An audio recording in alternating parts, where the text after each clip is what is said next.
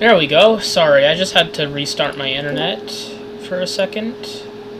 Oh, Rev, are you there? Is the stream still working? What was that? Oh, I was just asking if the stream was still working. Oh, I haven't checked, but I'm gonna assume it is. Yeah, it is. It's fine.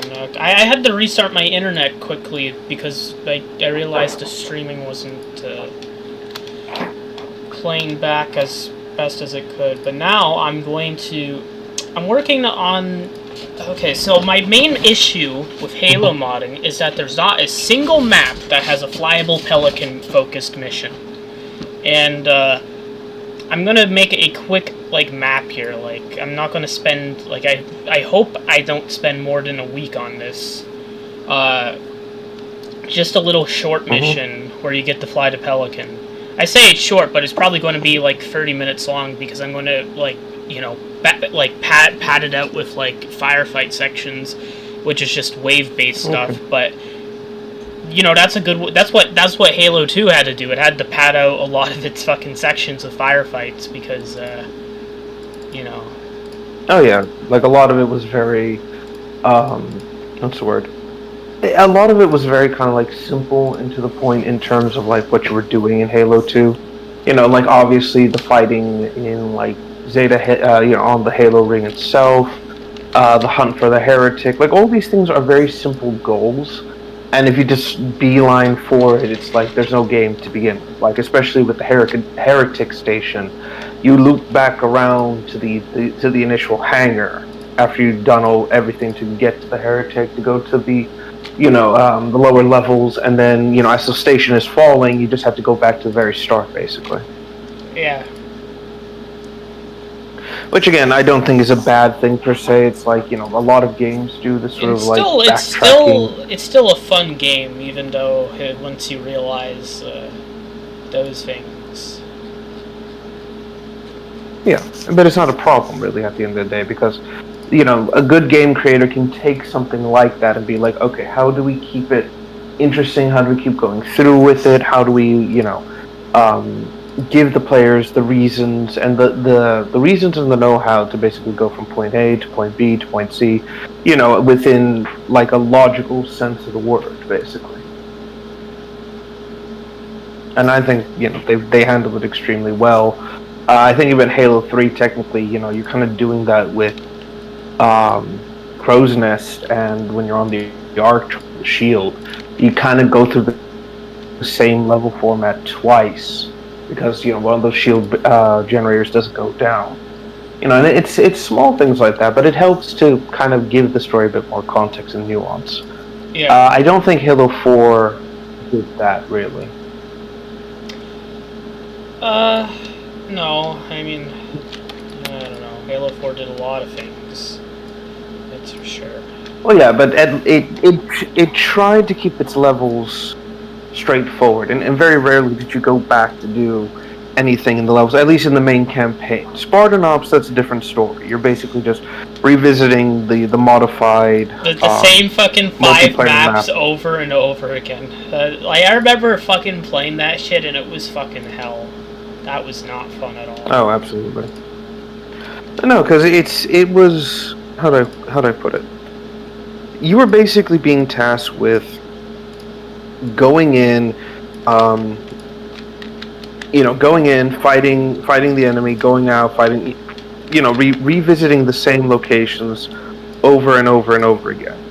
And at no point did it feel like you were getting stronger or there were things changing. You were just kind of going through the same motions and giving this, it's important because, we're tracking down this character, we're reactivating this artifact, or a lot of just bullshit really at the end of the day for recontextualizing the same 5 locations over and over.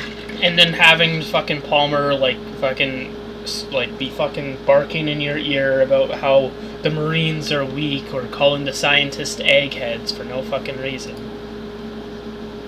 Yeah, the term egghead is a bit on the derogatory side, and there's a reason for that.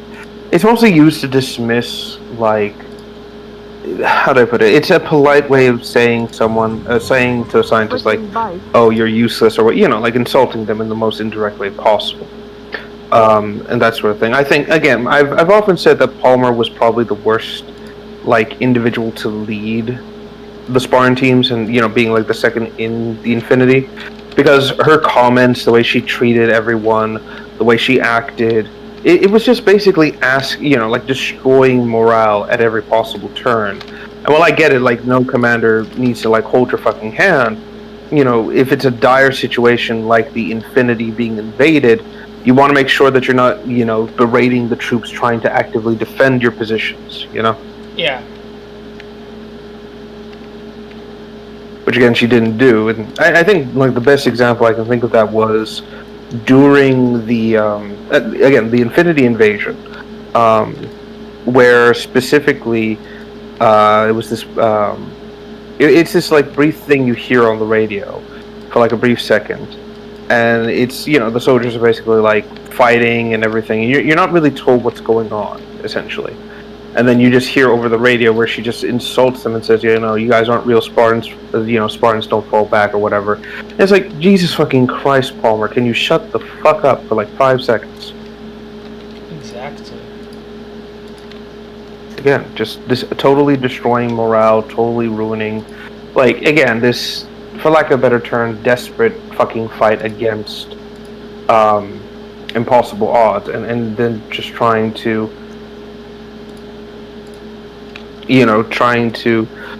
be treated this poorly, Yeah.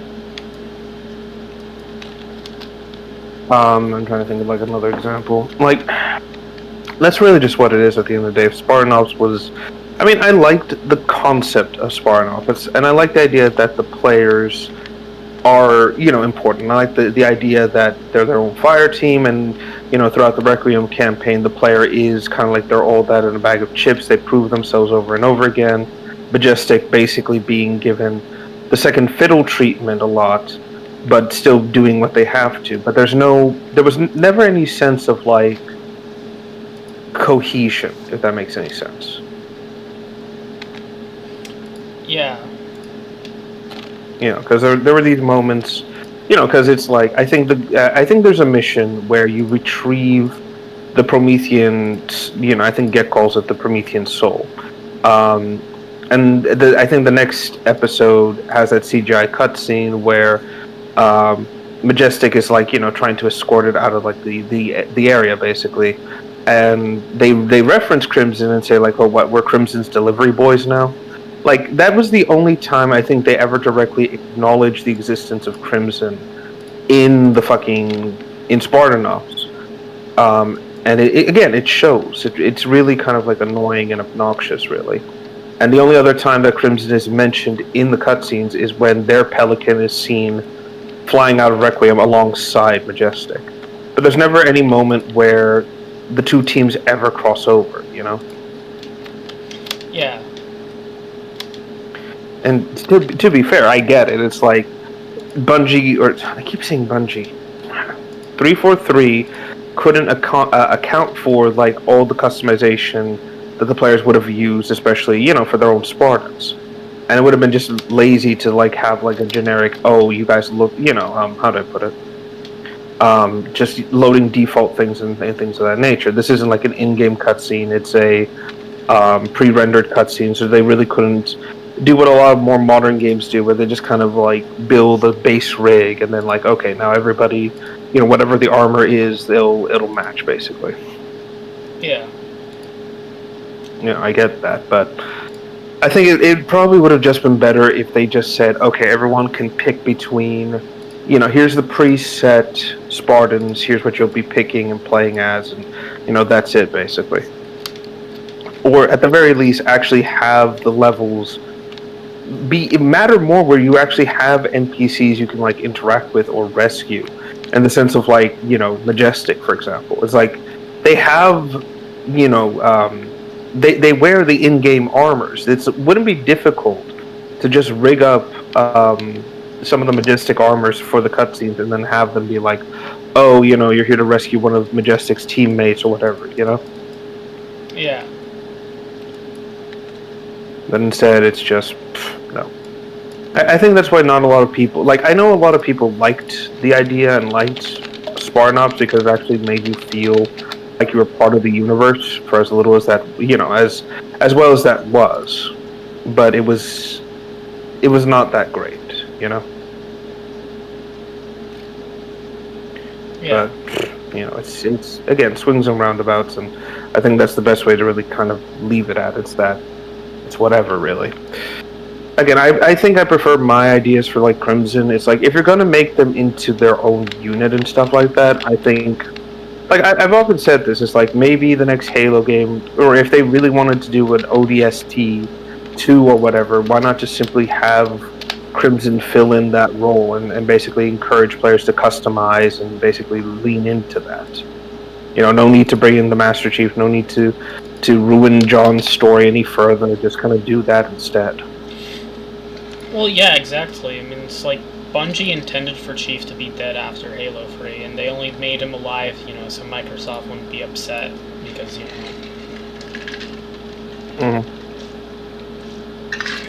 Yeah, and then the bitter irony now is that he probably would have been better off dead given everything that's happened. Yeah. Yeah. Yeah, go ahead. With the state of Halo now, yeah. Oh, absolutely. Well, it's not too shocking. It's not too surprising either, because again, 343 has gone like out of their way to just continue to put the Master Chief in these worst places. Constantly use him to push stories that really don't work, and again, constantly trying to have them be, how do I put it? I don't want to say the point of view character, but constantly being like the only character that people matter. And I think they're doing the wrong lessons from Doom, where they just think, oh, people only care about the Chief, therefore he should be the only character on screen. At least that matters. It's like, no, that's not what Doom. That's not the lesson Doom was teaching people. Is that you can have a badass silent protagonist and just lean into a lot of, the stuff the character does. Actually have their personality reflect what's going on in the world. Yeah. But no, honestly, I think, to be frank, I think Halo 5 would have been better if they just stuck with the original idea of just having Osiris being something else, or at the very least just say, okay, it's going to be a Fireteam Crimson game. Here you go. Just leave it at that. Yeah, that might have worked better. Yeah, because at least then people would have that emotional connection, and maybe they could expand on it. Say like, oh, this is Crimson, and the player is one of the members from the original Requiem campaign, yada yada yada, and the hunt for Chief could be interesting, like something like that. I bring this up because I remember seeing this stop motion mega constructs, mega blocks, whatever you want to call it,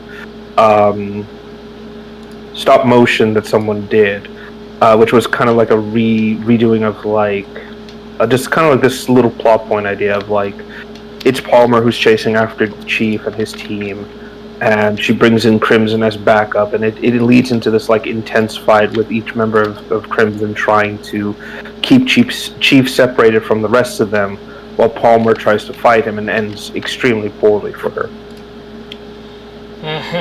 Good. Glad it ended extremely poorly. Well, she basically during the fight, Chief manages to get like an energy sword and cuts off one of her hands, and then kicks her to the floor basically to keep her away. It's like, oh, that would actually be kind of fitting and revenge for Halsey. That's why that was done. Well, no, I think it's extremely fitting because Palmer's whole thing is, oh, I use dual magnums to shoot people, and so now she can't do that anymore. I think that's kind of a fitting sort of thing. It's like, yeah, the thing you're known for is now taken from you. Yeah, dual magnums in a game you can't even dual wield in. Yeah.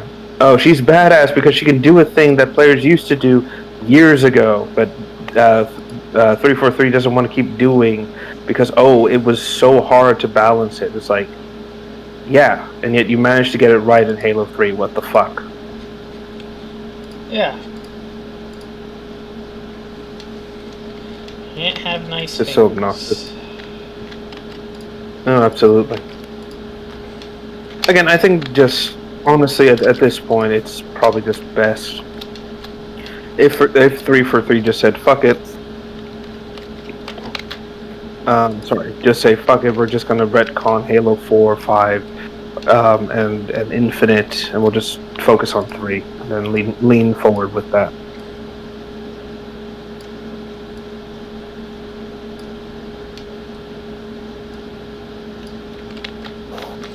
Yeah. Because frankly, and again, I'm gonna be honest about this. It's getting to a point where it's like you'd have to consider Halos, the later Halos as non-canon because there's so much of a mess going on. Yeah. So it's like they're saying, oh, that there was a truce with the Covenant, guys. It's like, no, there wasn't a truce with the Covenant. There was a fucking alliance of the elites, not a fucking truce. But because they actually think they think that the Flood defeated the Covenant and the UNSC teamed up to defeat the Flood. That's what they actually think. That's what fucking Frank O'Connor thinks happened. When that's absolutely not the case, but hey, who's counting? Again, this is what's again because they're conflating the elites with the Covenant, and that's not the case at all. But because the elites are the most front-facing units, oh, you know, it is the same thing. It's like it's not. It really isn't. Yeah.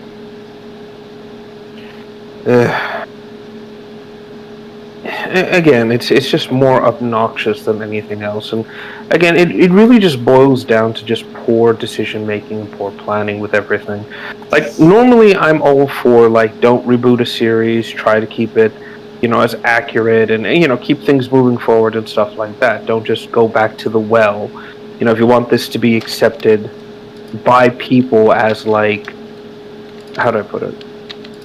Accepted by people as like something.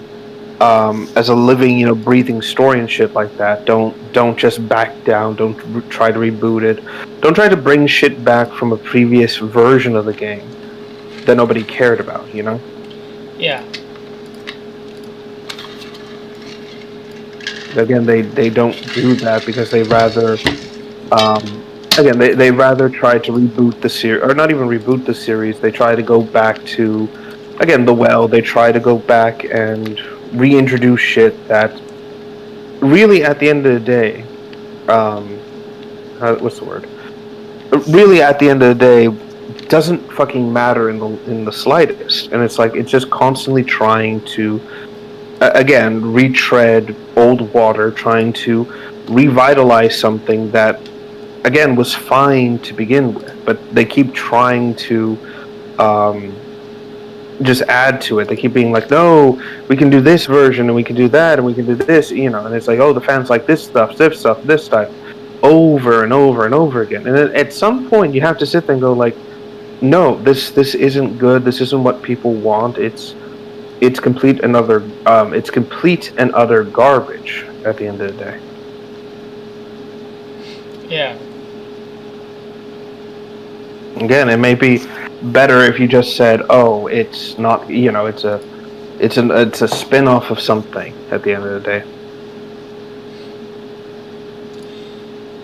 But again, what they you're gonna should have do just when reboot from fucking the ending of Halo 3 is what they have to do. Yeah, exactly. I know that this mod, what's it called? Halo, the one with the Arbiter. Being the focus and things like that. I forget its name. New Covenant. New Covenant, thank you. I know that mod is a bit, I don't want to say controversial, but kill Shipmaster it off does in the first fucking 10 minutes.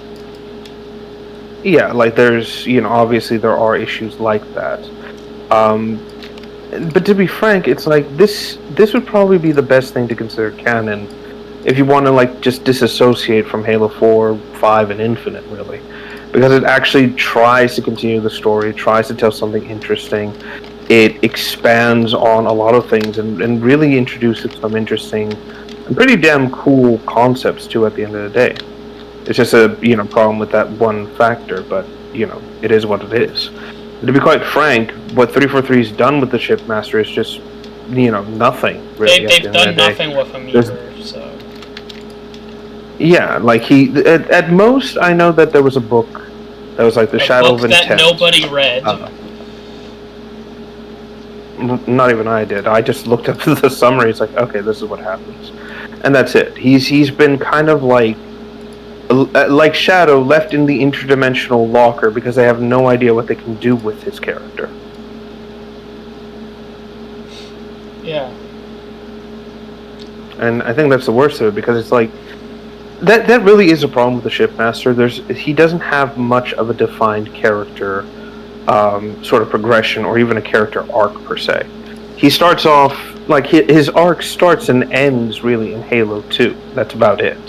He starts off distrusting the Arbiter, but over time, the two grow mutual respect for one another. They don't like each other per se, but he respects him enough to be like, I'll fight with you and things like that. Like literally throws himself to the flood to buy Arbiter time, to reach the icon and everything. When he doesn't need to do that whatsoever.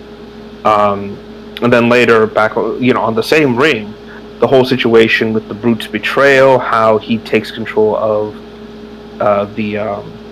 what's it called? He takes control of the Wraith tank and uses it to clear Arbiter path.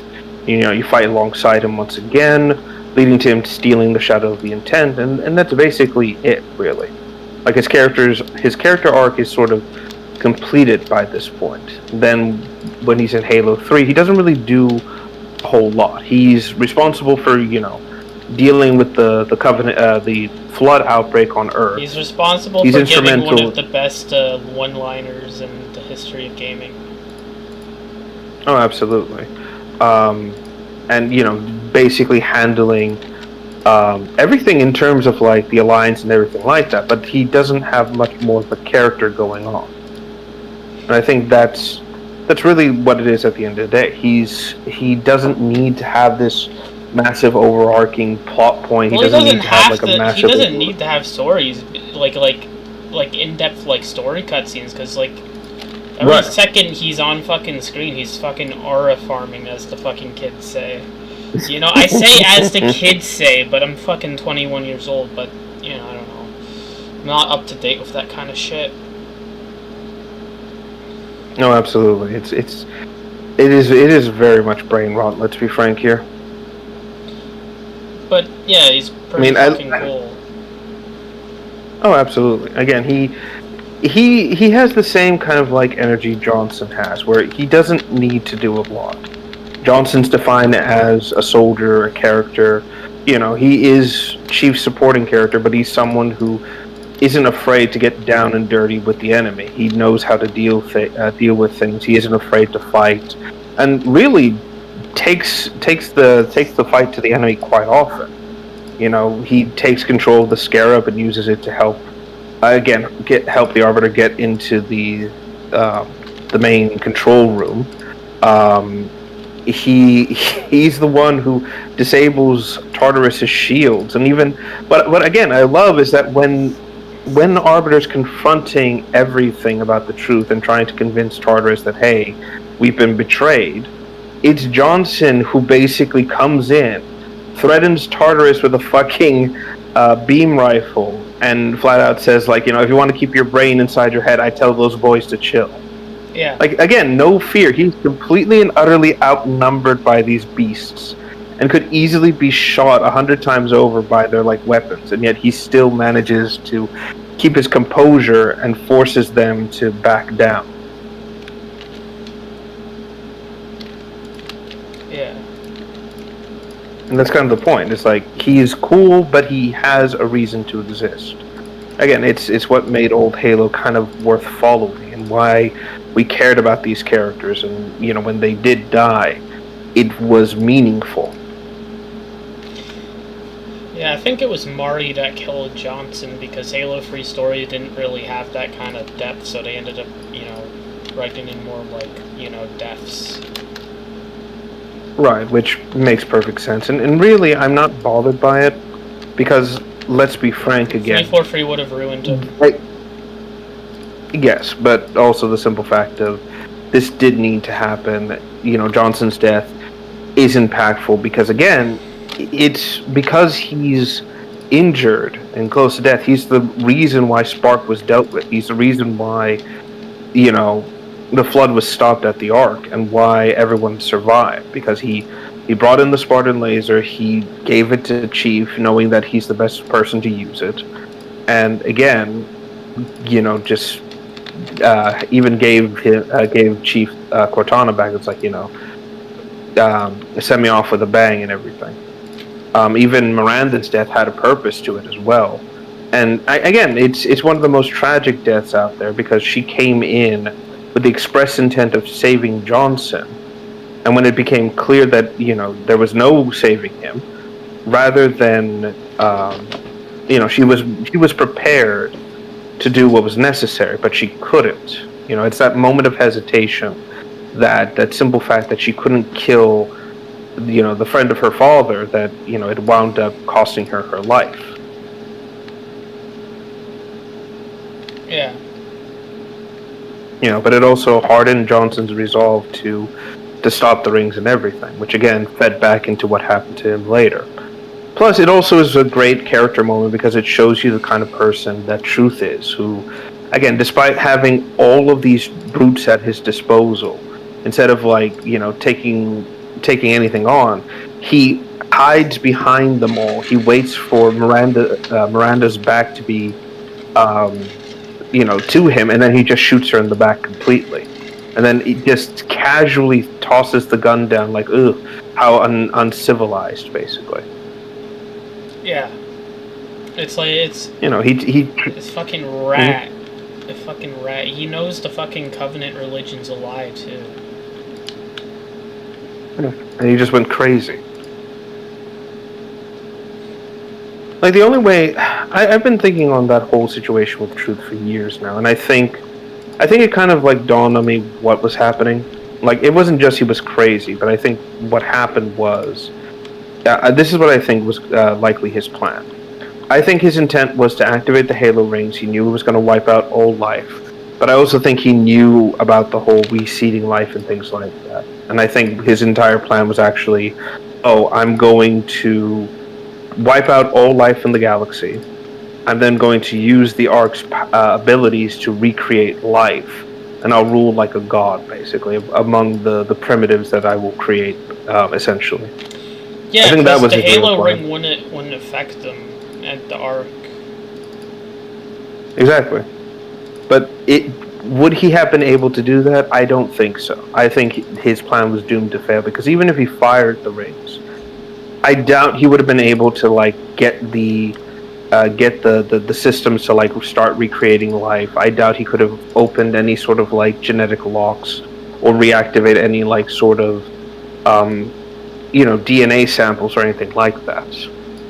I think he would have just likely been forced to just accept the fact that he's just wiped out everything and is among the last living things stuck on the Ark and has no way of, again, for lack of a better term, reseeding the galaxy himself. He would have been doomed. Yeah. Which, again, I think is a bitter, comical, but makes sense given everything else about Truth at the end of the day.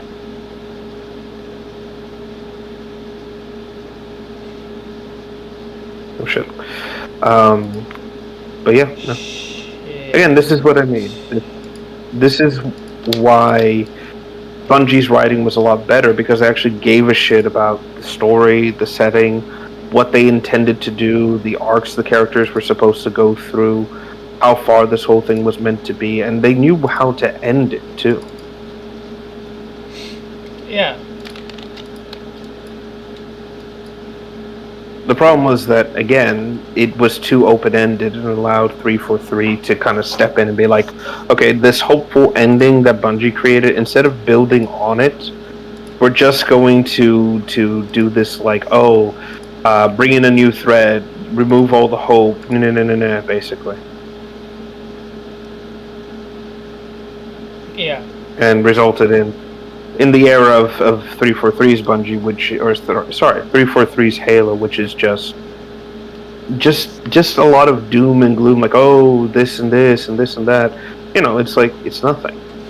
I think the only thing that was worth a damn, and I'm saying this like in the most general sense, was probably the shorts that they created, and one of them being The Return, really kind of hinted at where the story would have gone. The idea of, like, the elites not knowing what to do, some of them desperately trying to start things up, like, this idea of, like, new factions are going to rise, but they'll be more nuanced than just the Covenant again. And instead, that promise that the Return made of, like, trying to find the meaning in your existence and what your gods want from you, was just completely and utterly just squandered.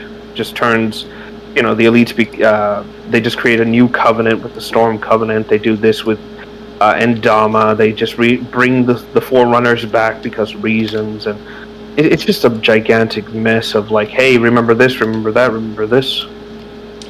Yeah, it is. Yeah, it's just so obnoxious. And I honestly, like I said, it frustrates me to see how far this all went, and again, to see the clear shift between what Bungie wanted to do and then what 343 wound up doing. It's like you cannot see a more clear slide of quality and compassion for what they were creating between the two games. Like, it's literally Halo 1, 2, 3, and Reach. Extremely well done games, told a very straightforward story, gave you a reason to care, and gave us, like, a lot to work with. Halo 4, 5, and Infinite, it's stories that have no core, no soul, no reason to exist. It's literally just to push the setting and the narrative forward, so more stuff can be created down the line, so more things can be generated, so this and that and this and that, and it's like, again, just beyond, not only beyond obnoxious, but just poorly like done. Fucking consume product and get excited for next product. Exactly. Again, the comics were the perfect example of that. Oh, keep reading Escalation, keep reading Escalation. Oh, what about this? What about that? Oh, keep reading Escalation. It's like, and these comics just went nowhere. And then again, it's that dawning realization that these were never going to give a satisfying conclusion. It was just only ever going to be like this, end story. Yeah. It's just so bad, and I mean it too. Ugh. And it's kind of comical, because this style of old school video game writing is still alive and well with most other, like, game developers and studios, mostly the indie scene, who actually give a shit about their setting, their continuity, the world building they set out to do and make. Things like Undertale, Five Nights at Freddy's, Warframe especially, that's consistently kept telling the story and hasn't just given in to blanket despair. It's just kind of, like, We're shocking. Getting the second FNAF movie in December too. Oh, absolutely. Which is really good. Mm-hmm. Again, it's these small, how do I put it? It's these I'm trying to think of the right word here. It's these small things that just kind of show you that this still exists, that there's still a hunger for good writing and good storytelling and things like that. And it's sorely missing in a lot of fucking things out there.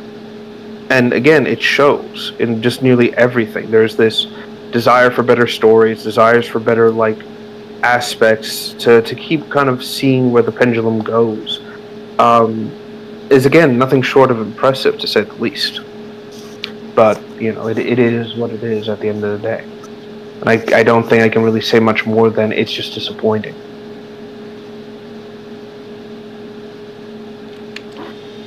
Oh, these stupid fucking... What? Can't get this shit to work. Like, I can't get this map to work. Is it crashing? Well, yeah, I mean, I'm not real. I thought I could just fucking cheese it, but it's not, you know. It's not wanting to import. I've spent the last, like, 40 minutes trying to import it, and it's just not working, so. Oh, it sucks. You know what? I'll just work on Banish Based, and there's no. You know, I'm not going to be wasting my time on this. I'll just work on something that I actually have to do.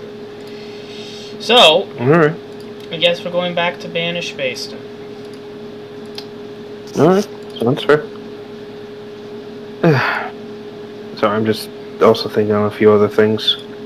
Oh, I did want to mention this as well, a little bit of news on this end.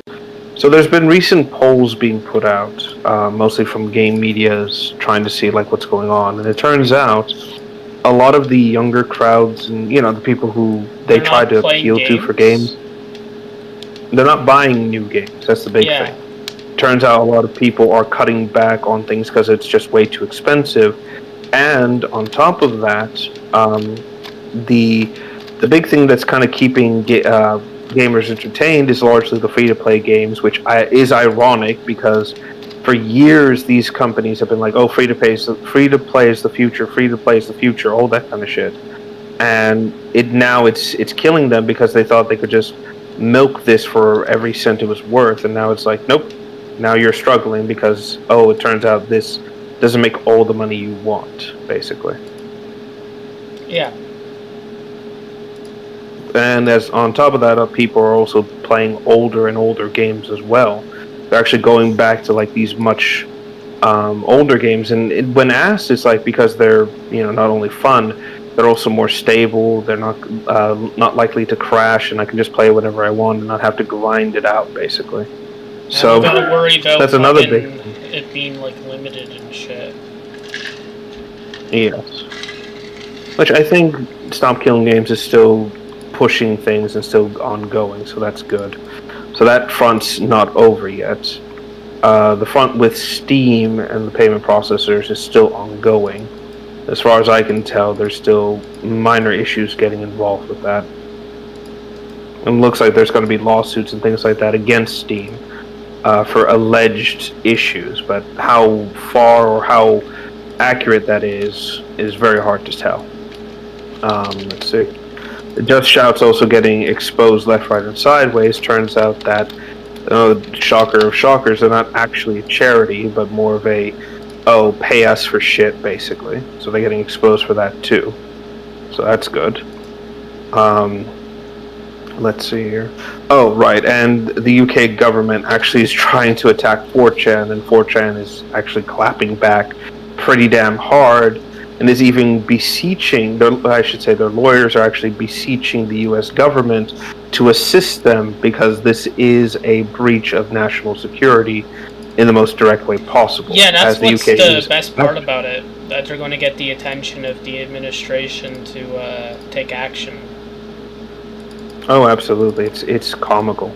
This is going to have a knock-on effect.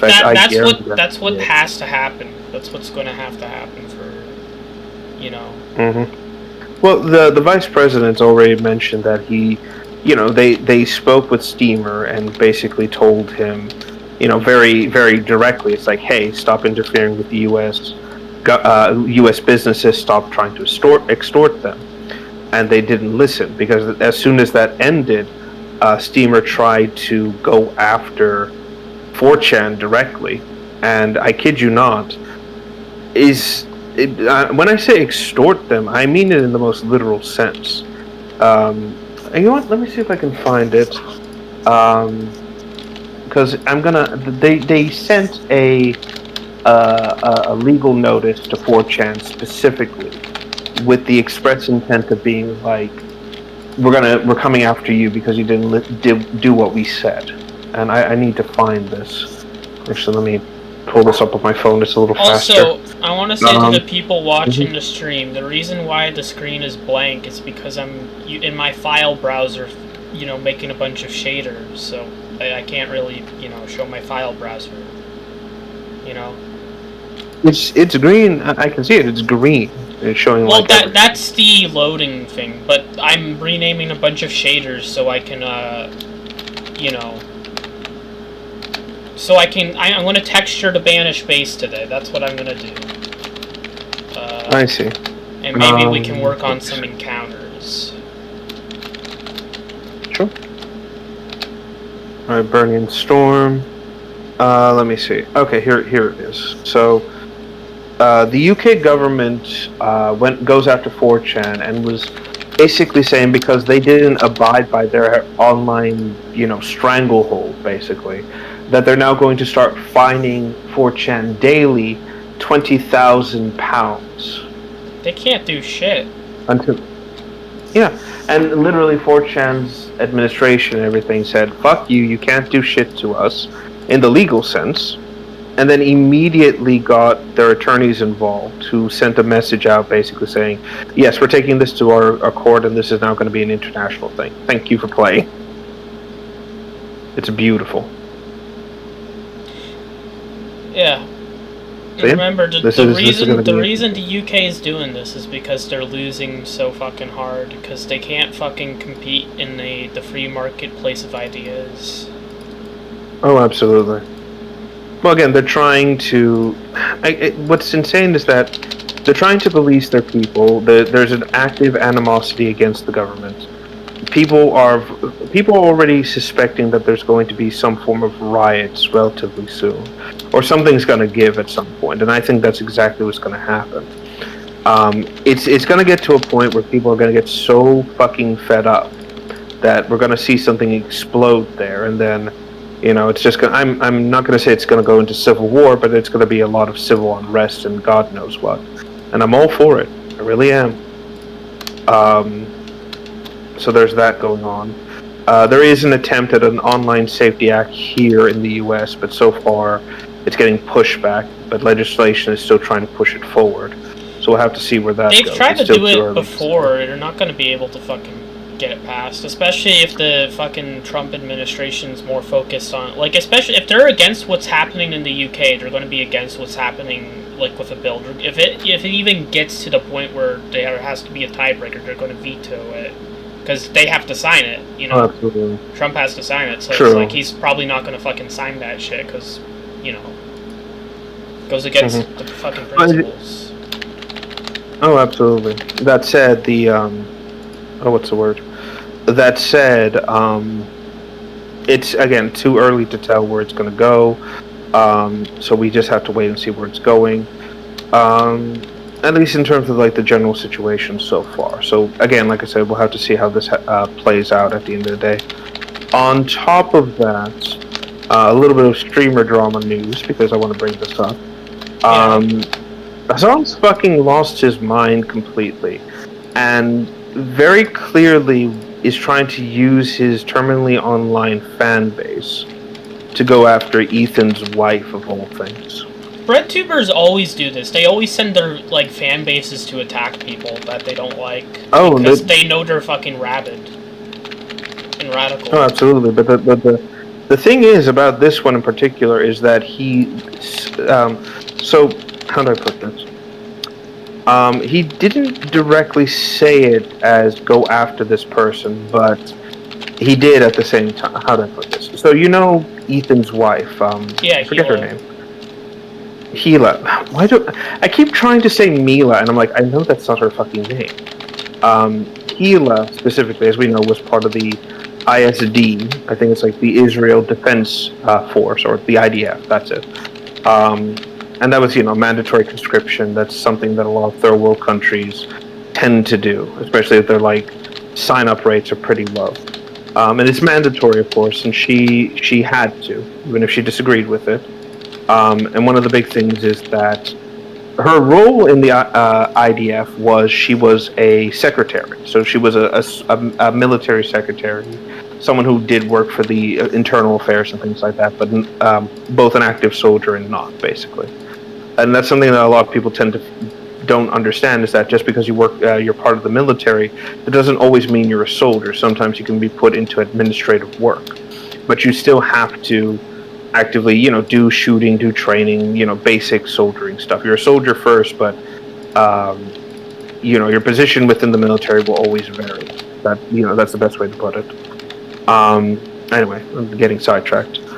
So what happened is that for Gila, she was that, and she's long since decried what's happening with Israel and everything like that, and that's her stance on it, and et cetera, et cetera, et cetera. But to the people like Hassan, that doesn't fucking matter. They've conflated her as part of an active force, or part of the military. It's never good enough for them. They don't actually give a shit. They just want a reason to go after her. I mean, these are right. That's all it is. They just want an excuse to go harass someone. Yeah, and again, it's Ethan, his most... I'm not going to say his arch enemy, because we both know that's fucking Asmongold, and he didn't even fucking try. Asmongold's not even fucking trying either. That's the funniest part. Yeah, exactly. He's just a guy who's commenting on a lot of stuff and giving his honest-to-God opinion. He's not telling people, you should believe my politics, you should believe this, you should believe that. He's literally just saying, man, that's crazy, or, giving his commentary and giving his opinion. And even, again, always stating it's his opinion. But, Hassan is constantly I need to be a political thing, I need to be this, I need to be that, yada, yada, yada. He's, again, just a fucking, for lack of a better term, a mouthpiece to whatever faction he's trying to support, really, at the end of the day. Yeah, he's a radical. Yes. But the main thing about it is that Ethan threatens his support base, basically. And when I say threaten, I don't mean he's actually going and saying I'm going to harass you, I'm going to fire you. No. He is a threat to Ethan's to Hassan's support structure, because Ethan is taking 3 of his biggest orbiters to court over actual defamation. Actual, copyright infringement and shit like that. And on top of that, he's also dismantled and really put a lot of Hassan's little fluffer H3H iDubbbz under the same problem. And he's not been. I saw how I forget what he exactly said, but he made some Instagram reel absolutely fucking roasting iDubbbz and calling his wife a fucking succubus, saying that he's a fucking he's saying that he wanted to put him to bed. He was talking to him as a kid. It's so fucking funny. Oh, absolutely. When he said that, all I could think is that one South Park episode. And this is an old one from many years ago. So again, Rev dipping his hand and showing his age here. Specifically, it was when Chef was still around. And basically Chef was... he had found a girlfriend and they were going to get married and things like that. And essentially, the boys noticed that Chef was acting a bit weird and not his usual self. He was bending over backwards for this girl and singing weird songs and stuff like that with her, yada yada yada. So they go to Mr. Garrison. They're Mr. Garrison, Chef's been acting really weird with this woman, and then right? And keep in mind, back then Garrison was a closeted gay, so he's I don't know what it was exactly, but to prove that he's straight or whatever, or just basically being I know what's going on, boys.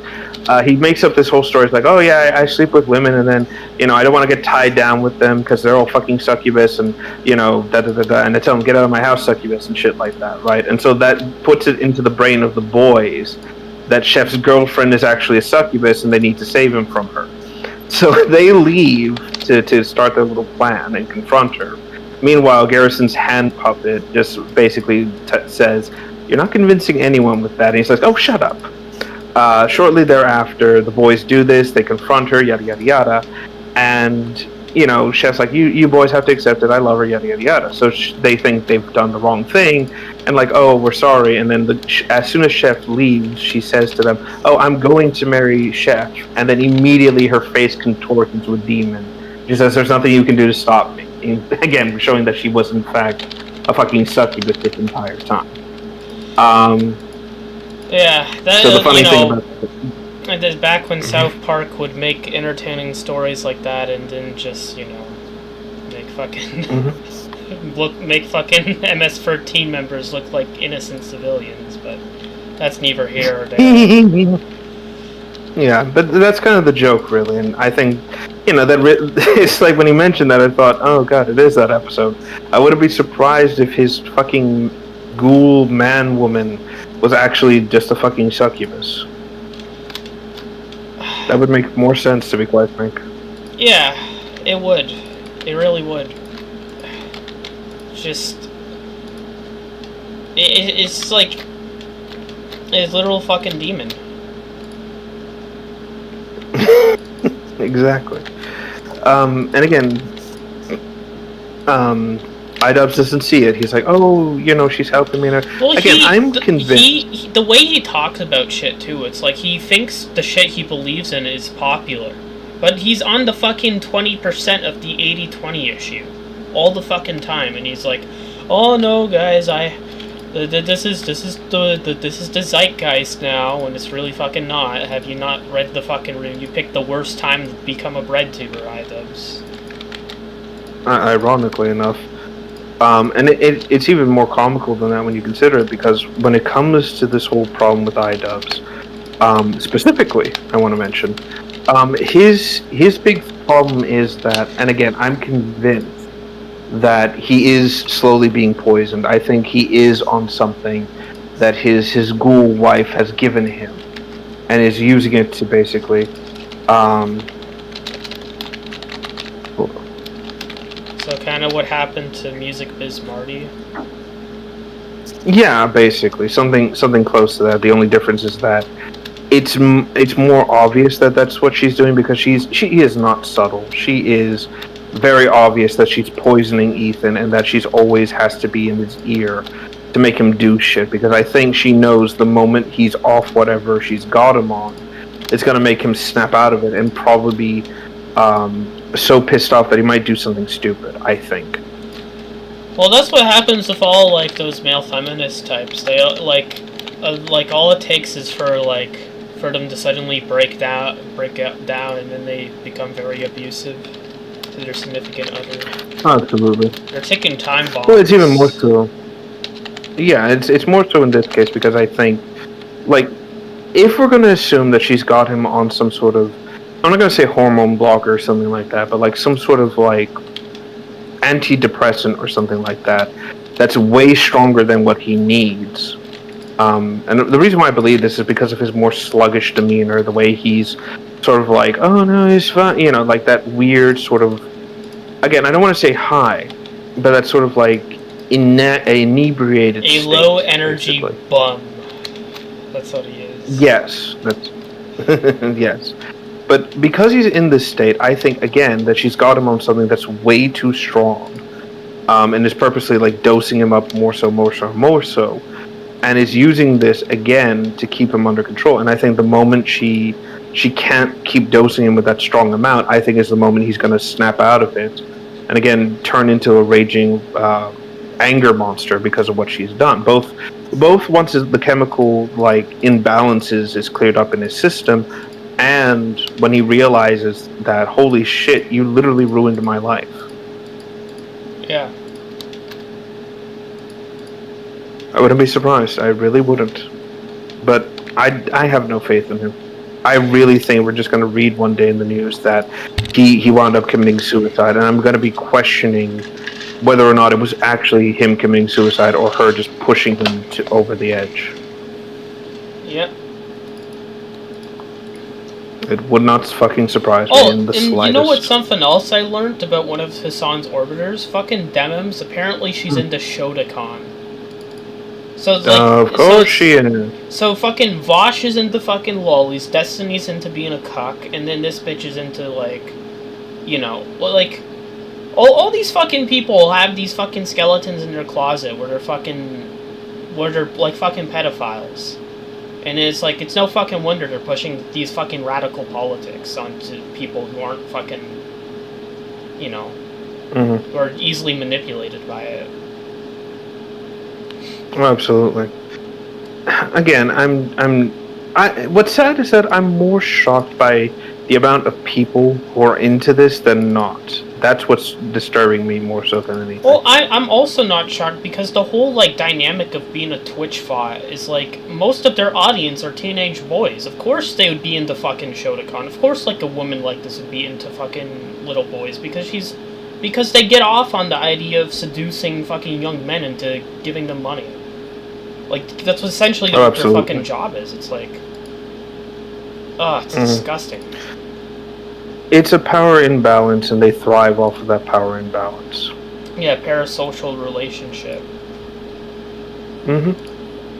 Again, this is just a common thing. Like for my, for me, I understand the allure and the thrill of being or having domination over someone. To know that their existence is not even existence, but their happiness is in your hand and things like that.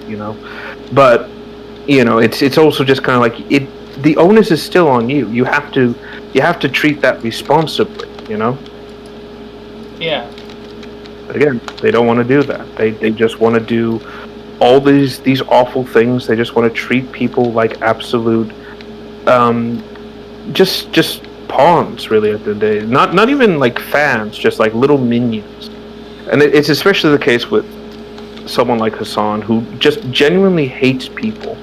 And what I've noticed as well, by the way, is that oh, by the way, I'm looking at the base. That looks fucking good. Wait, really? You like it? Yeah. Oh, absolutely. Like, obviously, it's not complete yet, but it's surprising. It's how do I put it? It is surprisingly accurate to the Halo Wars version, and it's a great recreation of it too. Like, honestly, my hat's off to you on that one. Yeah, I'm just waiting for the new version of the map to import so I can texture it all in and kind of do that. In the meantime, I'm just testing out the ragdolls of the dinosaurs because Talcha helped me out with it. Oh, good. So they're not just gonna randomly flop around and be like, yeah. So they actually. Well, here's something. Like You go ahead. They actually you actually run them over and they respond correctly. Just push them around. I love video game ragdolls. I really do. Especially with a fucking dinosaur, it's even more funny because it's like you get so much more fucking funny shit that can happen. Oh, absolutely, it's great. That said, no, I don't know why, but I still have the game Ocean Hunter in my brain. And I keep thinking about like what a remake of that would be like. And an insane thought just crept into my head. What if somebody tried to recreate that game in Halo? How that would play out? Well, maybe that could be done once I get swimming into Halo, because I do want to have a swimming thing. Something for the future, I suppose. As for swimming, it's like it shouldn't be that difficult. I mean, it's literally just kind of like doing gravity-fitted physics, but with like an actual like propulsion to it. Yeah. Again, I think that would be kind of fun, especially like oceanic combat and dealing with like amphibious Covenant. I think that would be pretty damn cool. It would be. Oh fuck, I just realized I forgot to export the map with the portals, so I have to fucking... it's gonna take some time, but it's okay. Sure, no problem.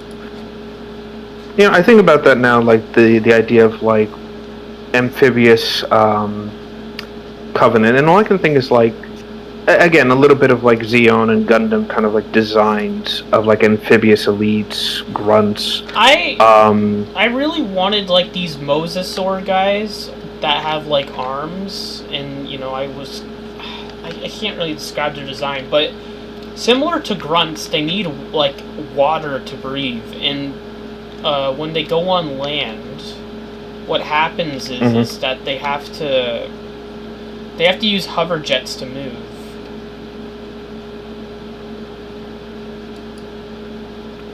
Oh, hello? Yeah, sorry, my fucking Blender's just lagging out my PC. But as I was saying, my idea was that these are like a fully aquatic species that were uplifted by the Covenant, and they have to use like anti-grav to move on land. Okay. Makes sense. I mean, given their size and everything, it would probably be a big issue and hassle. Yeah. Okay, I can see that. Again, I'm just thinking. But in water, they don't have to wear their like suits, so you know. Yeah, so they're more quote unquote naked. Yeah. I think I saw a video of like naked Halo grunts attacking like Arbiter in Chief, made like by some modder. Okay.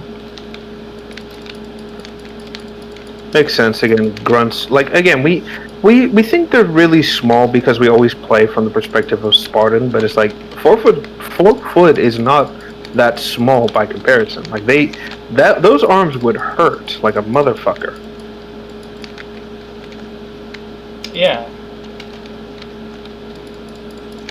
Yeah, it's like getting hit with a meat club. It's like, ow. Anyway, sorry, to bring it back to Hassan for a second. Yeah. So yeah, basically to kind of put it into perspective, like I said, he's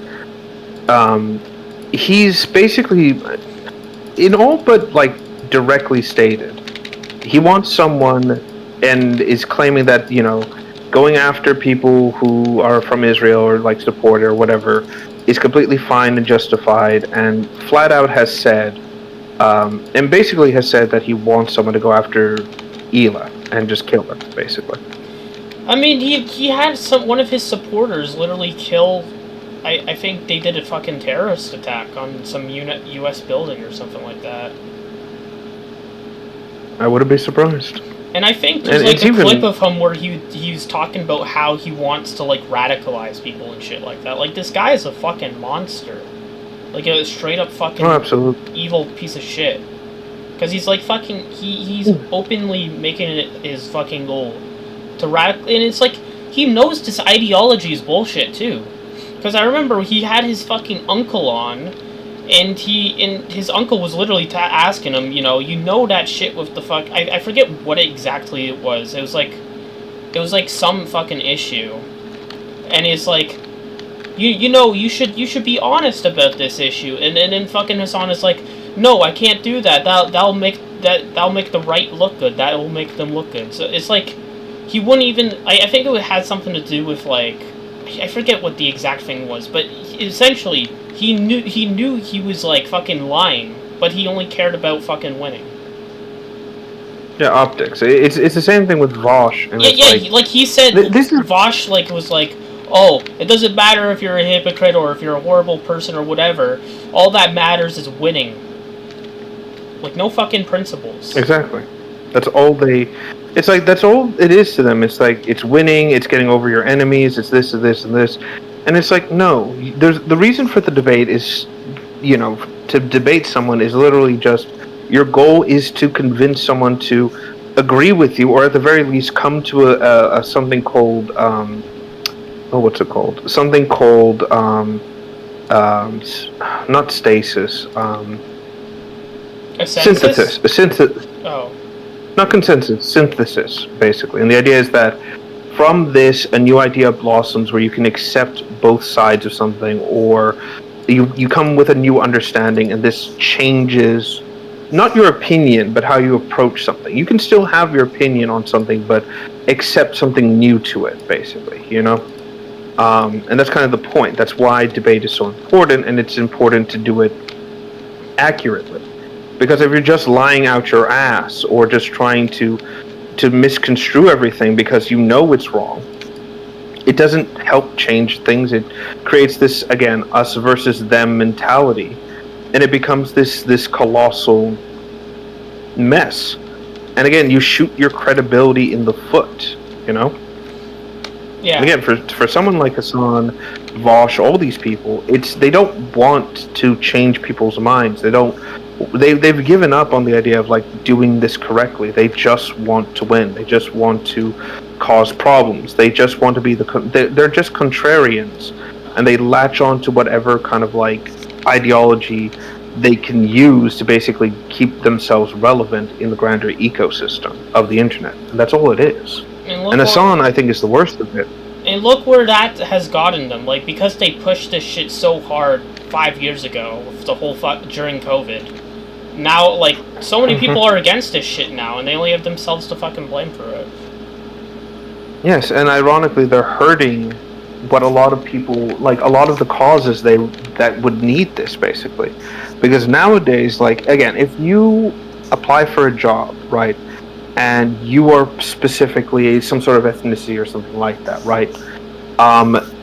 And you apply and you are the best candidate for this, the place may not fucking hire you because it's like, oh, it might be this person might cause issues for our company, he might cause drama, yada yada yada, X, Y, and Z. Yeah, and it's because like, of the DEI shit. No, exactly.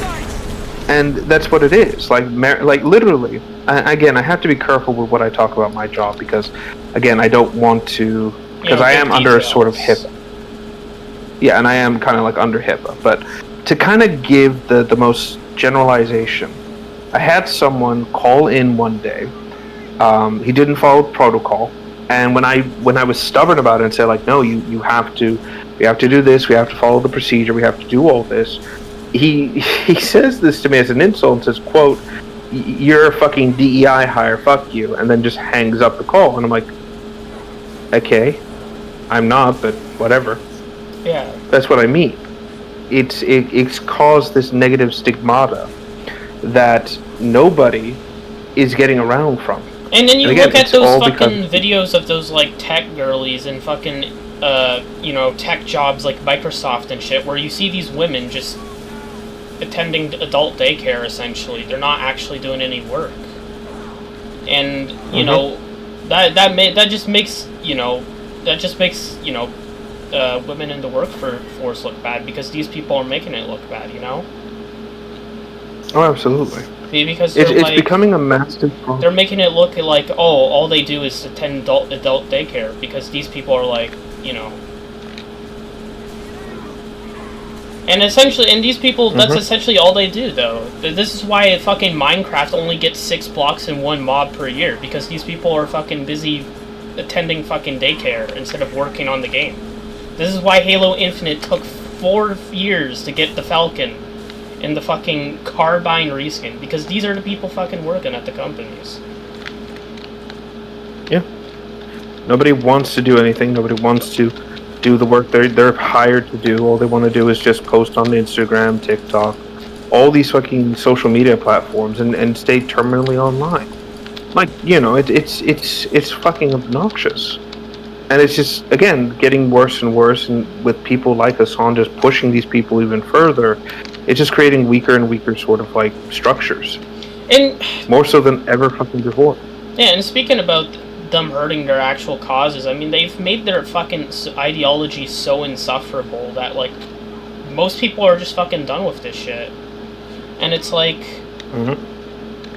Like, earlier today, so there's essentially a video talking about this guy named Blackout, who is a fucking FNAF fan game dev. He made Dormidibus.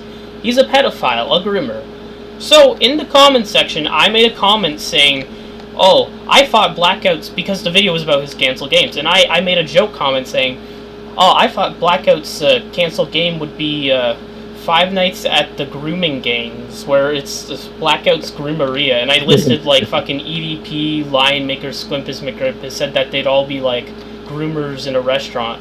And then I got 2 fucking people in the fucking replies seething and crying about it, like, it's not funny to joke about that. And it's like, what, it's not funny to make fun of a piece of shit pedophile? It's not funny to make fun of him?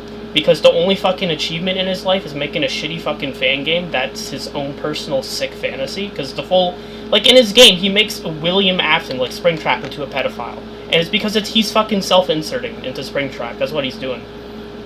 And he's enjoying... Jesus. Like, it's disgusting. And that's what my comment was poking fun about. But these people are, like, freaking out about it. And it was the same thing with that Meredith person on the Zoo Tycoon stream. That fucking Meredith person who was saying...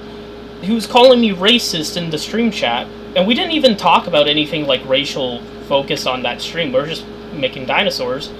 and they were just saying, you're racist for being white. It's like, that's the type of ideology just fucking woke shit breeds, and I just fucking hate it. You know, these people go around making everyone miserable with their political bullshit, and they have to use tons of astroturfing and other, you know, method. Like, they don't even have proper arguments half the time. Most of it is just gaslighting, lying, or taking shit out of context. And they know it's fucking bullshit.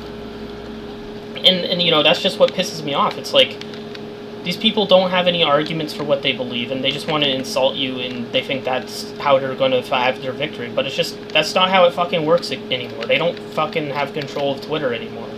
They just cannot compete when other people, like, that's part of the reason why I think breadtubers are, like, falling, like, crashing and burning in the last 2 years. It's because as soon as they didn't have any censorship anymore, as soon as, like, there was no censorship, people can just freely say, hey, you're wrong, and you're blatantly lying about shit.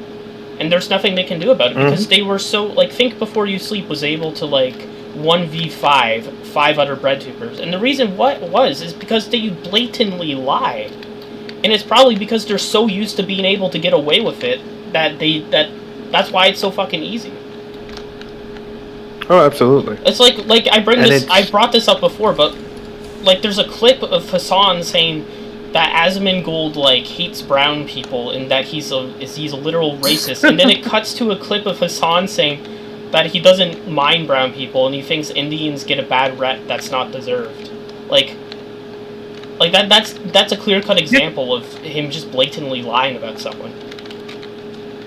Oh, absolutely. And it's absolutely comical to see this sort of shit happen, because it is just projection. It is just them saying, oh, this is what it is, they think this, they think that, and it's like, the goal is to not only smear and tar and feather, I should say, their enemy. It's also to just try and convince not only their own audience, but anyone who comes into the stream, any newcomers, and who have no idea what's going on, who have no idea what this is about, yada yada yada, and then lie to them and claim, oh, this is my enemy, this is this, and did you know they said that? And they're more than likely to stay there and go like, oh my god, I didn't know this was real, you know, like shit like that, basically. Yeah. That's all it is. It's, as they say, it's optics. Yeah. Just sad and pathetic, really. God, I really do believe, and again, we know that Hassan grew up as a rich kid, and I really think it's just all this lashing out, all this treating people like garbage. And, by the way, I want to mention this as well, because I've not seen or heard him banning anybody in the streams much anymore, if at all, and seems to be more, I'm not going to say tolerant of other dissenting opinions, but less likely to explode on them or insult them for a few reasons. One, because the whole basically threatening someone and doxing the wrong person thing kind of blew up in his face, and I think he's terrified of getting any form of legal repercussion, not from Kick obviously, but from like someone who was like, yeah, I'm going to sue you because you literally threatened my life, yada yada yada. And I think it's also because he might be losing so many people that he's not getting that influx of viewers. He's definitely losing a lot of people. We know he is, because last year he would complain about that, about like, oh, well, why am I losing all the viewers? And he would blame it on like, oh, because COVID is over now, all the people are just leaving and they're going out to normal lives. But no, that's not the fucking case. It's just people are getting sick of you. When every fucking YouTuber is now coming out and making videos about you, when some people aren't allowed to collab with Hassan with certain sponsors because they're like, this guy's poison. We don't want to fucking be associated with this shit. Like, that's how fucking bad it is. Yeah, exactly, and that's why I think. Yeah, and that's why I think he stopped just banning people outright now, because essentially he can't do that anymore. I think he seethes and rages in his streams at the fact that he can't just grab some, what he likely thinks is a peon or lonely grunt or whatever, and parade them throughout the chat before executing them, basically. I think that's what's chapping his ass the most nowadays. And he is trying, God is he trying, to really make everything work out for him. He's pulling all the stops out. He's trying to reclaim whatever twisted narrative he had, and is, again, for lack of a better term, absolutely failing at every possible turn when it comes to that. He doesn't have the I don't want to say grassroots movement, but he doesn't have the infrastructure, that's it, to support that anymore. Of course not. It's like he of course he doesn't have the fucking stuff for that anymore, because it's like it never was like it was never organic to begin with. It was always propped up. Like, it's because the reason these bread tubers got big in the first place is because they had no competition. That like they rose to popularity in 2018, and what happened in 2018? That's when every single big tech fucking platform was cracking down on well, they were pretty much censoring everyone, like, because of the adpocalypse and shit like that. Well, that happened more in late, like, 2017, but still, because it's like that's the only reason they rose, because everyone that could disagree with them was just wiped off the face of the platform. Of the internet. They were like they were fucking de-elevated in the algorithms, you know. And now that these people are back and they can voice their opinions, like I said before, these people just can't compete. It's like I've made this comparison so many times before, so I'm sorry to repeat myself. It's these fucking bread tubers. They're like dodos. They're the fucking fat dodos who've had pampered fucking lives, which is fucking true with Hassan. He's a fucking nepo baby. And now the fucking wolves, the dogs, the humans, they've come to the Dodo's Island, and they're here to fucking have some fucking free KFC. And there's nothing they can do about it, because they're just flightless fucking birds who've never had any actual merit. Not to trash the dodo, but it's kind of true. I don't mean to be rude to the dodo. No, the dodo was dumb as hell. I'm sorry. it was I'm gonna be honest. The dodo was comparable in terms of intelligence to the fucking koala, and the koala does not have the brain of the koala is actually not developed. It lacks the mental faculties, to the point that even some people have questioned if this animal's even sentient to begin with. What about sloths? What do you think of sloths or seahorses? Well, sloths are... The issue with the sloth is that this is more of a case of low metabolism. It's not really intelligence. So they are smart. They do recognize things and threats and problems of that nature. Their bodies have actually adapted to avoid danger as much as humanly possible because they know they can't react that quickly. Fun fact, or I shouldn't say fun, but like just gross fact here. I almost said koala. The sloth has developed an extremely complex digestive system, and these creatures, and I kid you not, they don't poop regularly, and they live in a near constant state of constipation, basically, to the point where every 7 days they will come down from the trees and then poop. And it's been compared to it's been compared more closely to giving birth than actually just having a movement, essentially.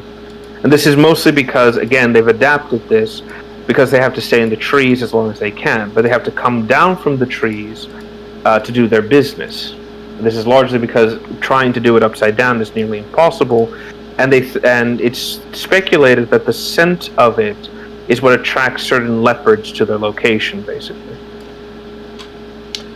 Ah. Yes. That fucking sucks. As for oh, absolutely. That said, as for seahorses, it's a little different. Depends more on the species of seahorse that you're talking about. They mostly just run on instincts. They do strange things. My father knows more about... I saw 2 species of seahorses at the fucking Ripley's Aquarium. I saw these fucking, the normal ones, and one of them looked fucking pregnant. And then I saw the other ones, which are like these sea dragons, they're called, and they looked cool. Oh yeah, the ones with the more wavy sort of bodies. They blend in with the kelp that they had there. Oh, absolutely. Yeah, seahorses are odd little creatures to begin with. And this, I want to kind of dispel a rumor in terms of the whole seahorse male pregnancy thing. Technically speaking, the male isn't technically getting pregnant per se, and I'm not. And let me kind of clarify this. So when the process begins, right, the male and the female do their thing. They copulate. When the female has a fertilized patch of eggs, basically, she'll deposit them into the male's into this opening the male has in the stomach, basically. And essentially, because the male has a bit more resilience than the female does, there's a better chance that they'll survive there than they will in the female. The male then anchors himself down to whatever he can find, be it a piece of kelp or a rock or whatever, and kind of like be dependent on the female to provide food and a few other things for the most part.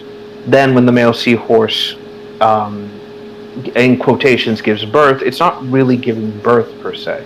It's more ejecting the hatched offspring into the ocean, basically. That's why they have that strange sort of like, for lack of a better term, sneezing motion whenever they pop the little guys out. Oh. Yeah. I don't know, I kept having people tell me that seahorses were pretty much useless and stuff like that.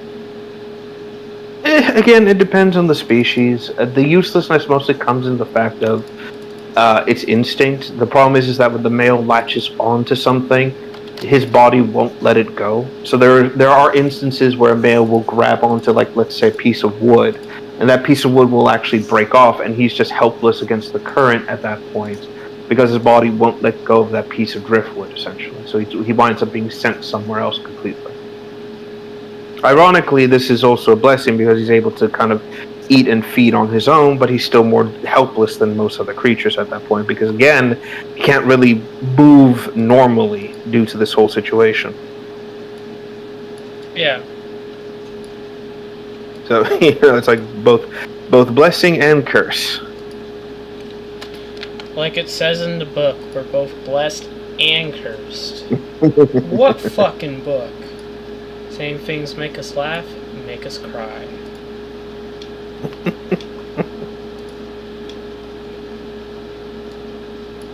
But yeah, that's kind of like the generalization in terms of all this specifically. Hold on. Now it's time to get texture in here, so I just gotta fucking do that. Manage space. Platform. Okay, let's see if this works. Ah, fuck. This is gonna be a pain. Alright, now I just gotta figure out what is what here. Abstract. There.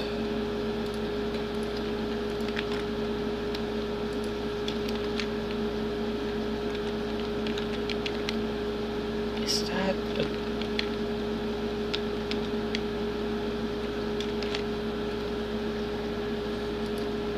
Damn it.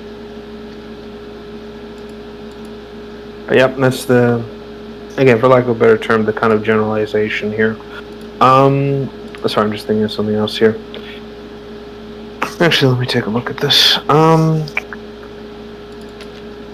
Yeah, no, that's probably enough. But yeah, that's kind of the generalized kind of minor problems here and there. Again, I think Hassan's made a terrible mistake with that whole comment on, on that whole kill the wife, basically. Because again, the exact words he said was like, doesn't matter if it's your favorite streamer's wife or whatever. Again, indirectly saying, hey, go kill Mila.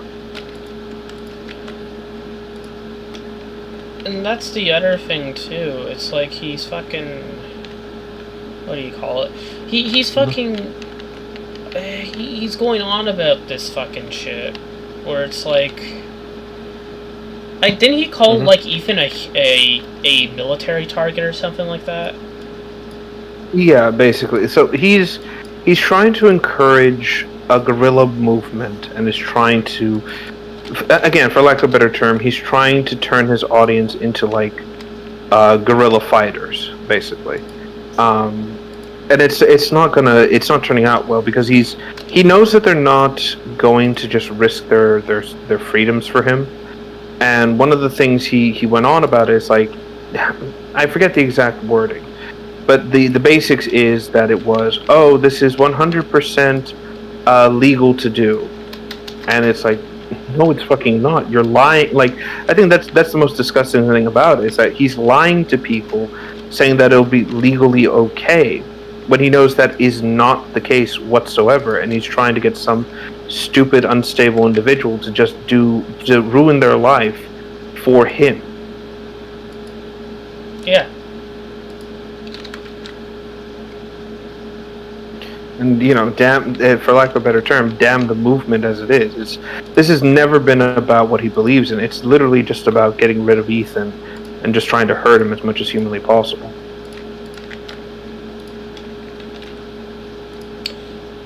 Yeah, that's all this fucking is. It's just... Yeah, it's disgusting.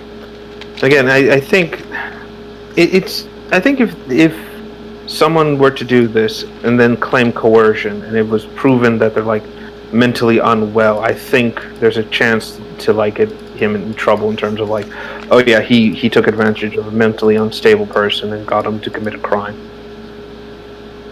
Yeah. If it could be proven, of course.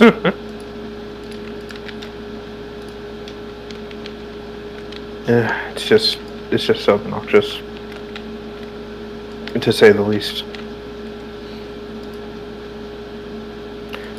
Let me check something else here. Nothing new with DSP. He's still floundering and failing completely. It's weird. He's reached a sort of, again, that weird equilibrium of he's still around, but he's nowhere near successful. Really? Yeah. Like, it's weird. He's leveled out. He is failing to meet his goals. A lot of his shit is not succeeding. He's been complaining more about the money more recently, and again, now he's got a new SOK, again, in the form of the Kino Casino, gunning for his head, and really making his life a living misery, really. I'm just waiting for them to, like, my hope is that they start trying to do gay ops against Phil, and, at least try to do something with this idiot. That would be funny. Oh, absolutely. It's just weird. It's like, how do you, for lack of a better term, how do you get to a target like DSP and really work with him? Because again, he's stupid, but he's not that stupid. He's cowardly, but he's cautious. He's isolated, but guarded by his own community he lives in.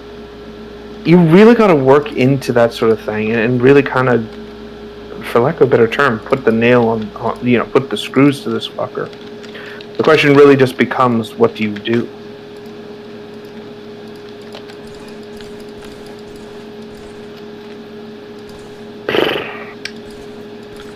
Yeah. The only thing that comes to mind is trying to pull like Cyrax trolls, like, get attack the house in comical ways, use drones, fucking, I don't know, like fuck with his internet provider, like something like that would probably be the best thing. But again, you have to be careful with that, and it's like, ugh. I don't know. He's there, that's the best I can say. It'll be an easy enough thing to work with if you've got the cojones to do it. I'm not saying you as in. Let me be clear about that, because I realize how bad that sounds. I'm not saying you in the sense of like you, the streamer Jordan, or you, the audience, as in I want someone from this audience to attack DSP. No. Let me be clear.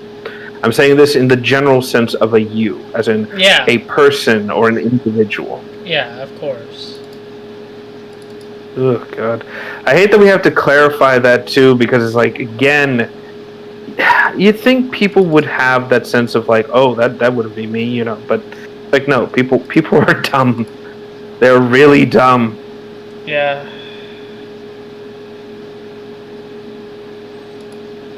Someone It kind of reminds take me it of the. way too seriously. Oh, absolutely. And again, trolling has always had that element of people taking it way too far.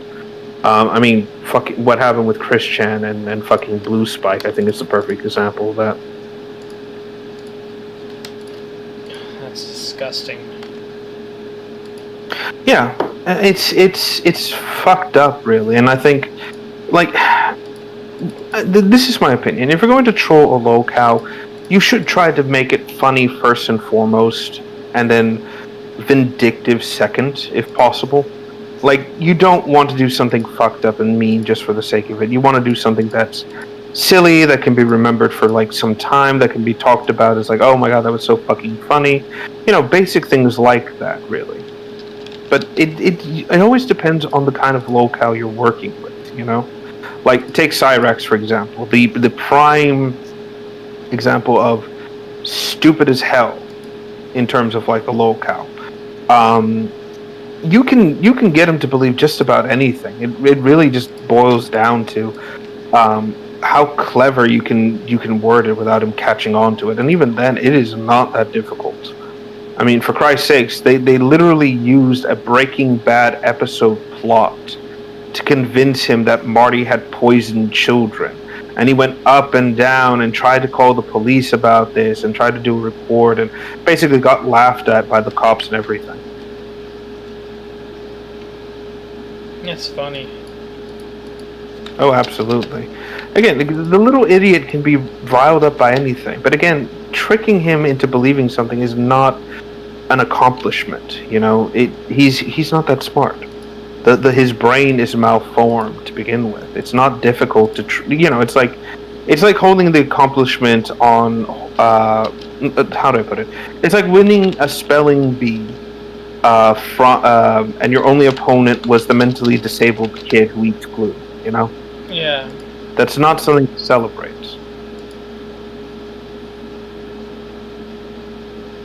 Though ironically, I say that, and that's kind of like the same thing with DSP at the end of the day.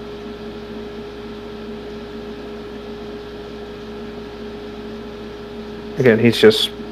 Again, I just hope Kino does something. I don't like them particularly. I have my issues with him. But, you know, in terms of like going after the film, I've always been curious to see how they comment on things, but that's about it. Yeah, I mean, they kind of seem like they'd be snakes. The issue I have with Kino Casino is just that they're from the IBS days, and I have to clarify that because I realize what that stands for. The Internet Blood Sport days, and how like over the top WWE that whole thing was, and basically how interesting it was, where it was basically taking internet feuds and putting them out into the spotlight, but never really went anywhere. Ironically, this is what what's his name? Keemstar wants to, or is trying to bring back in his fucking retarded show. And he already lost 2 of his fucking hosts. Oh yeah, because again, this is what happens when you try to do a locale show and have no way to control the locales. They'll leave, they'll do things, and you look like the biggest fool for even giving them the time of day, basically. Again, this is why people listen and watch detractors and things like that, because they actually will fight back. You know, they bite back. They can get under the locale skin. They really know how to like put the screws to them, and that's why people like to follow these sorts of things. That's why the drama with like, say, Music Because Marty and Cyrex was so good was because, you know, it was organic, it was natural. Music Because Marty knew how to push Cyrex's buttons and really get the little idiot to like go hopping mad, basically. Whereas whatever fucking Keemstar does is just completely manufactured. Well, yeah, it's like all the fucking dramas on LOLCal Live just felt so fake. Mm-hmm. That's why when the Wings thing happened, I was like, nah, they're just going to bring them back in a week. Mm-hmm. Oh, let's check that. I'm going to see if he did come back. I know that it's like what is it? I said I don't care about this shit, but I want to see if they even have the integrity to be like, oh, we're never going to bring him back, or if they actually just did that for the sake of internet brownie points, as the kids say. Let's see.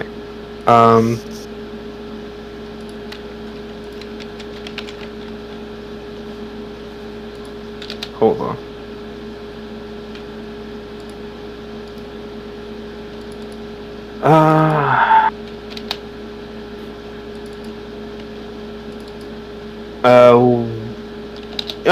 No. I thought they had integrity, but no. Wings of Redemption is in fact coming back. What? Yep. Fucking knew it. Called it. Fucking knew this shit would happen. Knew it.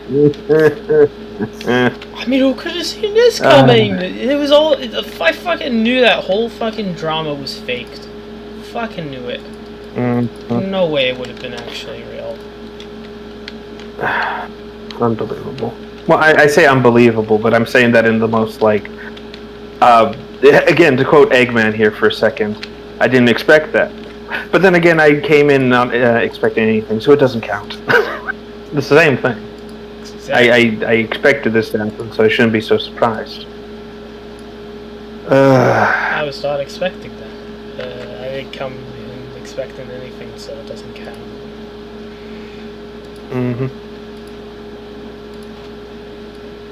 Unbelievable. Unfucking believable. So pathetic. Oh, and of course. Oh, hello, what's this? Oh, I'm reading something. Oh, that's perfect! What? Apparently, Phil recently did the Battlefield 6 beta, which, by the way, don't play the game, by the way. I'm not. It's like... I'm giving this as both a warning to you and everyone here. Don't play Battlefield 6, don't get it as it is right now, because it's so incompetently put together that they're telling you to alter your BIOS on your computer. Don't fucking do that. You will brick your PC, and they're not going to cover the cost. Yeah, no, I wasn't gonna... Well, I have Battlefield 4. Why the fuck would I want to play this, like, a fucking shitty version of it? I have Battlefield 4. Exactly. It's like... There's no fucking point. No, exactly. And that's what I mean. It's like, I'm just saying it in general for everyone here. Just don't get it.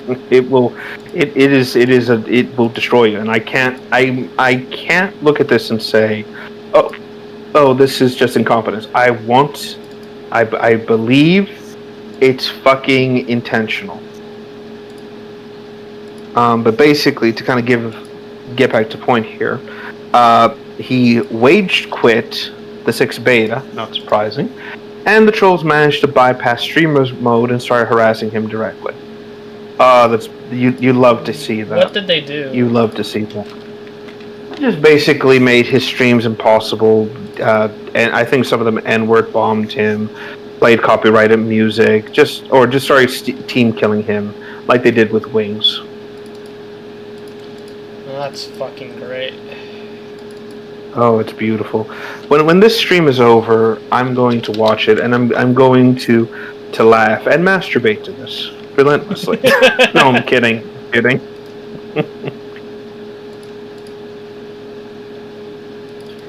Unbelievable. Again, this is what I love about incompetently put together games like this. There's just ways to bypass the security, and it's beautiful. Especially when it makes an idiot like him seethe, cope and seethe. Exactly. You love to see it. No, and he's just screaming like, "No, you don't love to see it." It's like, I can't do a DSP, and I don't want to. Can't do the DSP. It's like doing the Super Mario.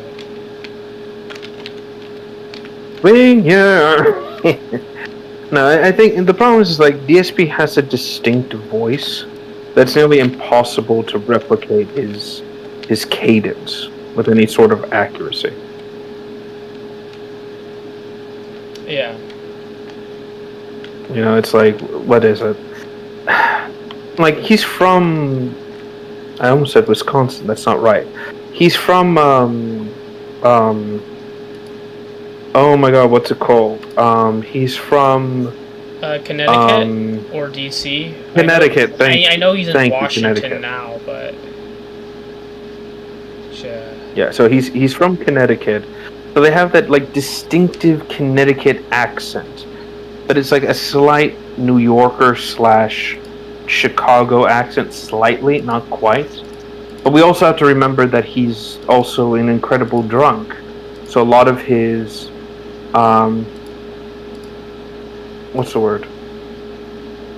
He's an incredible drunk, so we know that he's going to be, BS, you know? Yeah. So, you know, but I think the only thing we can accurately replicate when it comes to his tone is like when he laughs, and it is painful that Yeah, the yak. Exactly, the acting. It's like, I think he's on the spectrum. I really do think he is, because he doesn't. How do I put this in like the most like polite way possible? He's fat and unlikable. Well, yes, that's actually perfect. No, what I was going to say is that he's, how do I put it? He's clearly on the spectrum because no normal person does the things he does and has this much trouble talking normally or having normal kind of like phrases in terms of things, if that makes any sense. Yeah. And I think that's the best way to really put it. He is...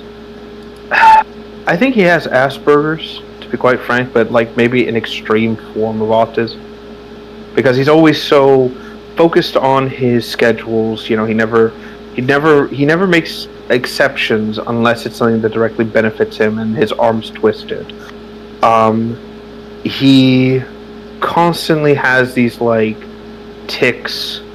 His face always kind of like contorts in these weird kind of like, I can't even say smiles. It's more like, how do I put it? Grimaces. Yeah, that's the right word. And he has jowls, for Christ's sakes. Ugh. Like a fucking dog. What a creature. Again, yeah, exactly. He's a fucking homunculus. He wasn't born, he was made. Yes, that's what he is. Oh, I like the way you said that, homunculus. But that's what he is. He wasn't born, he was made in a little glass tube and was released onto the world. And that's it. There's nothing else to him. He's just on the spectrum, and he's a creature. That's it. No, he was fucking mocking autistic people one time, and it's like, dude, you're fucking... Come on, you're fucking friendly firing here, man. Not that I want him... I don't want him if he fucking... You know, I shouldn't say that, because I don't want his fucking shit to be associated with me, but, like, come the fuck on. It's like... I'm friendly fire. Oh, that's beautiful. that's fucking beautiful. Friendly fires. Whenever an autistic person deals with DSP, there's a little text that says "friendly fire is enabled." Essentially, what it is. Yes, it is. I really can't pity DSP, because let's be frank, every mistake he's ever made has always been self-inflicted. You know, he's his own worst enemy. He's done 100 different problems. He's caused these issues to himself, and then when he, you know, bitches and says like, "Oh my God, dude, you know this, and this," it's like I can't feel any sort of sympathy for him. And it's because, let's be frank, he would not feel anything for you at all. No, he doesn't. All he cares about is Phil. All he cares about is DSP. And all he cares about is whatever fucking money people can give him. That's it. And it's so disgusting. Like, I get it. I have my own home. I have to pay a mortgage. I have to pay my own bills. You know, I get that.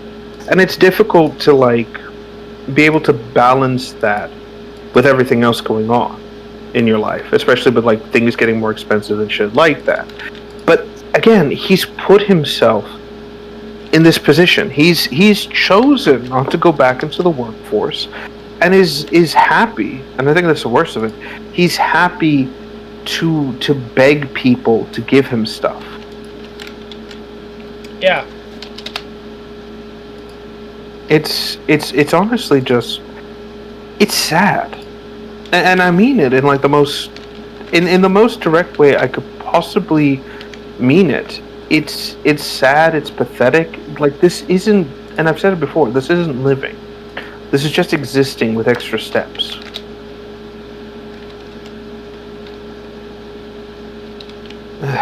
It's just sad. Ironically as well, he's also let it slip that Panda left him. He didn't leave her. It wasn't a mutual thing. So it's like, aha, What did he say? Finally. Well, it was in one of his babbles, and he basically said, you know, everything happened, Panda left me, and he immediately goes to, like, speed past that. It's like, I knew it. Well, that's pretty fucking obvious. I mean, he's fucking clear that he fucked up the relationship when he was... He fucking didn't give a fuck when she was having the whole fucking thing happening to her, remember? Oh, absolutely. I think that really is what broke her, or like, for again to use a common meme, broke the pignosis. Is that I think that's when she realized, holy shit, this thing I've latched my existence to doesn't care about me. He uses me to do stuff, treats me like a fucking prop, and that's all I am, basically. He honestly, I think she was kind of hot.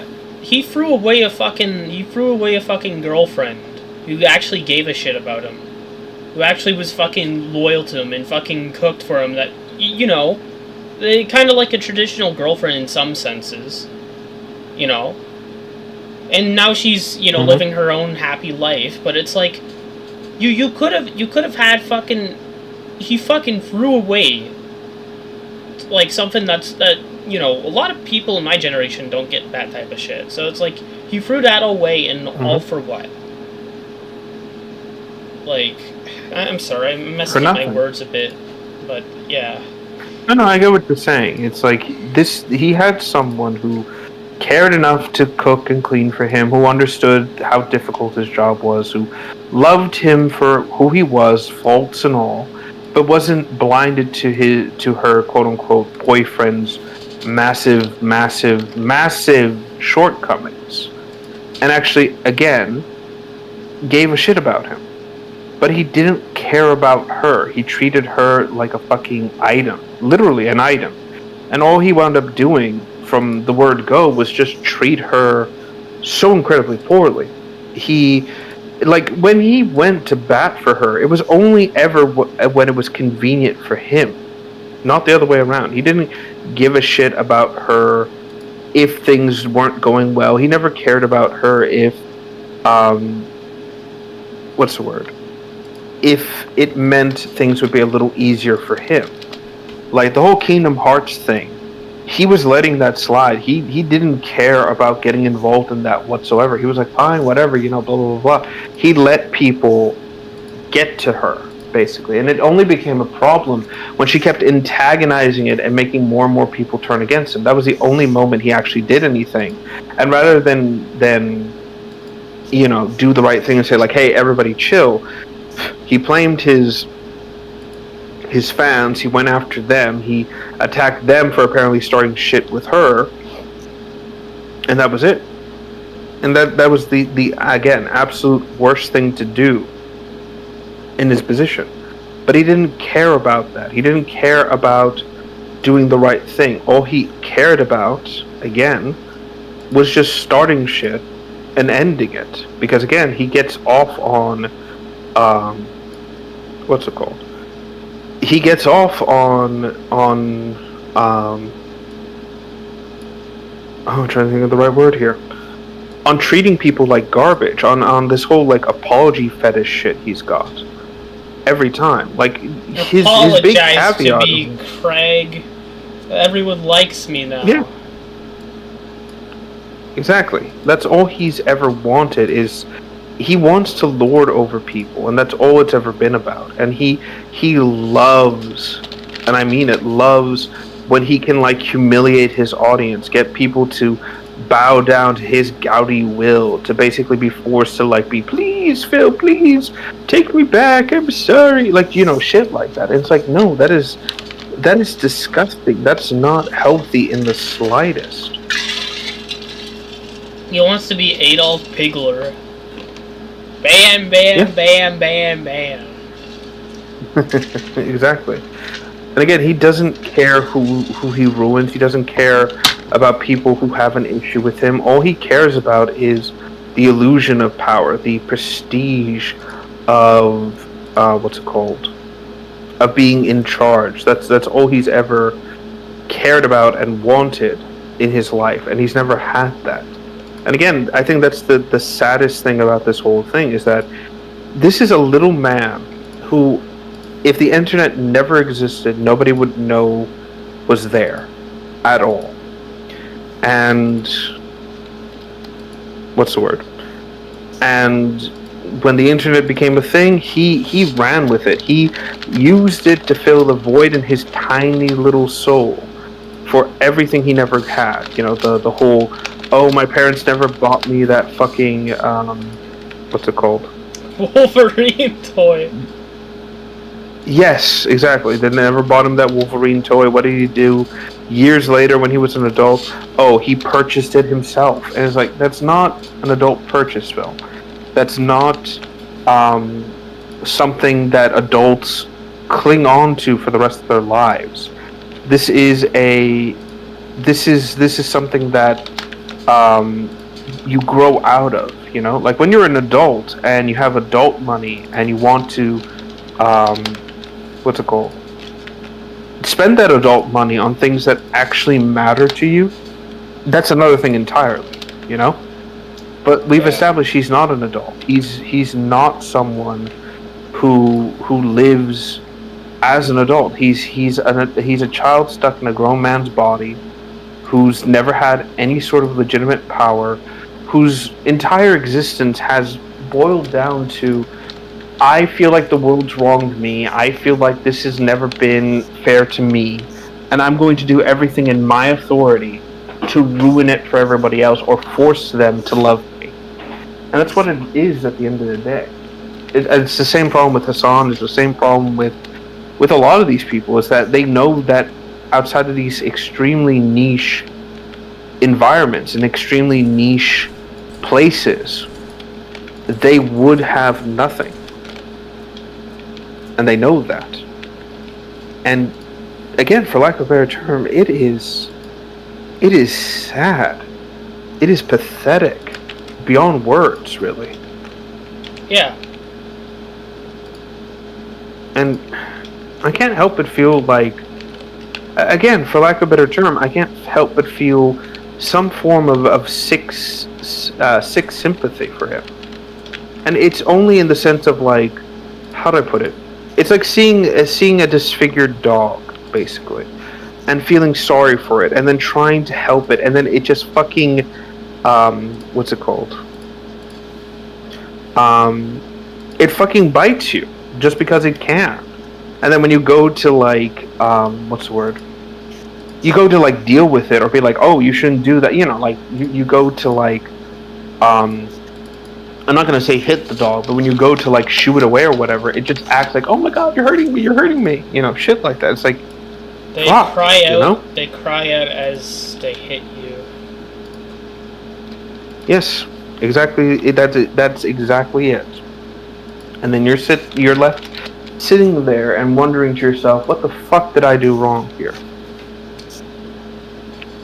Yeah. Honestly, I think DSP needed an ass whooping at some point, not from his parents, but from someone, you know. I really think that needed to happen. Someone had to smack DSP before he could escape. Yeah, somebody had to smack this. Yeah, somebody had to smack the stupid out of him, basically. Didn't happen, unfortunately. Yeah, because people saw him as this thing not worth time or effort, or like a pathetic little worm. And again, I hate to use Rick and Morty. I think it's one of the worst shows you can really like unironically. But it brought up something accurate with its what's the word? With one of the characters, and that of course being what's his face. Oh Jesus Christ! I'm trying to think of the right word here. Jerry, and how Jerry basically is a predator. He uses his helplessness to convince people that they should help him and do things for him, when in reality that's what he feeds off of, like a true lamprey-like predator. And that's really what it is that Phil puts on this skin of helplessness, this oh my god, don't hurt me, yada yada yada, with the express intent of making people think, oh, he's so weak and pathetic, or he's so sad and whatever, let's not hurt him, let's avoid him, that kind of shit. And that's what he thrives on. Yeah. That's why he avoids drama, not because he thinks he's above it, or because he thinks he doesn't need to deal with it or anything of that nature. It's literally just, I know that if somebody bigger than me comes in and gets involved in this, I'm not going to make it. And there's no guarantee that they'll take pity on me. It's like, again, a good example of this would probably be someone like Mr. Medicare. Like he wouldn't give any quarter to DSP, and he would just flat out not only call him what he is, but like really dig into DSP. Yeah, he really. I remember when he was fucking reacting to his Star Wars Battlefront thing, and then when he fucking asks his like sick girlfriend to fucking make him food, and he's like, "This guy's a fucking piece of shit." Yep. And that alone, again, it's like I said, nobody would, sorry, especially with Medicare and things like that. There are people out there who are not above doing shit to DSP. There are people out there who would, for lack of a better term, let DSP take the full brunt of the abuse and really, really, really put the screws to him. And he should be grateful that he doesn't have to deal with a Wings of Redemption troll, that he has to deal with someone that is, for lack of a better term, unhinged. Especially those who are like, what's his name? Cyrax's trolls. They are extremely dedicated to ruining chances, every chance he has to make something. I'm not even going to say of himself, but like, any chance he has of making it online, because people would see that deformed little goblin man and feel pity for him and then fall for the trap. Yeah. And that's why they do it. That's why they go out of their way to make his life a living hell, because it keeps him away from everybody else, the children, especially the children, the innocent people who would see him and be like, oh, poor baby, let me help you, and shit like that. And that's another thing as well. I want to mention this. Cyrax does not care, and he is the most vindictive, malformed, maladjusted little goblin I think I've ever seen. He's someone who believes, like, again, it's just like DSP. He believes the world owes him something. He believes that he deserves shit. He believes that, oh, just because I'm Chance Wilkins, I deserve this, I deserve that, yada yada yada, I'm DJ, blah blah blah blah blah, whatever you want to call me that particular day. And again, for lack of a better term, it's just really disgusting. Like, he actively asks his fans, and I say this because, let's face it, he doesn't have any real fans, to ruin their own lives. He doesn't want fans. He wants minions. He wants people to fight for him, to come to his beck and call, to act in his stead. And that's all it's ever been about. It's just getting minions. It's just getting people to fight for him. And then when they're no longer useful, when their usefulness has expired, he just wants to get rid of them. That's it. And to think it could have all been ended sooner had Marty just, you know.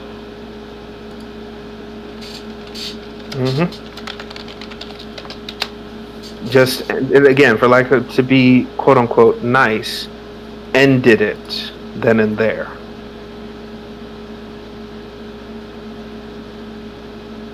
And again, he had every right to do so, but, you know. I get it. It's like you don't want to be remembered for killing a retard, so, you know, you don't do that kind of shit. But at the same time, there's only so much good that you can say, like, you know what? Yeah, no, I'm not going to do that. But hey, neither here nor there. That's all I'm going to say on that one.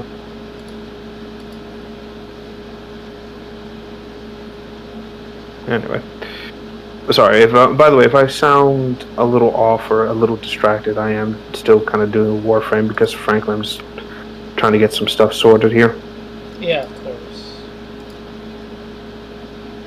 Again, and people keep saying, oh my god, Rev's such a fanboy for this game. It's like, again, I wow, that's such a great jab against me. Oh, I'm a fan of actually decent games. Unlike other games out there, Destiny. Yep, Destiny. What a pile of shit. I didn't. Oh, it's completely failed and flopped violently. So, ironically, I mentioned that the whole thing. Destiny technically has and this is what cracks me up. It has a fucking mobile game version by a Chinese developer, and that game, and I kid you not, is actually doing better than the base game.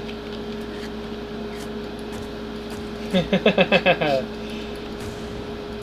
know, those Chinese people do love their shitty fucking mobile games. It's incredibly sad is the problem, because again, this is I don't know how to put it like in the most polite way possible, but it's a fucking gacha game, but with actual beautiful women involved, and people want to play that because it's like, oh, shocker of shockers, people like playing games with sexy women in it. Who would have guessed? Wow, sex appeal sells? Man, I wonder why American Eagle's fucking stock went up after that fucking Sydney Sweeney ad. That they're still bitching and complaining about. Well, it seems like they haven't learnt a thing since their loss in November. I'm sure calling people a Nazi over liking a fucking ad is definitely going to win people over. That's definitely going to win the male vote back. Doubling down on all the fucking shit that made them be alienated. Totally. Yes. I'm up to lawsuits from people who are like, you know what? I have the money. I've had enough of this shit. I'm going to sue you. Yeah. 80-20 doom loop that they're in. Oh, by the way, I also want to mention, I did, because you brought up because I brought up the whole legal thing, I have some news on the Johnny Somali situation. Oh! Did he finally get sent to the cabbage farm? Not yet, but it's basically in the bag at this point. So, to kind of give into context about what's happened. So the Korean government, well, first and foremost, Johnny's actually trying to do things right now. He's showing up to the court cases on time and shit like that. Because, as far as I understand it, his attempts to intimidate a witness has not only blown up in his face, but a in-person witness actually showed up to challenge him. And it wasn't Bon Bon. Oh. Yeah, so so there's this place in Korea called Lottie World. World, and Lottie World is basically what's the word? Lottie World is the best way to put it is like it's a knockoff Disneyland, basically. Yeah. Or it's their let me rephrase that. It's their equivalent of Disney World, basically. And it's the typical like amusement park, fun place for kids, yada yada yada. And what he was doing was, what he usually does as a nuisance streamer: go in, start playing loud, obnoxious music, saying awful, horrendous things to kids and their families, just generally being a right pain in the ass, and trying to use the typical SJW, like, oh, why are you telling me to do this because I'm American or whatever? Yeah, that type of fucking shit. Oh, I am allowed to act like a piece of shit because I'm from a different fucking country.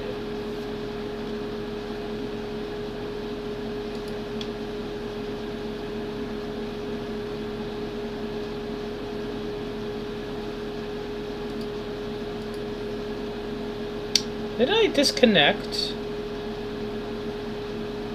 Rev?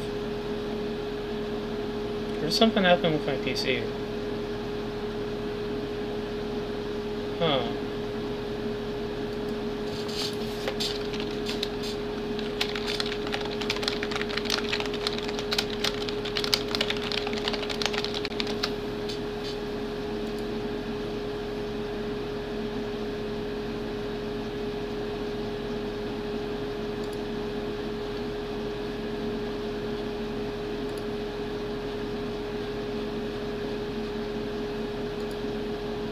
Rave.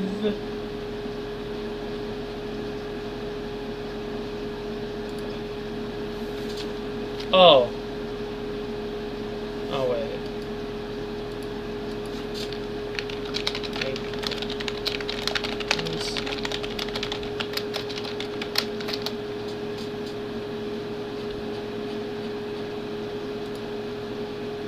Huh. Maybe my audio disconnected.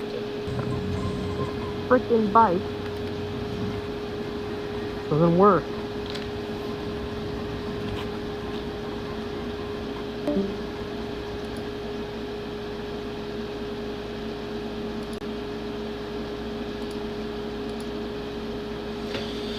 Alright, let's try.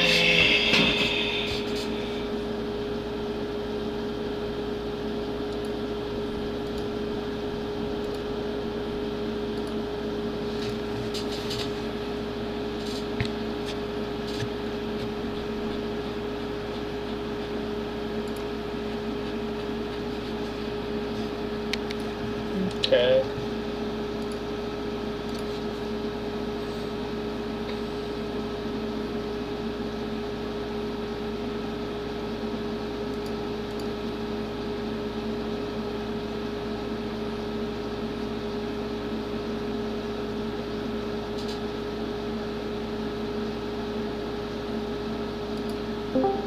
Oh, you're back?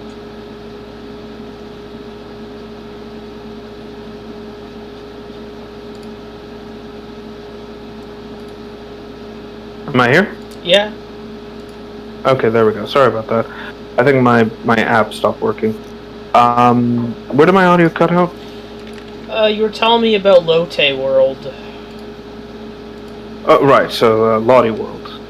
So basically, like I said, the woman was like being like she begged Johnny not to film her. She was visibly disturbed by the whole thing. She had never been recorded in her life, basically, and he didn't care. He kept going. He kept because she kept asking him to stop. He kept going at her about it and things like that. So she decided, again, through no coercion by anyone else or anything of that nature, to just not take it, go directly to the courts and give her witness deposition against him. And as far as the people who were there explain it, Johnny was visibly disturbed by the fact that it was her that came in, that she basically put it against him, and he even, and I kid you not, because he knew he couldn't defend this and protest his innocence, flat out said, confessed to. No, sorry, not confessed. He admitted to. Just allowed himself to be found guilty of this. Basically, he confessed to the crime and things of that nature. And so now, essentially, he's now a second-time felon, basically, because a lot of the things he's done have been counted against him, basically, because he's admitted guilty to at least 2 of these incidents so far. Because of this, Johnny is being faced with even more repercussions, more sanctions than ever before. Unfortunately, it's not going to be the 30 years we expected, but mostly because I believe the Korean government thinks that Johnny won't physically be able to serve out that sentence in terms of lifespan, simply because of how poorly his health has been so far. And so instead, they're moving to put him behind bars for about 10 years, roughly. Oh, that's still a lot of. I mean, that's in his entire fucking, young adult years. So. Oh, absolutely. Like, I think it finally dawned on him that he's not getting out of there. His attempts at extortion and witness suppression has completely and utterly failed. He doesn't have a Kick channel, doesn't have a YouTube channel. He's done all this and destroyed his entire existence and career for nothing, basically. And it's even getting worse from there because essentially, right now, like the interest in Johnny Somali has basically I keep saying his streamer name. I should correct the record. Ramsey Khalid. Yes, has destroyed his entire career. He's destroyed his entire existence for nothing. Nobody knows him. Nobody cares about him. Everything about his sensationalized court case has gone up in smoke because nobody's really paying attention to anything he's doing right now. Because we all know it's a foregone conclusion he's going to be put behind bars. So why delay the inevitable? And so he's being held up by the Korean government as a massive fucking example. And on top of this, he's likely never going to be able to escape this because, again, this isn't like being grounded for like a week by your parents or something like this. This is something that follows you your whole life and is put on your international record and things like that. The only good that would come from this, as far as I understand it, is he will get a life skill in terms of being a farmer. Because again, this is imprisonment with forced labor. That's the big thing. So he'll be put as a farmer. He'll likely have to work the cabbage fields and do all this shit, as we expect. And basically that's it. Like, the streaming landscape will change. He'll never be able to regain the popularity he had. Nuisance streaming will hopefully by then be dead and buried. And even if he comes back to the internet, people will always remember him as, oh, you're that idiot who ruined his life for clout. Oh yeah, I remember you, lol. That's it. Like, even if he matures, even if he gets buff and gets his life in order and shit like that, there's no coming back from this at all. And I think he knows this. I think he understands that. I mean, he dug his grave so fucking far down. Like, had he just accepted this and not continued to add crimes to his rep sheet, and just let it be, go to the court, handle this, try to bring it down via a plea bargain or anything like that. Had he accepted this with grace and humility, maybe things wouldn't have gone so bad, and maybe Korea would have at least given him only a couple of years instead of a full 10. But instead, he just kept going. He kept going at it. He thought, no joke, that Trump would get him out of the office. He tried to appeal to like international support. He was doing that with Biden too. He was like begging fucking Biden to get him out. He's just a fucking grifter. Oh, absolutely. He has no fucking allegiance. Oh, absolutely. It's just a fucking, He's a parasite. And it was even worse than that because, again, I think, as far as I understand it too, he was trying to appeal to, ironically, and I hate to use the term, racists as well, thinking that somehow some international gang of racist people will get him out of there. Oh my! I'm sure the fucking Ku Klux Klan will be proud to fucking save Johnny Somali. I still can't believe he actually got a fucking wizard robe and thought provoking people even further was going to be a good idea. Like, what the fuck? Yeah. You fucking, like, oh my god. It's like, again, I am floored by the level of stupidity. Like, that's the thing about it. It's like, I'm not even so shocked he did it. I'm surprised that he thought it was a good idea. That's what I'm surprised by. Yeah. Again, you have to be born a certain kind of stupid to think that would have worked. And that also, I should say this as well. On top of that, as far as I understand it, his family has also like completely disowned him too. Yeah, of course. You have to disown trash like that. Oh, absolutely. Like I still am shocked that his own father fucking told him to get fixed. Like, holy shit. That is a kind of like, son, I'm not only disappointed in you, I am ashamed of you. Kind of like, what is it? Like people would commit suicide over that kind of thing. Like, that's how bad it is. He's just getting fucking disowned. He got like, deported. Oh, God. I think that's what he wanted too. Like, I think in his brain, he thought if he could be as much of a nuisance as possible, the Korean government would not want him to be in Korea anymore and just try to get rid of him like Japan did. That's what I think he tried to do. I think that's what led to the insane amount of stupid decisions. And as we know, that didn't just not work. That blew up in his face catastrophically. Yeah, it just made things worse for him. He kept digging it added, fucking grave a bit deeper. Mm-hmm. It added to his criminal record, which gave the Korean government more to work with in terms of getting rid of him. Legally, I should say. He caused,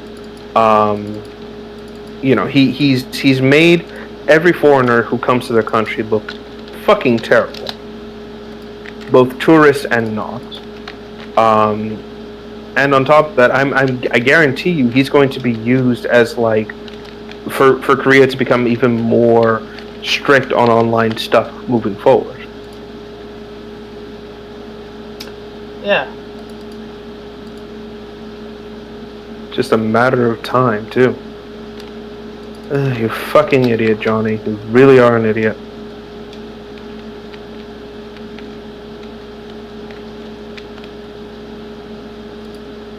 You're a real piece of shit.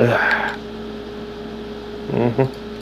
I'm just glad other countries aren't dealing with nuisance streamers, and as much as I would love us to be able to do something about them here in our hometown, we can't. At least not legally, you know? Yeah, legally. That actually, I mentioned that, I immediately get that, oh god, what was it? It was the Family Guy episode where they thought the world was ending. And Peter decides, he goes into the kitchen and tells Lois, okay, I'm going to go into the black neighborhood and scream the N-word, bye. And so he leaves, and then comes back later. It's like he's got a crown, a cape, a scepter, and a sash that says King of the Blacks. And immediately Lois is like, what the hell happened? He says, they respected me for it. Oh, God. I wish something like that would, in the sense of like, some nuisance streamer would do something stupid like that. Just please go to a dangerous neighborhood and try to start shit. I beg of you. Yeah, exactly. Give me a reason. Give me a reason to laugh at you.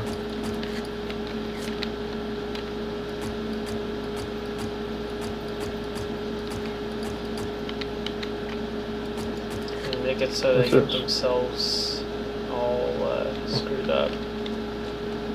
Oh, absolutely. I mean, and I would hope they would, like, broadcast it too live on, like, Twitch or something. Then we could just keep clipping it over and over again. It's like that one scene in The Last of Us when Abby's friend gets, like, punched in the fucking face. Oh, I fucking love that bit so much. So that biker just comes out of the fucking left field and decks her in the fucking head. Deservedly so. Oh, absolutely. And again, the internet just rallied behind this man too. It's like that is a bad sign when the audience supports the thug you created to be like an awful fucking villain and don't care about your hero and actually celebrate them getting decked in the face. You failed to do something compelling there. I don't know what they were expecting with that fucking show. I don't know. Well, again, I've mentioned this before on stream, where basically The Last of Us 2, the second season of the show came out. Everybody rejected it. Nobody liked the fact that Joel died.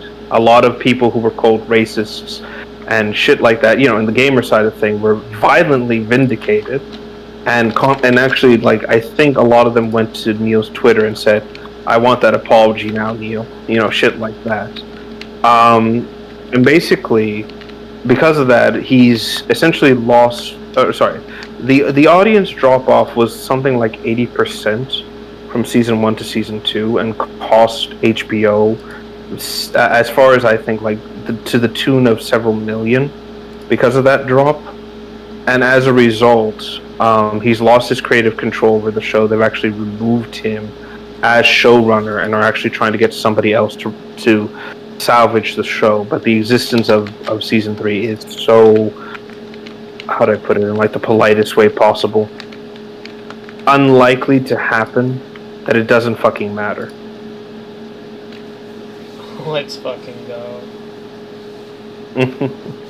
Yes, I will. Again, like I said before, when this fails, Neil, I will enjoy every bit of your failure and viciously masturbate to the whole thing.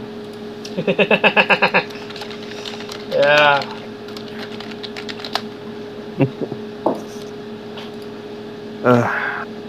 It's just glorious. Let me see. But yeah, no, show's basically dead in the water. And again, I honestly would like to talk with Neil Druckmann at one point, like not as a fan, but like as someone who would ask questions. It's like, I think the biggest question I would have to him was it worth it? Was it worth destroying a franchise that people loved for the sake of the mission? You know, and for the sake of your agenda? Do you really think that this was worth it, that this legacy you've left behind, a legacy of ruin, of failure, of hatred, was worth it? Honestly, that would be my question to him. Like, no memes, no, I'm gonna call you a fucking moron for the next, like, half hour or anything like that. No anything like that. Just pure questions of, like, what were you thinking kind of stuff, you know? What just were probe they his thinking? Wow, dude, they put bugs in an alpha? No, my God. I still love the fact that exists somewhere. And I really wish I could find that DSP ragdoll Das Bullshit made. I really do. Oh, you're telling me so when I was making that fucking animation where I had to put the fucking TV screen for his face, I could have had fucking ragdoll? We looked for that last time and we couldn't find it because I think he got rid of it after he went, you know, he had trolls remorse basically. Oh, fucking hate those types of people. Oh. I could probably talk to my model maker friend and see if he could recreate it, like, as just a joke, but, you know, I'm not sure. still, it's, I don't know. Like, again, it exists out there. That whole thing with the Gmod DSP is still out there. So you can find it if you go to Das Bullshit's channel. Before, again, he turned into someone with troll's remorse. A Liptardicus. No, he's not a Liptardicus. Like, I hate to defend him. Like, I disagree with a lot when it comes to Das Bullshit. But he isn't part of the Parasite faction. He isn't an enemy. He's an enemy to us in terms of DSP. But everything else, no. He's on the level. Yeah. It's just one of those problems. That's really all I can say about it, is that, again, he's someone who helped bring awareness to the garbage that was DSP and his bullshit nature. But he believes he just made things worse with him, because I think he was involved with the SOK and was so disgusted with them that he believes that's what all trolling was in terms of DSP. Because, again, the SOK was fucking everywhere back in the day, and was actively, causing problems, division, actively trying to cause drama with other groups and shit like that, and all because of fucking Fred Fucks and his retarded desire to just control everything in terms of DSP. Yeah, he wanted to be like the fucking controller of people's content. It's like, you have to run it by us, mister. We're the fucking... Yeah, basically.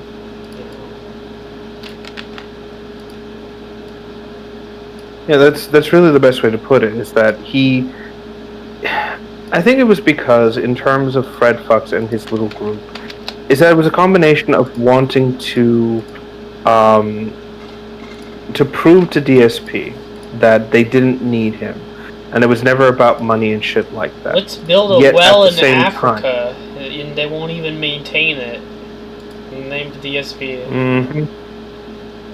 Yeah, but that was done to prove a point and be like, you see, we're better than DSP because we actually did something good for humanity, basically. And it's like, no, you didn't. You did this for fucking brownie points, and that's it.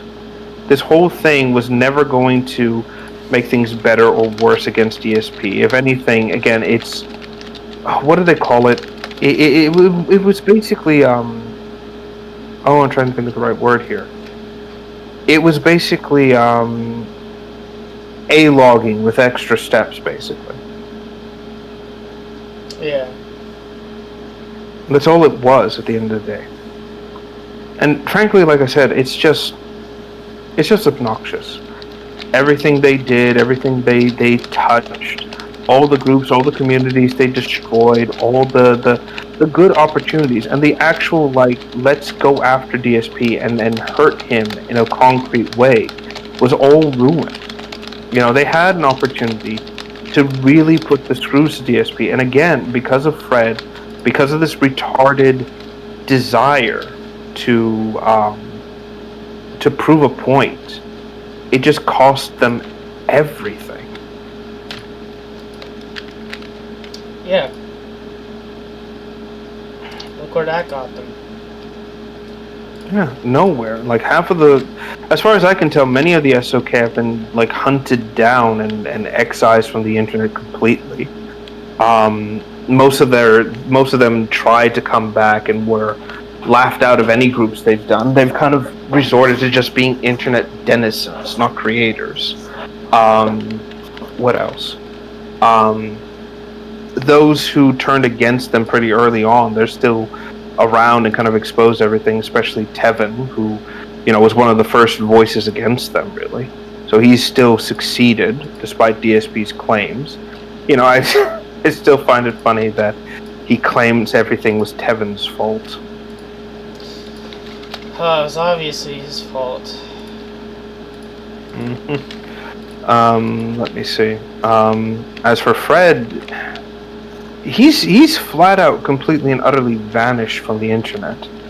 Unless you count completely. the couple that impersonated him and said the SOKs, the suns will rise again. That will never fucking happen.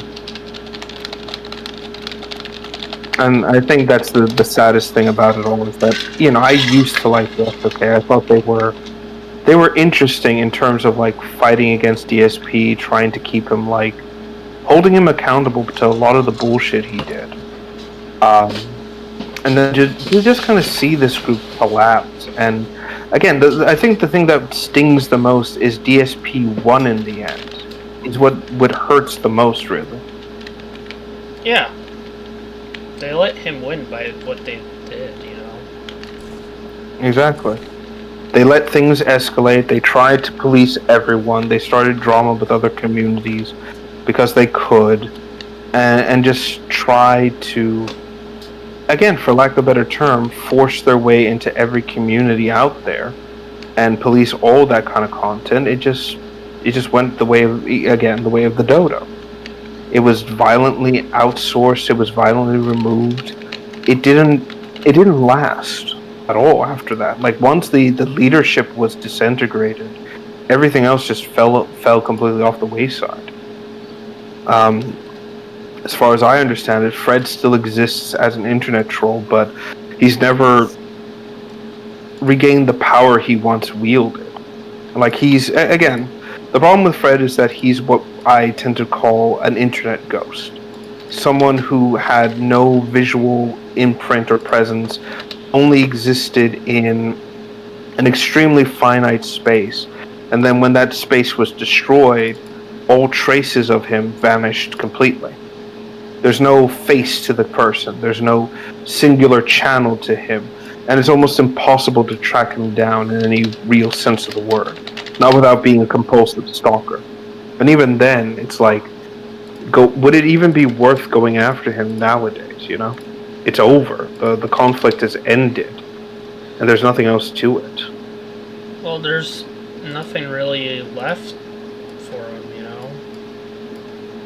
Right. Like, he can't speak online because if he tries, you know, people will know it's fucking, you know, Fred Fox. He can't reveal his identity to anyone because, again, they'll know who he is. And then that will lead into this whole problem. Like, I know I'm sounding like some paranoid conspiracy spook, but let's be frank here, you know, at the end of the day, there are so many people who still know him as Fred Fox, who still follow the DSP lore and know about Fred Fox, that they would be more than likely to hunt him down and recognize him and really give him a thrashing, for lack of a better term. Yeah. And again, I think that's what terrifies him the most nowadays. And I think this is fine. Him living in exile is probably the best thing that could happen. He's been exiled and buck broken. I think what's it called? I think the expression is excommunicado is another expression for that. Really? Yeah, excommunicado. It's rough translation to, you know, excommunicated from like it's usually a term used for like religious structures or old organizations and things like that. Oh, I didn't know that. Mm-hmm. Yeah. But that's really the best way to put it, is that he's just been ousted. I think on the Kiwi forums, and I could be wrong for this, so, you know, nobody hold that against me, but I think there's still that outstanding bounty that hasn't been claimed on any information on Fred Fox. I think it's just only $100 or something like that, so, I mean, if somebody wants to get $100, like, hey, go for it, but would that really be worth it?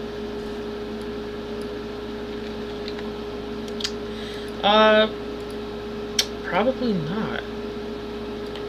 Yeah, it's like it was, if it was like 1,500 or something crazy like that, then maybe. But no, I'm sorry. There's no, for lack of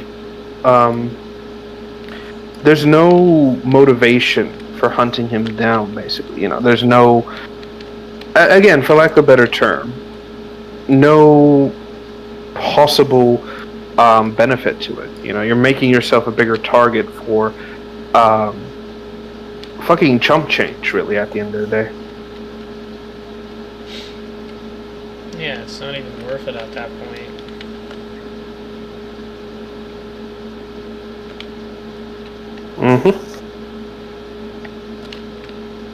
And that's honestly saying something, too. Oh, that's right. Someone also asked me a quick question in terms of when we do our generation plays and stuff like that. The question they asked was, will we ever try to do Half-Life mods? I'd be down to try them. I think there's plenty of them out there worth trying, especially, there's a few for co-op, so we'd be able to join. I've also figured that if we did the remote play thing, I might be able to keep an eye. Well, I might be able to watch the stream and, what's it called? Well, not watch the stream, but able to, watch the gameplay and provide commentary without being, horribly distinct. But I don't know how let me speak that. But I don't know how well that's going to work with the stream itself. I hope it wouldn't lag it or anything like that. Yeah. Again, worth testing, I suppose.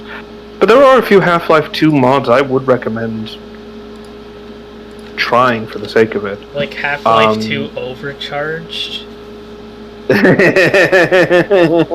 Stop talking shit about her. Well, you mentioned that. I should also mention this because I did research into that. So apparently the mod is actually created by someone who is a Russian rapper, by the way. And when he got criticism for co-opting shit in his latest album, it said this album has been approved by I think the Black Movement and BML, and I'm like, are you kidding me? BML. Yeah, BL. Yeah, Black Lives Matters. Wow, Burn that aged fuck. that aged like fucking milk, man. But the other thing is they what's it called? They did create another mod before Overcharged. It's called Arctic Adventures, and it is fucking horrible. It's literally Babby's first mod. I've heard about that. Oh yeah, it's infamous for having horribly unbalanced weapons and broken lighting fixtures. The sun is leaking. Oh, I love that. The sun is leaking, among other things. Actually, someone created a creepypasta based on that too. Is that the right term for horror? Joke horror stories like that, or are they called ARGs or analog horrors nowadays? I don't know, actually. Again, Rev showing his age, he still thinks creepypastas are a thing.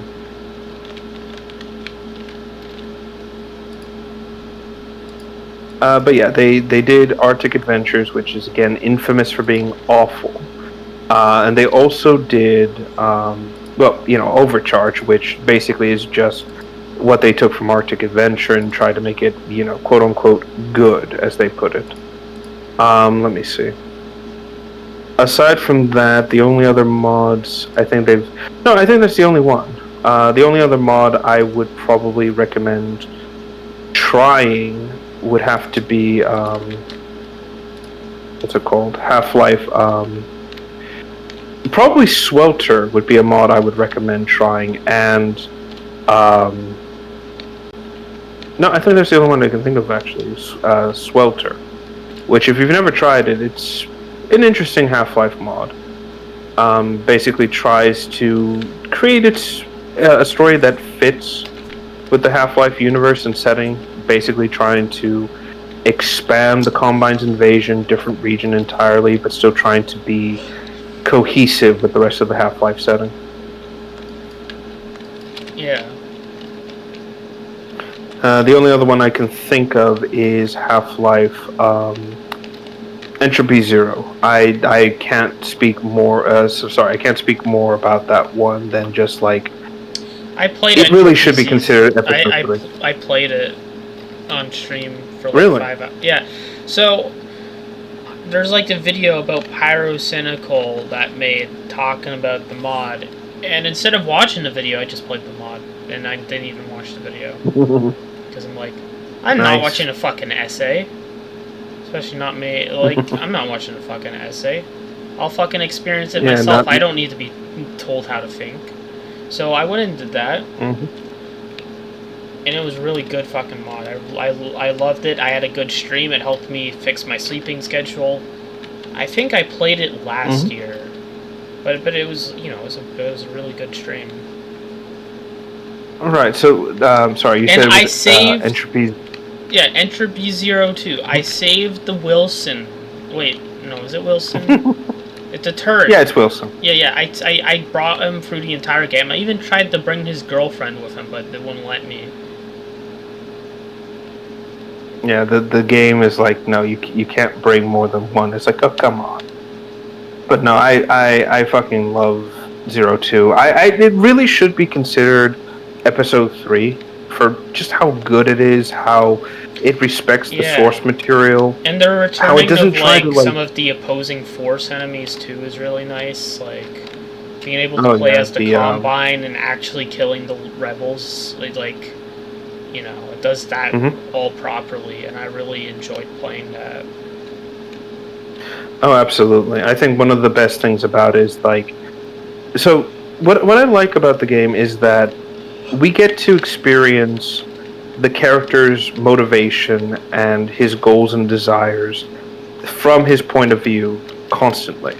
You know, and the guy's called, by the way, I don't know if you know his name, it's Aiden Walker. And his big thing is that, you know, his goal is he wants to find his daughter. He's working with the Combine to get that, you know, family reconnection perk, just to know if she's all right and things of that nature. It's really sweet and breathtaking.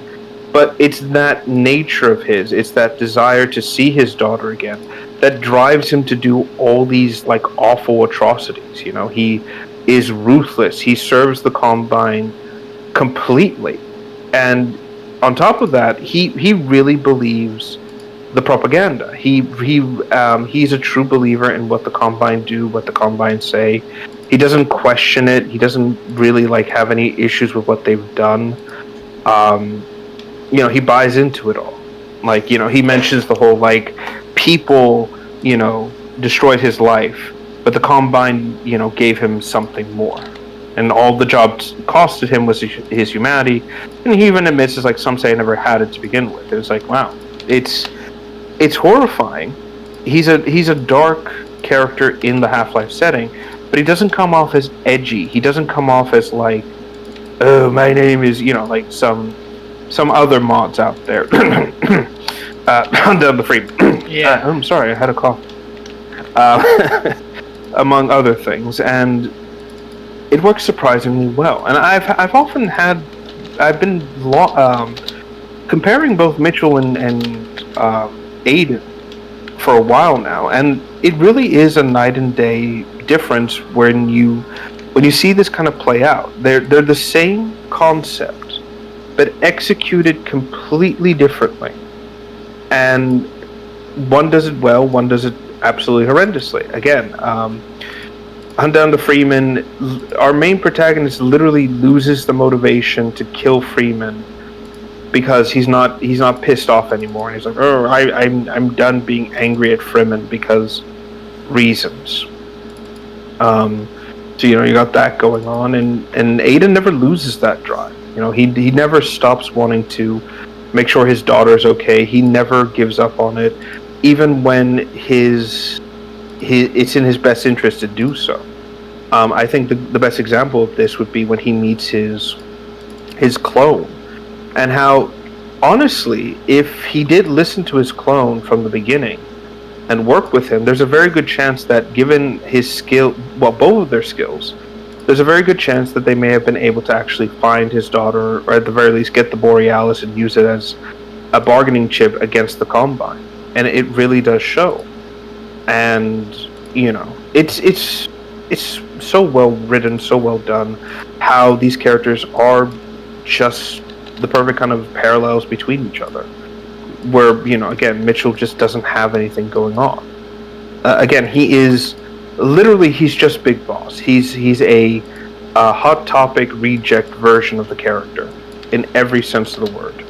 Nothing Mitchell has done is interesting. There's no motivation worth following. His entire thing is just basically, just angry at Gordon, and even then, Gordon has no idea who the fuck he is. Yeah, exactly. Like, it's insane. Also, I don't know if you've heard about the Mesa version of Hunt Down the Freeman before. Is that like the improved version or whatever?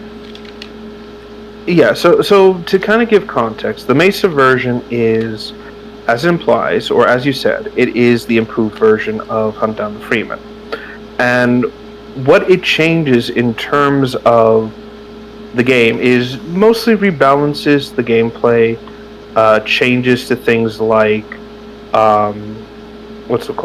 changes to things like level layout, weapons, actually building levels that are designed to be traversed by normal means, actual new cutscenes, things like that. The issue with the Mesa build is that due to the coding of the game, which is so badly done, it's actually impossible for them to completely...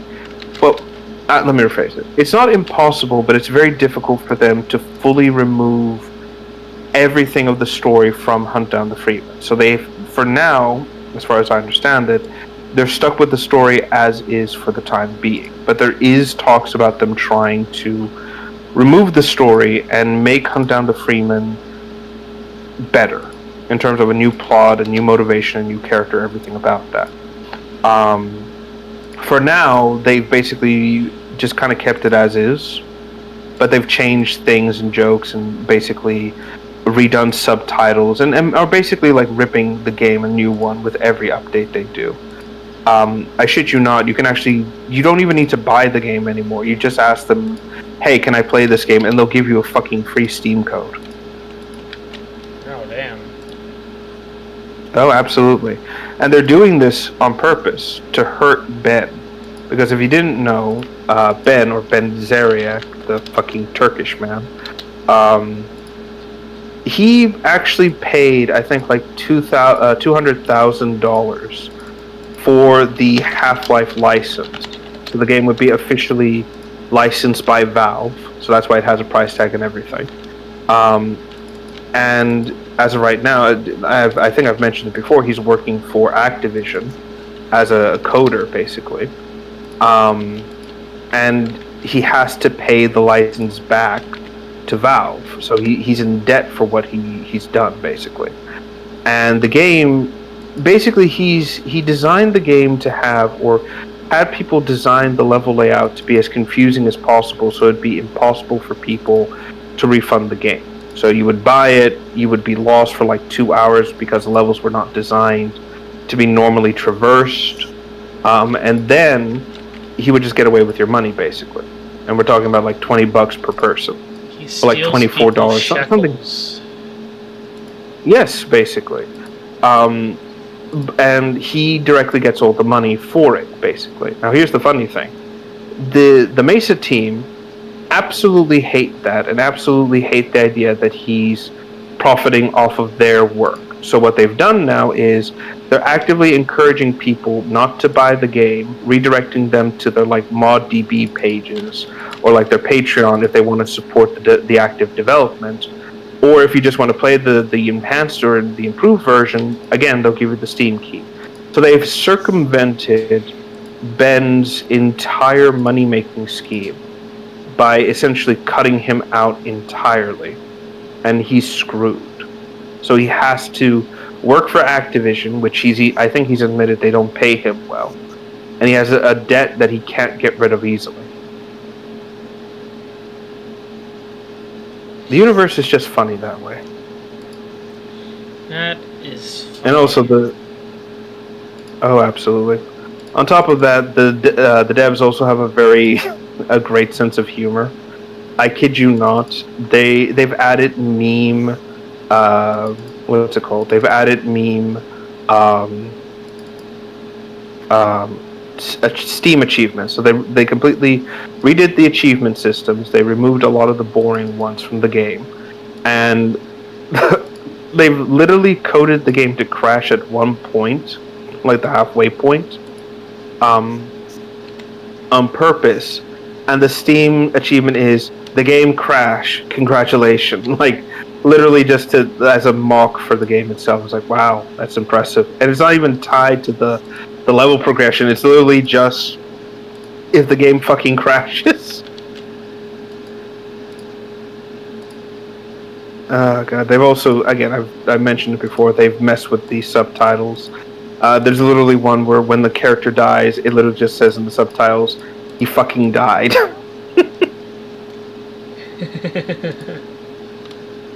Again, I love this team so much. It's like, thank you for turning this shit game into something worth mocking and rolling with the punches. I appreciate that. But yeah, these are honestly, with that caveat, honest question. If I manage to get us copies for this fucking game, should we try to play this for Generations play? All right, I'll see what I can do then. God. Oh, this is gonna be so bad it's good. That's what. All right, that game is. Oh, absolutely. I'll speak with some folks, see if I can get in contact with the development team, and see if I can get us a pair of like free things, or if I have to do the Discord, not even Discord, the Patreon. I know they're not actually like charging shit, so hey, it works all the same. Yeah, but as for actually decent Steam mods, I guess Entropy 02, since why not, and a few others. I'll see if I can't get the multiplayer side of Half-Life to work, because I know we could do something on like Synergy, or try something with like Half-Life multiplayer mods and things like that, just so we can both experience this shit at the same time. Yeah. But yeah, I'll see what I can do in terms of that. Let me see what else. Minimalist mod, absolutely not. That is a completely different beast. Let me see. I think that's everything, really. Hold on. I feel like I was going to ask something else, but I've completely forgotten now. Actually, let me check this here. Okay. But yeah, no, I think that would be kind of fun to experience. Oh, that's what I was going to ask. What's your take on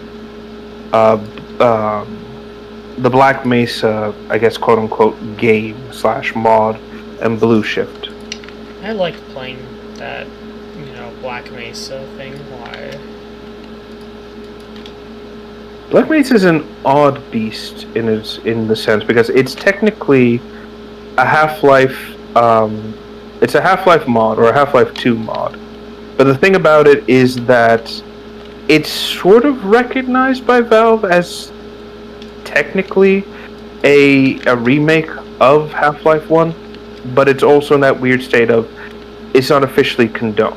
It's Valve's weird kind of like, we support this and we're not going to take it down, but we're also not going to declare it's canon, but we're also not going to declare it's non-canon. It's a weird fucking like Schrodinger's canon, basically. personally, I tend to lean to the idea that this is canon to the Half-Life setting. Like in terms of like this is the official remake, simply because of how much the game it's tries just to remaking Half-Life. It's just the same story, isn't it? Aside from the few changes, It like is. Zen being like a lot more different. Yeah, like obviously, Zen is actually tolerable, where before the original was like the weakest and fucking worst aspect of the whole story. I think what it is that again, it is just a remake, or sorry, it is just the same story, but there are differences here and there, like just minor fucking things, like for example, when you go to Zen, they send you what's the expression? Support pods and things like that with like ammunition, gear, things like that, which was never a thing in the original Half-Life. So that's kind of like a story deviation. You get to go to a new alien landscape that feels like an actual ecosystem. You encounter the Vortigons in the Vortigon settlement, which is another thing you experience. And what is it? Just very minor things here and there. I do admit that I do like the little supply pods, and you getting. Whoa, wait a minute, is that? No, sorry, I thought I saw someone. Small things like that. I even find it very charming because a lot of it will actually have notes from the science team telling you to push on, encouraging you to keep going, things like that. What else? One of the ones that makes me laugh is that they'll actually send you a supply pod with, no joke, snacks and shit inside. And the message is, in case you're hungry, Gordon, here's some snacks. I'm like, that is weirdly wholesome, and I thank you. I know I can't interact with this, but I like to imagine Gordon did just pop down and just started eating a few chips. Because let's face it, the poor man has not eaten or has not ate anything since the Resonance Cascade. I just love that so much. But yeah, no, the game is basically 1-to-1 minus a few visual changes, and I don't think that's a big thing to really like hold it against the game, to be quite frank. I know that Blue Shift it's in production, and so far it's been pretty damn impressive, like recreating some of the aliens so far, some of the other minor things here and there. There's even some attempts to what's it called? There's even some attempts to like add the Zen fish and a few other things here and there, and just minor things that really help expand the setting and shit like that. There's even talks about starting to recreate the Opposing Force expansion and giving it the Black Mesa treatment, which, if that's the case, I'm looking forward to seeing the alien troopers, especially, and like a lot of the Race X stuff. Because, let's be frank, I think that would be pretty damn cool. Yeah. Because, they're kind of dubious in canon, the Race X. Oh yeah, absolutely. Like, as far as I understand it, this is the situation where, again, Valve considers the expansions canonical in the sense that they happened, but they never really talk about it in terms of the grander narrative. So it's kind of like, if you don't like the expansions, it's not canon. But if you like the expansions, it is canon. So it's a very weird kind of like, it is and it isn't, Yeah. For me, again, I take the expansions as canon because there's nothing in those expansions that contradict what's happened in Half-Life 1 at all. Like there's the Resonance Cascade still happens, Gordon still goes to Zen, and shit just occurs. It's just we never experienced it from Gordon's point of view, so there'd never be any sort of like contradiction. Yeah. In terms of that. But yeah, I consider it canon. I especially consider what's it called? I especially consider Entropy Zero canon. Like to me, that's episode 3, and you can't convince me otherwise. Man, it's like we haven't got anything for years, so.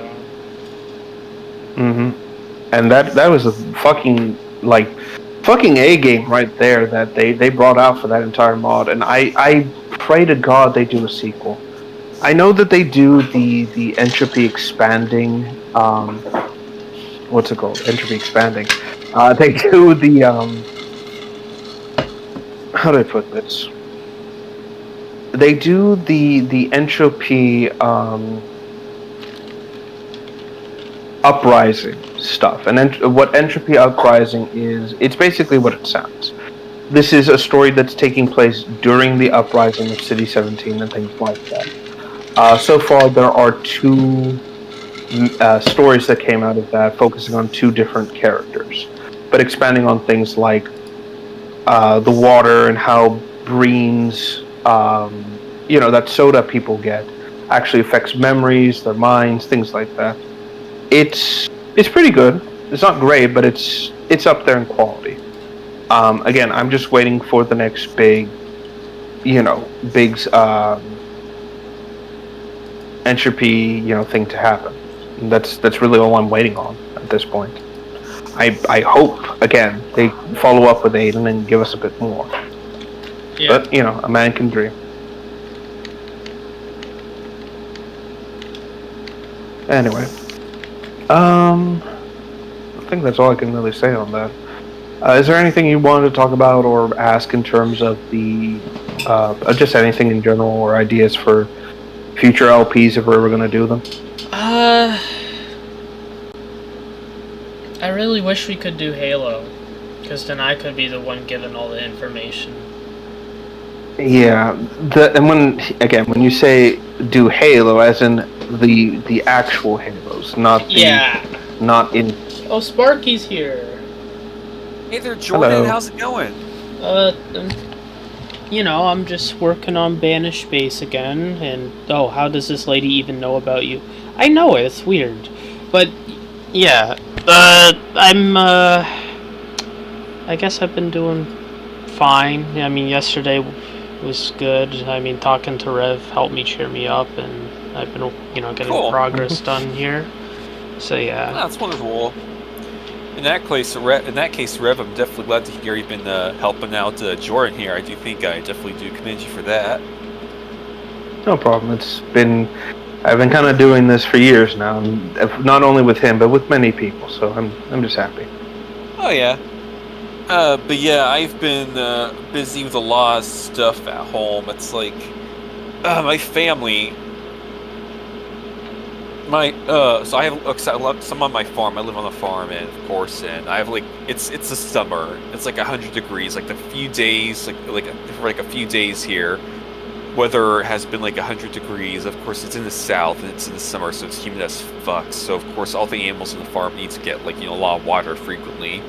So because of that, I end up being pretty busy throughout the afternoon, throughout the day, and I end up being really exhausted by the end of it. Yeah, so it's kind of a bum. It's kind of a doozy. Pretty exhausting.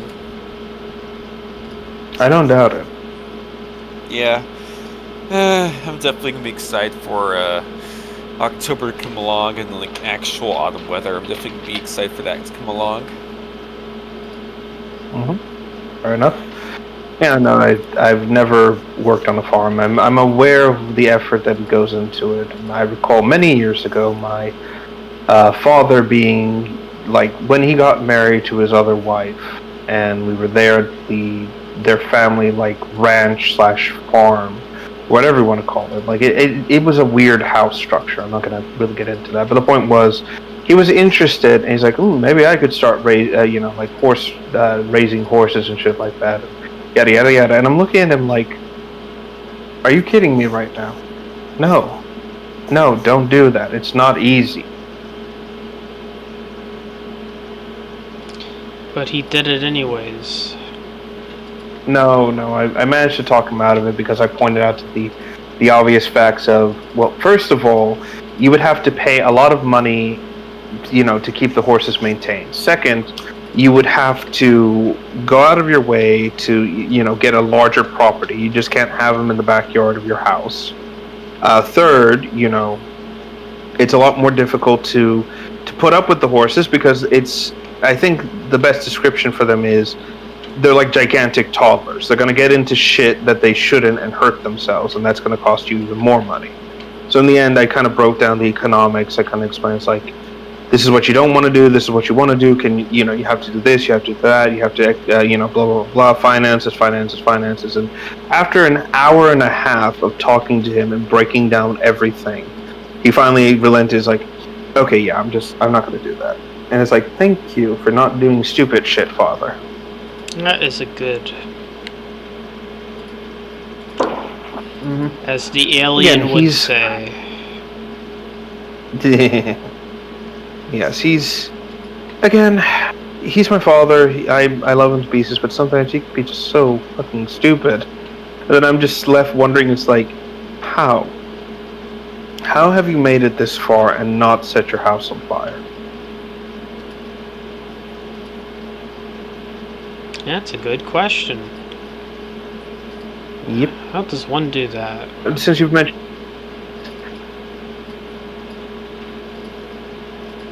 be lucky / also buying a house made of stone.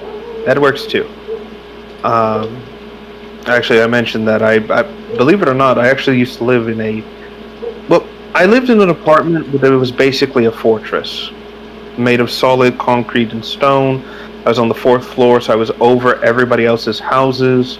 It was a solid rectangle, and we had a gated-in fence and a private parking lot as well.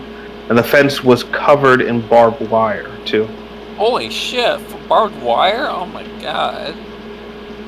Oh yeah, it was designed to not have people break in, and it was fucking amazing. I think the only time, the gate was designed to keep people out. The top of the fences were just completely covered in barbed wiring at every possible turn. You could only get in with a specific key. You could only get punched in if you knew the code. And even getting into the elevator, you needed a special key to unlock the main lobby entrance and then open the elevator control panel, the little button thing, and then be able to get to your floor, basically. And even then, once you reached the apartment complex, you had 2 doors for your apartment. One which was the actual gate, and then the doors that led into your home. Oh my. Yeah, it was the most secure place you could possibly ask for. And I also remember that someone did try to break in once, and we found him tangled in the barbed wire, just bleeding heavily. And at that point, we had to call the cops and everything. And I just kind of stared at him and wonders, was it worth it? Was it worth trying to jump the fence to break our car? Exactly. I also lived next to a haunted mansion. That was fun. Ooh, haunted mansion?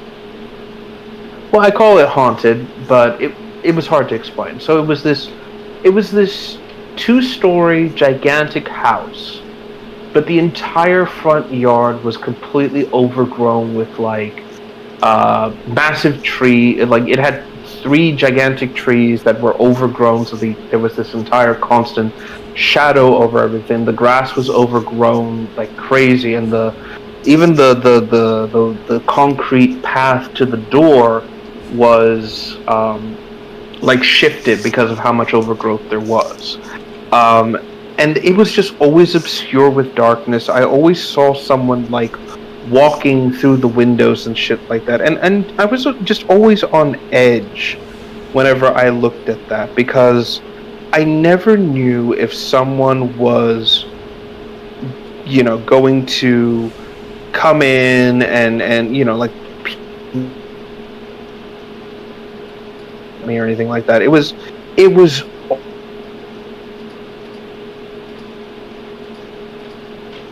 of a better term, I never felt safe. I always thought someone was there, and because I had to go by that house daily, it always gave me the heebie-jeebies as a kid, and I just could never shake that feeling that one day I would see someone there, like just staring from it and shit like that.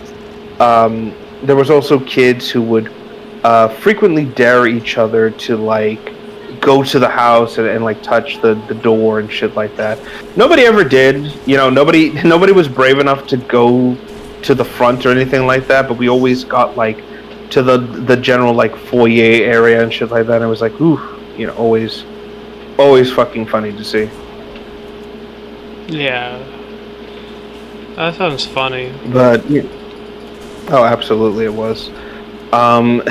Again, this is the life you live when you're just a dumb kid. You always think the monsters are real, they're coming to get you. Just shit like that in general.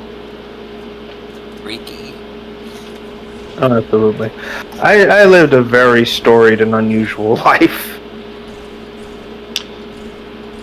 Well, aren't you like 30? You still have a long life ahead of you. 31 to be specific. You talk yes, like I have a long life ahead of me. You talk like you're old, but you still have a lot of time left to enjoy your life. Oh, I know, but I'm saying as of right now, I've lived a long and storied life of like just weird shit. I've lived in a strange apartment complex, which again, like I said, had a gigantic fucking. It was a fortress. I've had family houses that were just the most peculiar. Let me think. Let me see here. I had what is it called? My backyard was basically a beach. I've encountered all sorts of crazy wildlife in the ocean. I've been I almost died several times as of right now, both from natural and unnatural causes. Let me see. I've lived in the UK for 2 years. I've purchased my own home as of recently, as of this year, and I have a successful career and everything. So yeah. So that's what I mean. It's like, again, I'm only 30, or I'm only 31, yeah, but I've already lived more than most people ever do in their entire existence. That's saying something. Yeah. I see what you mean. And I can always hold that over the pig roach's head too, where he's like, "Oh, I've done stuff, dude," and all I can say is like, "Fucking dark side Phil, 15 years of hate." Exactly.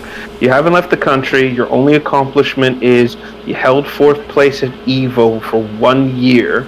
You were beaten by 3 Japanese men who treated you like their fucking whipping boy. And on top of all that, you have a failed YouTube business. You have a failed sexless marriage. Your girlfriend left you because she couldn't stand your stupid ass. And on top of that, you're mocked by everyone and spat on by all of your peers. What the fuck kind of success do you have? That's the dark side Phil way. Mm-hmm.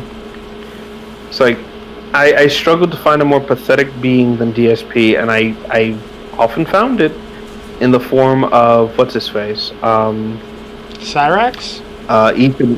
Cyrax, Ethan Ralph, Wings of Redemption, Boogie. These 4 have lived much worse lives than him. And that's saying something. Who joined? What? I think it was... Director. Hey guys, anyways, I had some family. I was pretty busy today. I was like cleaning up because some family was coming over. It's my no, you're good. Yeah, it's my cousin's 2 kids. Really? Your cousin's 2 kids what? No, like my cousin. I have a cousin that lives in like North Bay. The Canadians with the guns. Mm-hmm. Yeah, his 2 kids are visiting for the weekend. Oh, okay. See, that part didn't. Right. So that part didn't go through. So all I heard was, yeah, I have his 2 kids. I'm like, okay. Most people don't admit to that, but okay.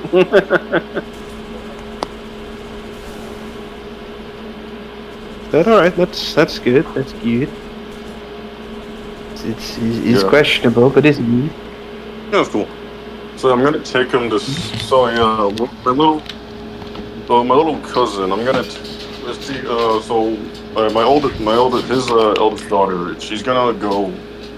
She's gonna do she's gonna go to like a Chris Rock concert. I mean Chris Brown. Why say a Chris Brown concert? Okay, that makes more sense. I was about to say, like, who lives near the city, and I'm gonna take his youngest son to the Minecraft experience. Oh, I saw In that Toronto. in Toronto. I saw it though in advertisements for that on the fucking. Yeah, it's like a live Minecraft simulation experience. It's hard to describe. So basically, you're playing Minecraft with like this, but IRL with like this orb, like this block orb. Okay. You can like interact with the environment and like mine. Oh, it's funny. okay. Oh, I think he had to go deal with something. Okay. Who, Sparky or Ratter? I'm still here. Oh, okay, you're still here. Yeah, it was him. No, I think that's cool. Like going to the Minecraft experience sounds pretty fun. Oh, speaking of which, yeah, I went to the aquarium and African lion safari in the last 2 weeks, and I really liked going to Toronto. I liked all the lights. I liked all the interiors. I liked going to the aquarium. Got a lot of footage there. I posted the unlisted video. The what? We're also gonna see Fantastic Four together. I think Friday. Yeah, Friday. Is that the new one or like a re-showing of another one? Oh, obviously the new one. Why? Are you gonna watch Pedro Pascal touch his female coworkers inappropriately because he has anxiety? Maybe. That guy's a fucking subhuman. Come on, guys. He has anxiety. It's his coping mechanism. You can't judge him for that. Yeah, just like I will Jeffrey judge him for that. Epstein. Just like fucking Epstein. No. Epstein is Epstein. This is Pedro we're talking about. And he's Well, I mean, an excellent actor. Very wholesome. As wholesome as like Keanu Reeves. He's wholesome when he says that he wants to imprison all fucking MAGA supporters and wants to kill all. I don't give a shit about his politics. Yeah, well, again, actors, in my opinion, actors shouldn't give their political taste because it makes people hate them. Telling half the country that they're evil for existing is a good idea. And saying that they're evil for making that he's blaming Trump for the movie not doing so well. It's so fucking funny. The movie's bombing? I don't know about that. It's yeah. So I gotta check the box office. Yeah. So basically, what's happening is that Nobody 2 is beating it in terms of box office revenue, and as far as I can see, they've had it's had a drop. That is the consequence of expressing your political views, unless you're Jack Black, because Jack Black is an idiot, and people give him a pass because he's a fool. Let's be frank. Like he expressed his political views, and yet the Minecraft movie was a success. Well, has he expressed them recently? Because that was the same with Jim Carrey. He used to be like very political, but then he stopped doing it like after the Sonic movie. He's more like a religious guru, like a very Christian-y monk-ish. He is. What Jim Carrey. What's his name? Yeah, Jim Carrey. Well, I'm not surprised. Jim is kind of unstable. Yeah, that's why he's Dr. Robotnik. And Dr. Robotnik, The Mask, Ace Ventura, Bruce Almighty, the list goes on. It's like you have to be a special kind of crazy to do all that and, put yourself in like the what's it called? The insane like crosshairs of everything. Yeah. What was also so yeah, I'm playing Blade in Marvel Rivals, and he's friggin' amazing. I'm gonna post this amazing replay I did during a match. No, Yes, I'm you're not playing Wesley Snipes. Good. Hell yeah. I'm sorry. There will only ever be one Blade, and it is Wesley Snipes. Yeah. The funny thing is, the Blade trailer for Marvel Rivals dropped a day before Wesley Snipes' birthday. They knew what they were doing. It's like, hey, Wesley, check it out. Happy birthday. Yeah, basically, it's like, hey, your character still lives on. I know he doesn't Wesley's technically born own in it, July 31st. and he still looks great. Let's be frank. Yeah. Yeah. Again, it's true what they say: black don't crack. Unless it's the but, 80s it's crack epidemic. And everyone is like, Blade in the nutshell is just literally another Devil May Cry character. Yes, actually, let's be It's quite. like while Magic plays like Dante, Blade plays like Virgil with a shotgun. Yeah. I view it like, how do I put it? If these two were to team up, they would essentially just style on every motherfucker. Let's be frank. Just replay the what is it? The Blade rave scene, and just have Dante and him just flying all over the place. That's exactly how that would go down. I was watching the replay. Oh yeah, I'm also going to Fan Expo very soon, like I did last year, and I'm going to be wearing my Master Chief cosplay. Did you guys see that? Nice. Yeah, nice. I think Well, I posted it in the... I'll forward it to voice chat text. Hey, would it be cool if you met the Master Chief voice actor? I don't know if they'd Oh go god. What was his name again? You never know. I saw a lot of fucking skimpy outfits at that place. It was weird. And like gooning outfits? What? Gooning outfits? Gooning outfits. You said you went to Fan Expo and you saw a lot of gimpy outfits. No, skimpy. Oh, skimpy. Like half-naked women. Yeah, that's gooning outfits. Did you happen to see a blue bear getting his ass kicked? Yes, I did. A blue bear getting his ass kicked? Was that a reference to something? Yes, if you've ever... long story short, it was some internet neckbeard made a comic about something he witnessed and then completely lied about that what one. happened. That's Yes. his name. But yeah, and then basically what happened to IRL, it was I forgot what was his name again. Fuck, let me look it up. Dobson. Yeah, Andrew Dobson. Yeah, so basically what happened to IRL is that there was some girl that was doing was cosplaying as Power Girl from DC Comics, just like an alternate universe Supergirl. And then what happened? He was like in the background, and they just like noticed it. And then he decided to make this weird, cringe, imaginative scenario comic where he portrays himself as the hero. Yeah, and I feel... And guess what? The guy that took her the picture was actually her boyfriend. On top of that, what still makes me laugh about that scene as well, about that comic, is the edits people make, especially the one where he gets his ass kicked, and it's like, wow, that's exactly what would have happened. There was another funny similar scenario as the comic about what was her name again? Oh wait, it was about like Blobby and friends. There's like one where the girl was like, Blobby is like threatening to murder someone because he was basically hitting on the female protagonist. Oh, Lily. Like some dude was like hitting on Lily, and then he just like, oh, leave my friend alone or I'll stab you. And then it just shows like a comic edit of him just like murdering the blobfish.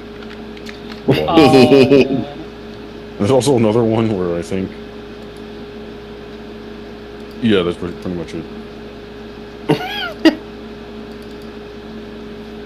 But yeah, I saw a lot of that stuff at the convention, but I've had a pretty busy month, you know. Like I said, I went to the aquarium, I saw all the sharks, got a lot of good shots in that video.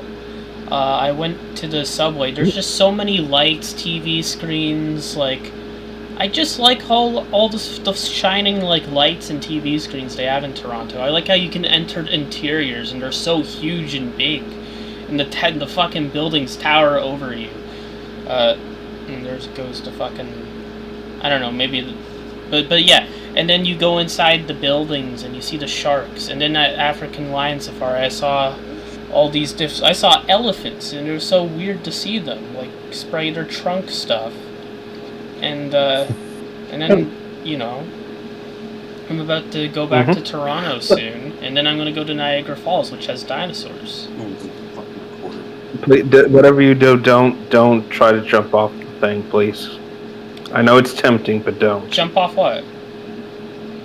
You know, the fall itself, like get into the barrel and jump. No. I'd rather take videos of it during the night, because it looks beautiful. I'm gonna gamble $50. Oh, right, but if it... Oh, nice. And then win big at the slots. I'm gonna go to the fucking, I think it's roulette or whatever. What is it?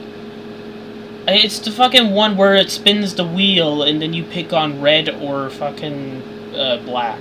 Yeah, that's the roulette thing. Yeah. So I like to do that. I bet like $5 on either black or red. And then, you know, because that's like the winning strategy. You just do that, and you'll just keep winning like an extra like $10. I don't know if they have something against that though. I don't know if they'll kick you out if you keep doing that for spending. It depends, because there are places that will ban you if you win too much and things like that, because, you know, obviously these places need to make a profit. But for the most part, it's really just down to the place in question. Like, so long as you participate and put down money, they don't care. Just don't be... I guess the best way to put it is, like, just don't be an asshole. Okay. Yeah. Plus, aren't you...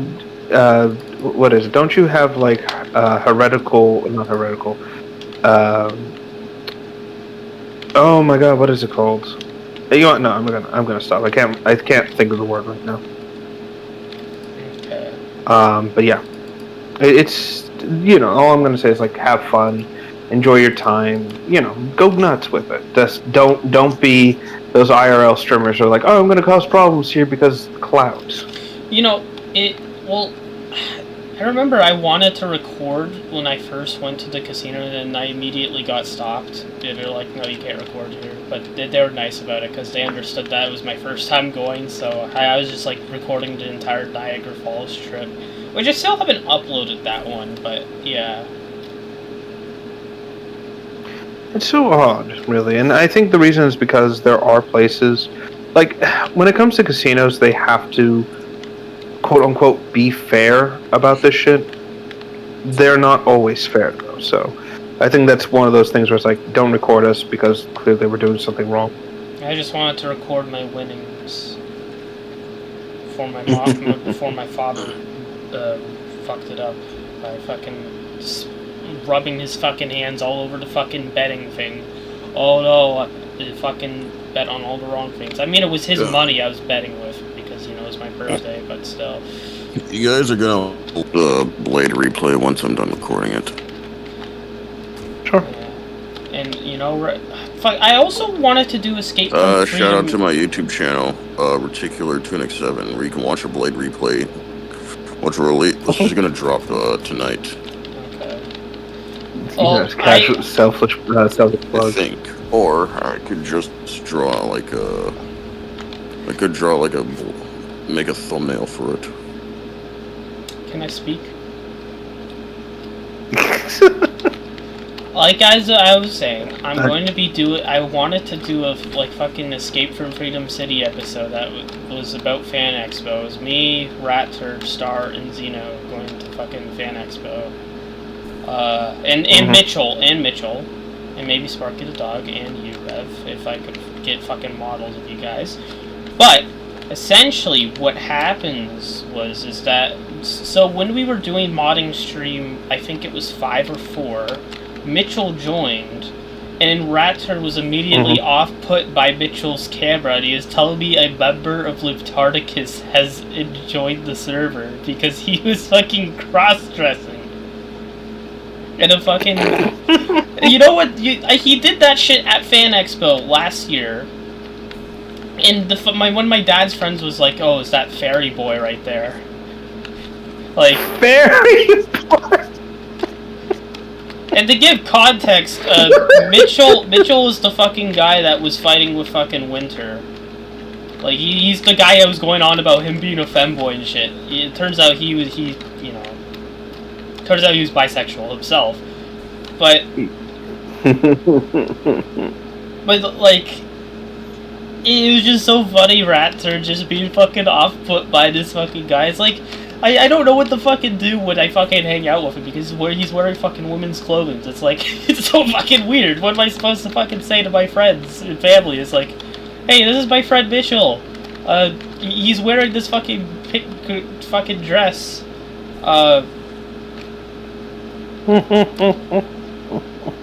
Like, what do you do in that situation?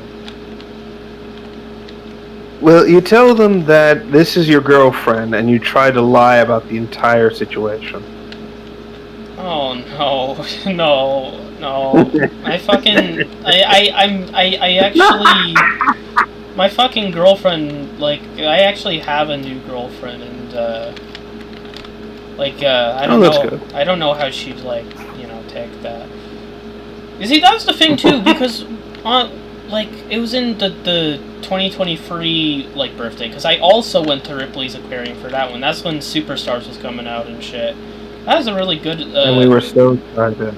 Yeah, that was a really good night. But November 7th it was.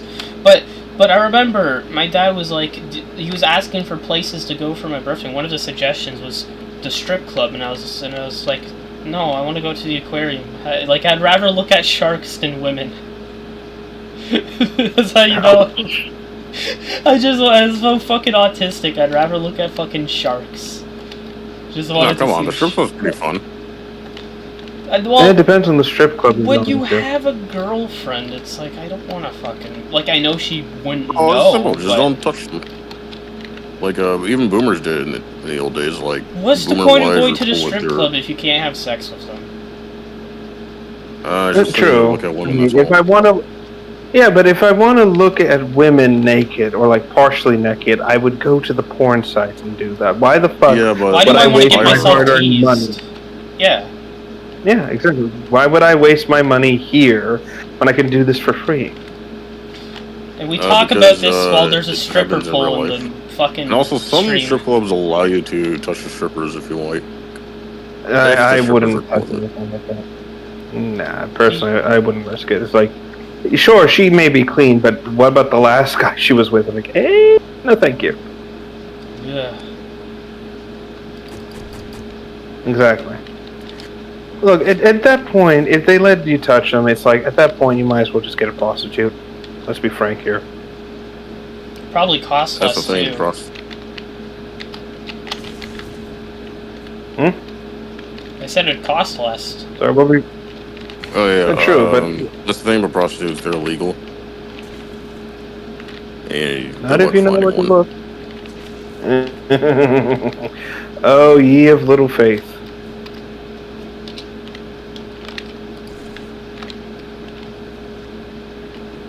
That's so. I mean, I guess the only other alternative is like if you really want to have sexual relations with something. Again, it's like, fuck it, why not? But again, it's not like the strippers are gonna actually care about you. That's another thing. Yeah. Look, I get it. There are women out there who are cuts of fuckable meat, and that's fine. But for me, it's like I need something a bit more loyal than that. Yeah, and sharks are cooler anyways. I was trying to tell this to fucking Broken True. Circle, True. and Ironically, last night, I was trying to tell this to my friends last night, and they assumed that I was saying that I sexually enjoy looking at fucking dinosaurs and sharks. But no, what I mean is like I enjoy looking at fucking... Oh no. Like, I enjoy looking at, like, the fucking idea of looking at sexual pleasure is so boring to me, because it's not cool. You know what is cool? Dinosaurs are cool. I'd rather look at them. I'd rather stare at them.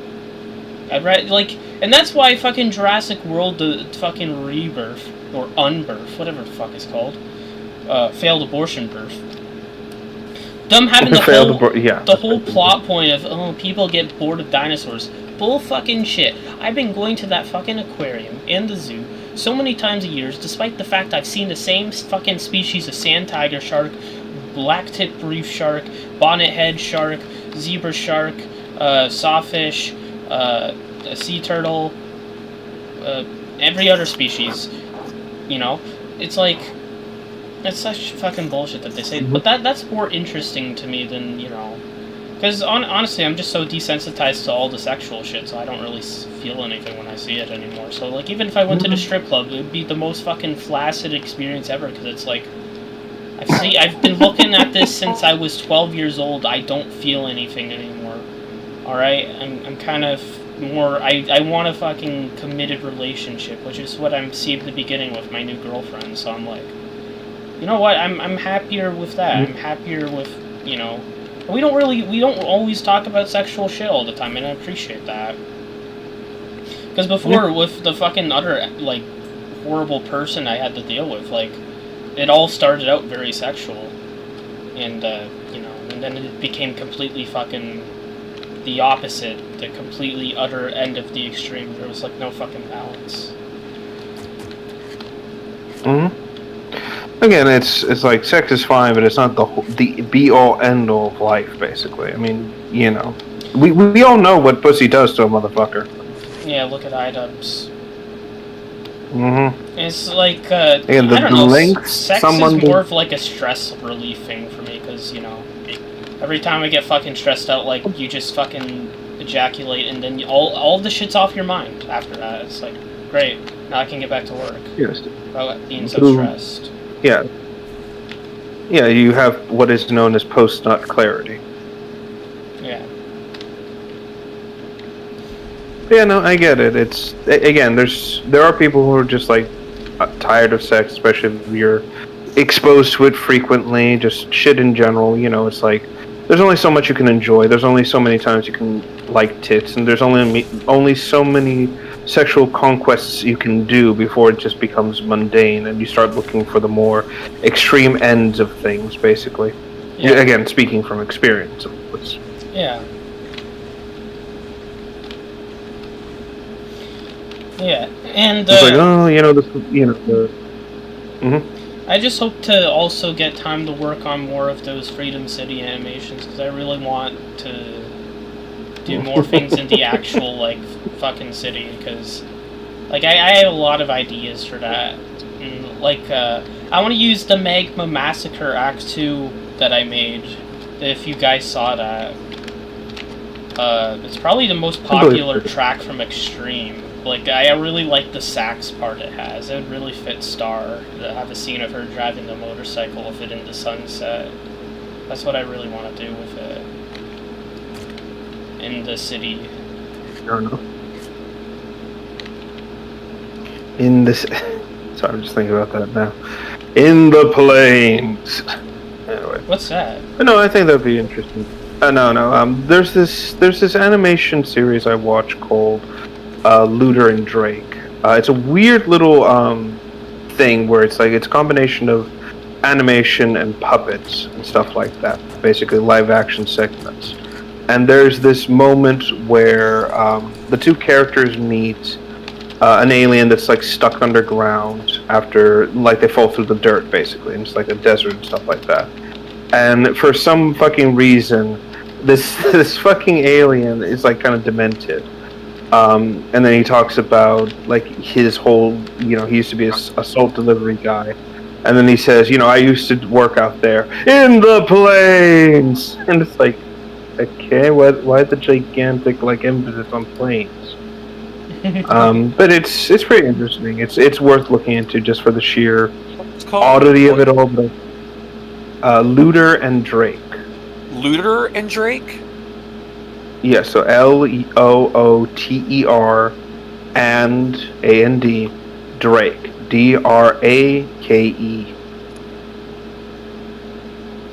Oh, I see. I think, have I... Hold on.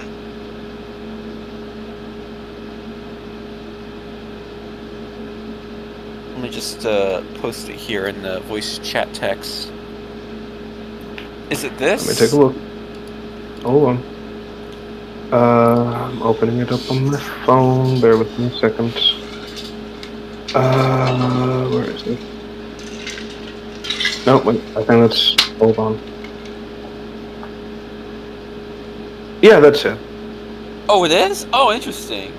Yeah, it's interesting in the sense because they actually build the sets by hand. Animation is kind of interwoven with the live action aspects. Most of the sets, again, because it's mostly like hand puppets and stuff, a lot of it is very small, but they blend it in a very interesting way where it feels like it's all part of the same thing, just seen from a different perspective. The voice acting is all right, not groundbreaking, like holy shit, this is amazing, but like serviceable for what they're trying to make, basically.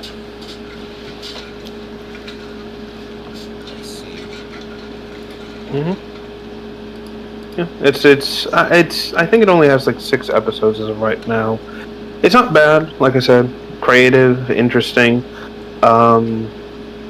It's one of the more interesting indie animations that actually doesn't try to be like a fucking another Has-Been Hotel or Digital Circus or anything like that, basically.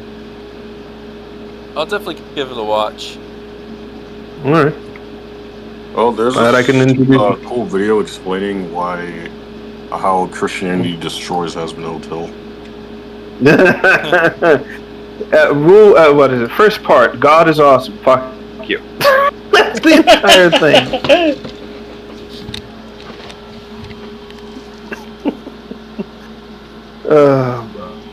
I'll DM it. Okay. I mean, I've known that it's poison. Okay.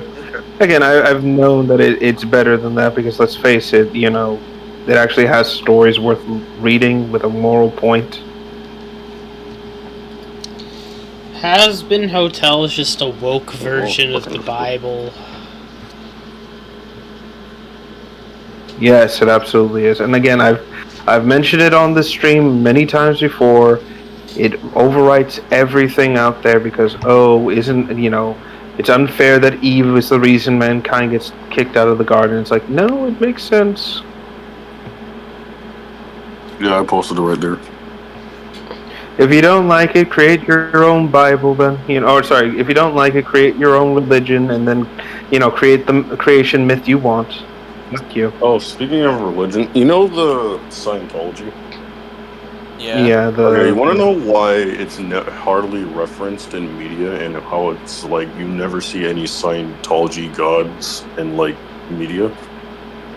Because apparently what happened is the Church of Scientology literally copyrighted their own religion, and they'll like they'll like sue anyone. It was revealed in like when South Park made fun of Scientology. It was super controversial. Like, there was like an interview with Trey Parker. He was saying like his lawyers informed him that it's not a good idea to release the episode because like the Scientologists are like sue happy, and then he's just said, and then he said, "Fuck it, just release the episode." Mm-hmm. And that led to a whole kerfuffle and shit. I imagine they were probably able to get away with it with like the parody law or something like that. Yeah, that's like. I mean that could work. Yeah, parody, but still like they would like. I mean, you could just label them a different name like GTA 5 does. They call them Espalanas in like GTA 5. Oh, and Epsilon. There's more made up names of Scientology, but and also and like you'll never see like some sort of movie that adds like Scientology gods like Xenu. Like the Church of Scientology will sue the shit out of you for it. Yeah, because it's a gigantic fucking scam, is what it is, and they know it's a scam. And I've said this before. I don't know if I mentioned this, but where I lived before had a Church of Scientology, and it was this gigantic eyesore of a building, basically. And I was curious. What? Oh, I just saw a bus pass by and someone had like a giant ass teddy bear. I guess they won it at a county fair.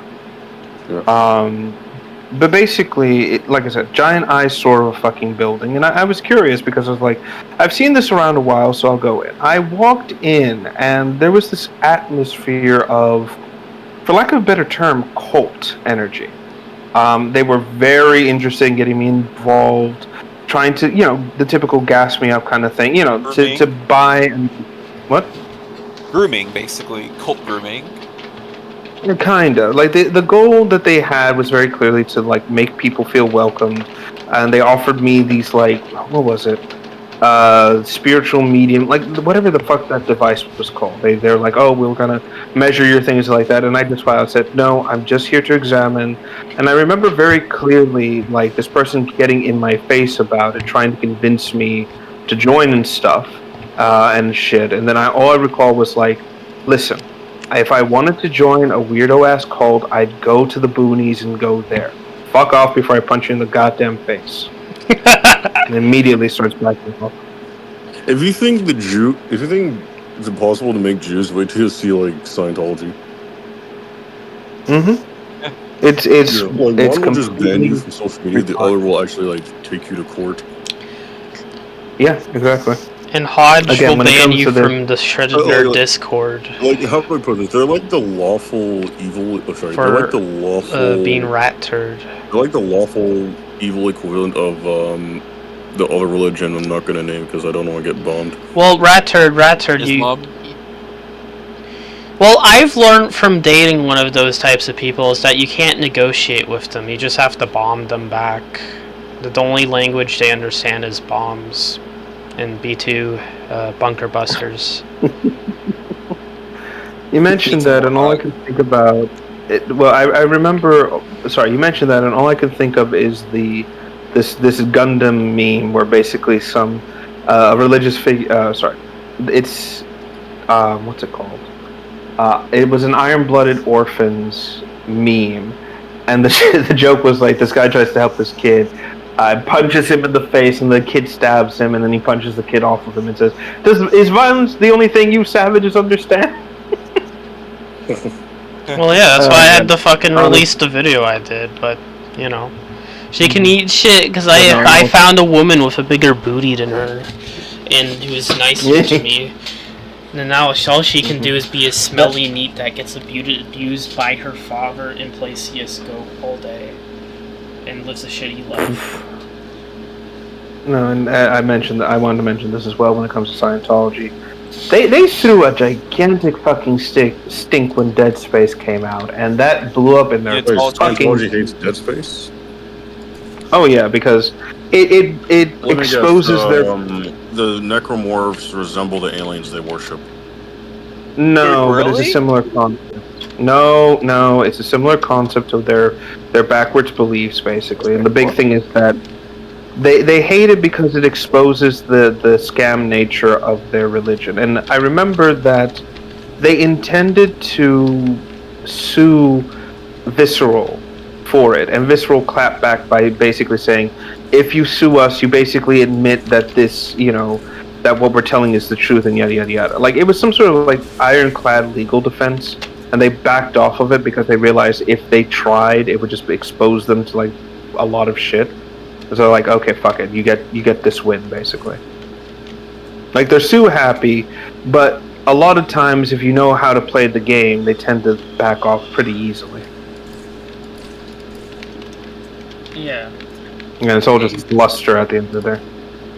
Mm-hmm. I'm gonna be honest regarding Dead Space. I've never played any of the games, but I did watch like the animated movie. What's it called? Downfall, I think.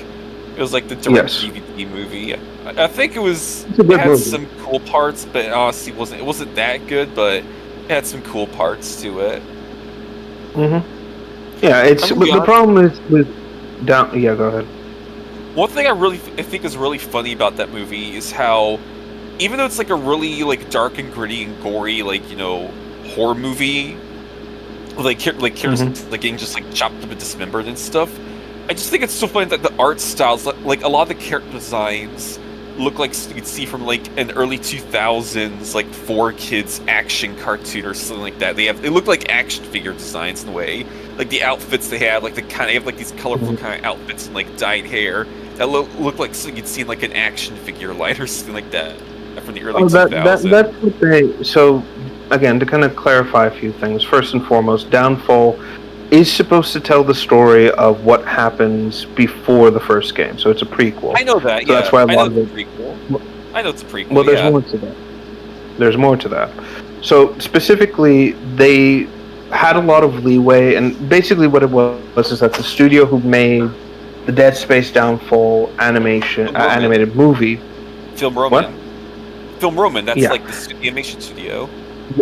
Yes, they were interested in the film, but they wanted to do an adaptation of the original game.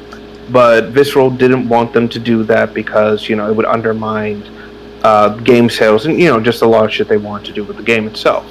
So, instead, they were basically given an opportunity to do the prequel because there was actually a lot of characters mentioned in audio recordings and things like that in the Dead Space video game. And so there was enough to actually build the film off of those characters, such as Captain Vincent, what happened to Vincent, the head of security, what happened to the captain, Matthias, just a lot of things that built up to it. Fun fact as well, there was also a Wii game that came out that actually went further and showed us the destruction of the colony, what happened to everything, how badly it all went, things of that nature. And that was extremely well done, and basically, in a lot of ways, Dead Space has its Raccoon City moment. Let's call it that. Ah, I see. Giant nuke. No, well, yes, giant nuke, but more in the sense of we dropped a giant chunk of the planet on the planet itself, and it caused it to explode. Ah, interesting. Yeah, the aftermath of that, ironically enough, which I think that's the name of the other animated movie, is explored in a much more interesting detail specifically. Aftermath was created by a different studio, but they wanted to experiment with the concept of different animation styles. So for this one specifically, 2D. Yeah, so they contracted other studios to work with them and create 4 to 5 stories from different perspectives with different visuals to each of them. Aftermath, like the Animatrix, basically, like the Animatrix. Not quite. It was the same story told from a different perspective, and every different perspective would tell what the character was doing leading up to a certain event or leading up to a certain area. So it was one event told from 4 different perspectives with 4 different art styles, not counting the CG one. It was not as popular as Downfall, largely because, like Downfall, it was a prequel to Dead Space 2. But the problem was that almost all of the characters, except for a character who returns in the second game, get killed off violently, basically. And the story was fine, but it didn't do anything new for the setting. It didn't expand on anything about it. It kind of gave us more context about the marker, how you really can't destroy it in a traditional sense. You have to use a lot of power to do it, given that it's an energy-conducting super element. It showed us how badly the marker could affect certain minds, how it basically is sinister and has a bit of a will of its own, and just how it manipulates events through a person's mind to make them act a certain way. For example, one of the... Again, this is the fucked up bit, by the way. One of the characters, who's an engineer, just like Isaac, he lost his daughter to a hit and run, basically. And the marker knows this, and when he touches the shard, it causes him to start seeing visions of his daughter again. And we actually see how she was killed, and it's horrendous, where basically the car comes in from the side, you see it hit her, and it snaps her neck completely around, and her head comes off. And it's shown completely, it's shown, to the audience, uncensored, and it's like, holy shit, wow. Okay, points to you then for, actually doing it. Ironically, though, they censored the bit where Strauss, the character who survives this whole thing, kills his his infant son and wife, which is kind of ironic when you think about it. But hey, whatever. I guess the child murder budget was reached at that point. If I'm gonna be honest, I think like seeing the guy like kill his own like baby, I think that's already like a whole new level of like fucked up compared to like a car accident death. We see him in the silhouette doing it, where basically he has a plasma cutter. He's not shooting the kid. He gets this vision when he goes into the room because he wants to protect his family, but he witnesses the baby transform in his mind into one of the lurker enemies, basically. So he thinks it's one of those monsters, so he panics, thinks the kid is gone by this point, grabs the grabs the cutter and starts just pummeling the thing into pulp, basically. We don't see it, but we hear it, and that's the horrifying thing. And then his wife comes in, and he sees her as a monster. She's screaming, like, what has he done? He kills her too. We don't see it, but, we hear it. And, again, I think that's where the movie drew a line that a lot of people did not like. Disconnect. I see. Yeah, so it's one of the main...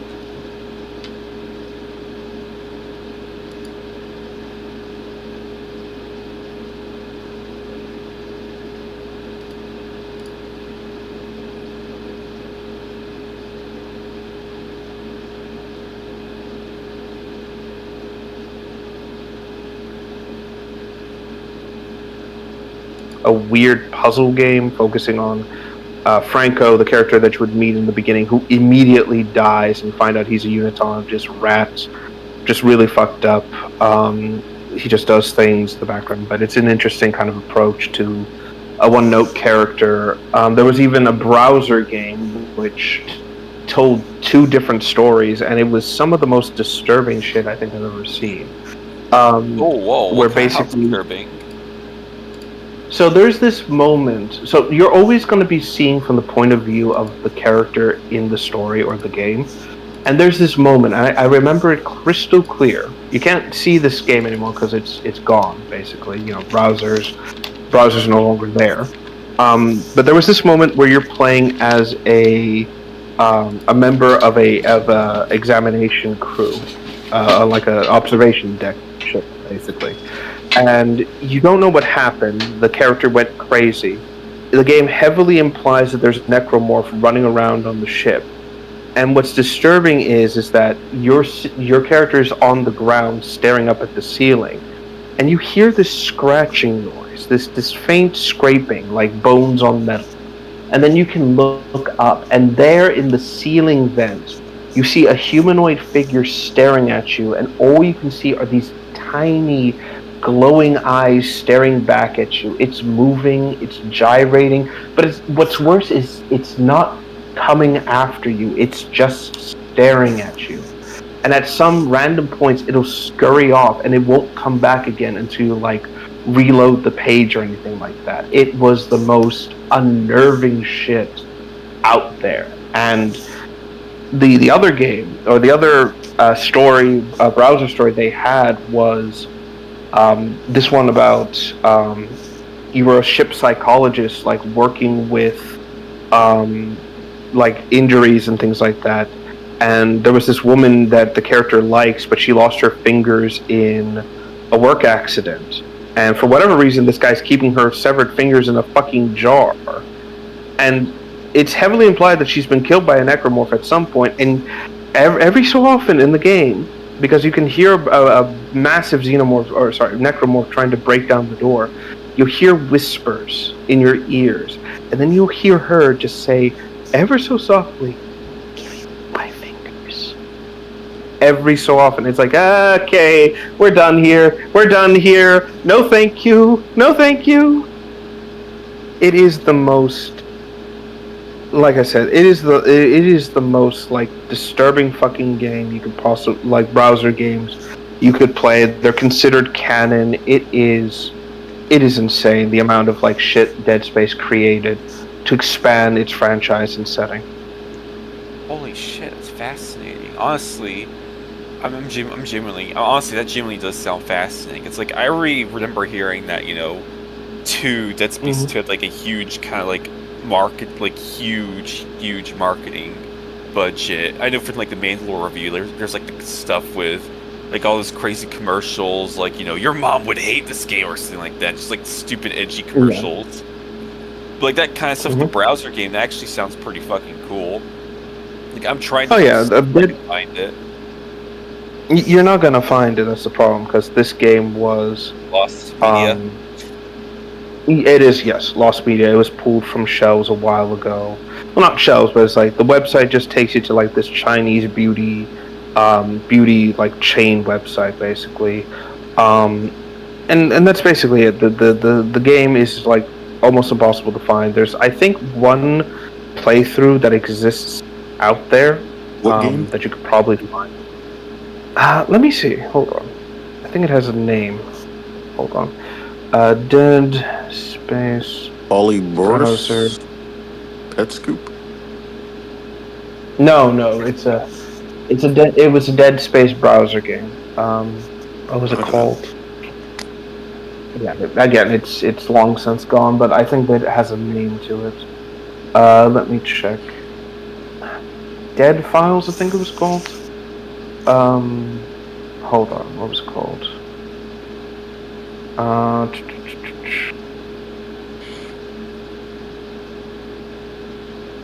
No, it's just giving me all the other games.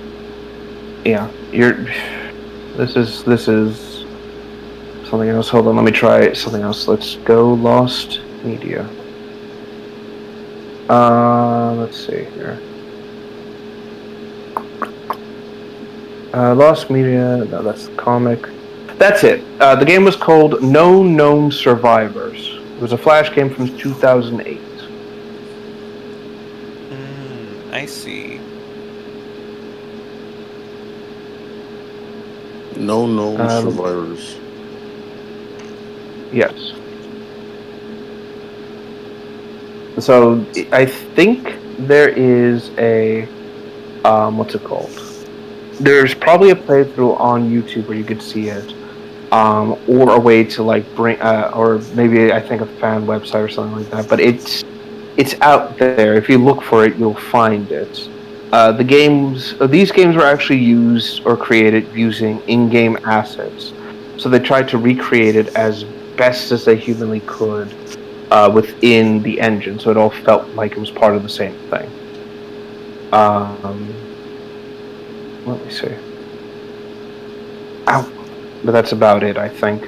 I also remember there was this 2D space horror game. Shooter that was on Newgrounds. I forgot the name of it. Okay.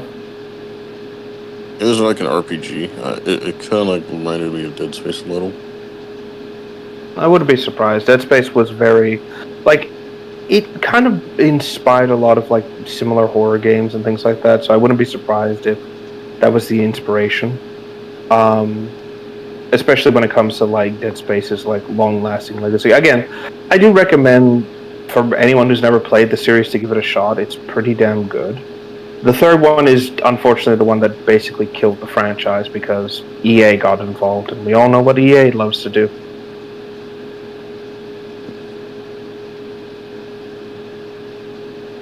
Fucking jackasses, the lot of them. I didn't think it's possible for someone to copyright their own religion.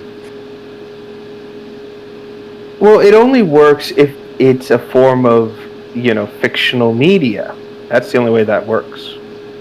Hint, hint.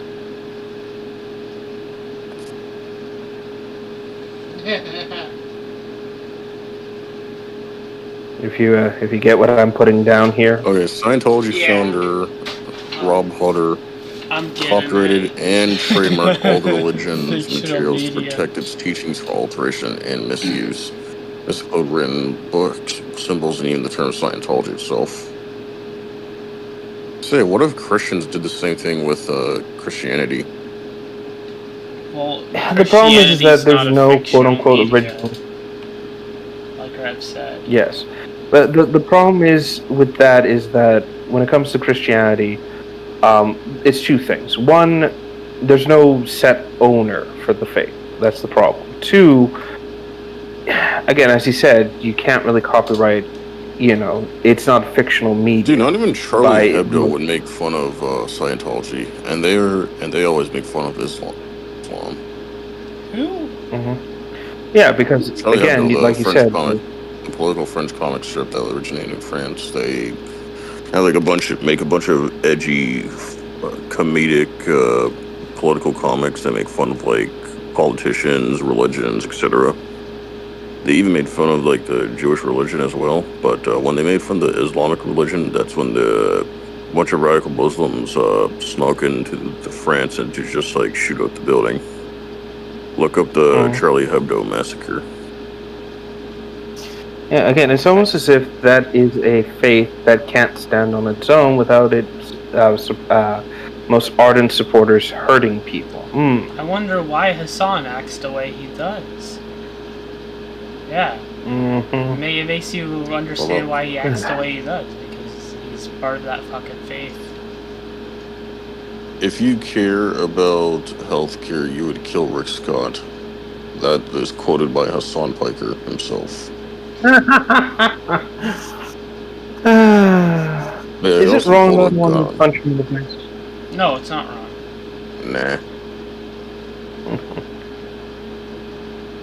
I was like, but Rev, he's stronger than It's the only language he understands, Rev. Like I said, with my ex, it's like... also, I always make edgy jokes. These sand people, the only language they understand is violence. You can't do diplomacy with them.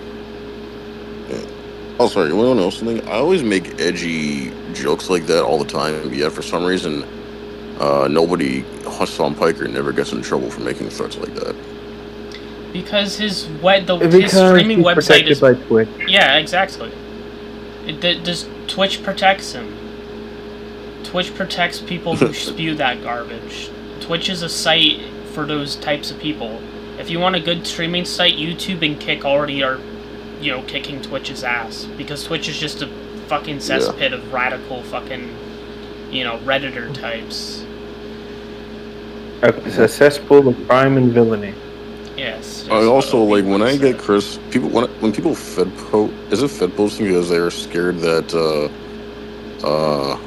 that the police are gonna like shut down the server or something. Yes. Well, they never seem to go. The police never seem to go after Hassan Piker for some reason. They have, haven't they? You got stopped by. He's being investigated at the airport. No. He is being called out and investigated by some groups. So there is a push to punish him for the shit he's done. It's just they're taking a different approach with him, because they know that if he catches a whiff of something going on, he's going to try and publicize this and then claim that they're coming at, he's being unjustly targeted and shit like that, and then make a big stink about it. Oh, speaking of Fed posting, there's a guy known as Rat Turd, who Fed posts in my server all the time, and then that's how he got banned by Hodge. No, there's a guy named William Powell who created the Anarchist Cookbook. It's a book containing instructions of the manufacture of explosives, rudimentary Well, I didn't know he made the Halo Cookbook. Freaking devices. Yeah, it's an actual book created by the Halo Cookbook. William B. Powell. Yeah, he made the shitty Halo Infinite Cookbook. That's what he did. It says the Anarchist Cookbook was written by William Afton. Sorry. William Powell. Beat me to the punch. Man behind the slot. I need to brush my teeth. Again, anarchists are an odd group, and frankly, I'm not too bothered by what they are. It's like, I'm in the opinion that everyone's free to make their own life choices and decisions, but when you make a mistake, that's on you as well, Oh, sorry. They're fine. I'm trying to...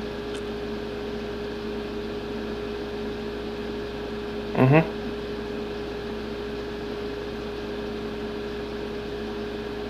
Yeah, I'm just trying to like record something. You're good, no worries. It's...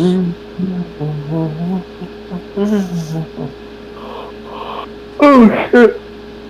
Sorry, I didn't realize how late it was. Oh shit.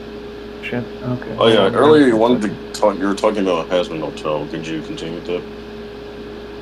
What exactly do you want me to continue with specifically? Something about like Christianity. Oh yeah, I was saying like Christianity has debunked Hasman Hotel. There's a video explaining it. Yeah, basically to kind of give a generalization, you know, a lot of what Hasman Hotel gets wrong about Christianity is just a lot of its basic fundamentals. It views everything from like a general overview of like what's popular, what's everything, you know, like popular expressions, cherry-picked verses, things like that. It never really looks into like the morals of these stories, things of that nature. They just view it as, oh, it's just a bunch of rules and that's it, and shit like that. Especially when it comes to like depicting things like what led to humanity being kicked out of the garden. You know, how it goes is supposed to be that, you know, you've got Eve and you've got Adam. They're in the garden, and the whole point is that God gives them this paradise, but gives them one rule, and that's not to eat from the tree of knowledge, which is an apple tree. And you know, Lucifer, being the vindictive little bastard he is, wants to prove that humanity's as fallible as he is. So he basically turns into a snake and seduces Eve to eat from the apple. And when she does this, she gains knowledge. She then believes that this is a universal good and convinces Adam to eat it as well. Adam agrees to this because it's Eve that's telling him to do this, not the fucking snake. So they gain knowledge, they gain an understanding, and this leads them to be kicked out from paradise by God because, you know, they broke his rule and introduced this knowledge into their bodies and things like that. While Lucifer is punished for his actions, you know, he's ultimately the choice was done by humanity, and humanity has to live with that original sin, as it's often referred to. But even so, God never really abandoned Adam or Eve. Depending on the type of version of the Bible you read, Adam is approached by one of the angels, and is given a flaming sword to help defend himself and Eve in this new world and wasteland. I think. Oh, hold on a second. Go ahead.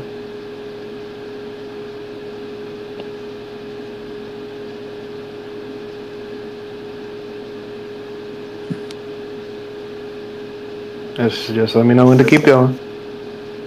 I'll continue. Okay. I believe the angel that gives him the sword is Azazel, I think. Again, it's been years since I've researched this, so my memory might be a little fuzzy. Azazel, you know, and then from the... Azazel sounds like a demon name. It depends. Again, it's one of those problems that you look into with the Bible, is that there are different interpretations of what Azazel is. Same with Gabriel and things of that nature. It depends on the version of the Bible you're reading and from what sources you're picking from. Some sources claim that Azazel is an angel. Other sources claim that he's a fallen angel. Some believe that he was with Lucifer when the initial fall began and the rebellion in heaven, things of that nature. Again, it depends entirely on what you're looking at. Well, it says according to the Jewish religion, Azazel is a demon. Right, but the Christian doctrine claims that he's an angel. So you see what I mean? There are different interpretations. Depiction of him. Right. Again, same with Baphomet and the how Hebrew that. Bible. Yes, and same with Baphomet and how it's depicted as either a demon or a source of knowledge, depending on who you're asking.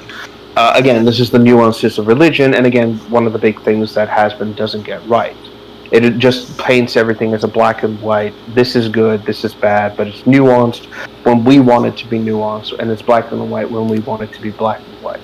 And it's honestly one of the more obnoxious things about that fucking show and everything about it. Meanwhile, you know, you've got all these other things going on with the Bible, these stories, these things, and a lot of it really boils down to just moral stories trying to tell you and teach you to be a better person. I think one of the biggest example of this would have to be the Good Samaritan story. Its overview basically is a man travels from one city to another, and along the way gets beaten to near to death by bandits along the road.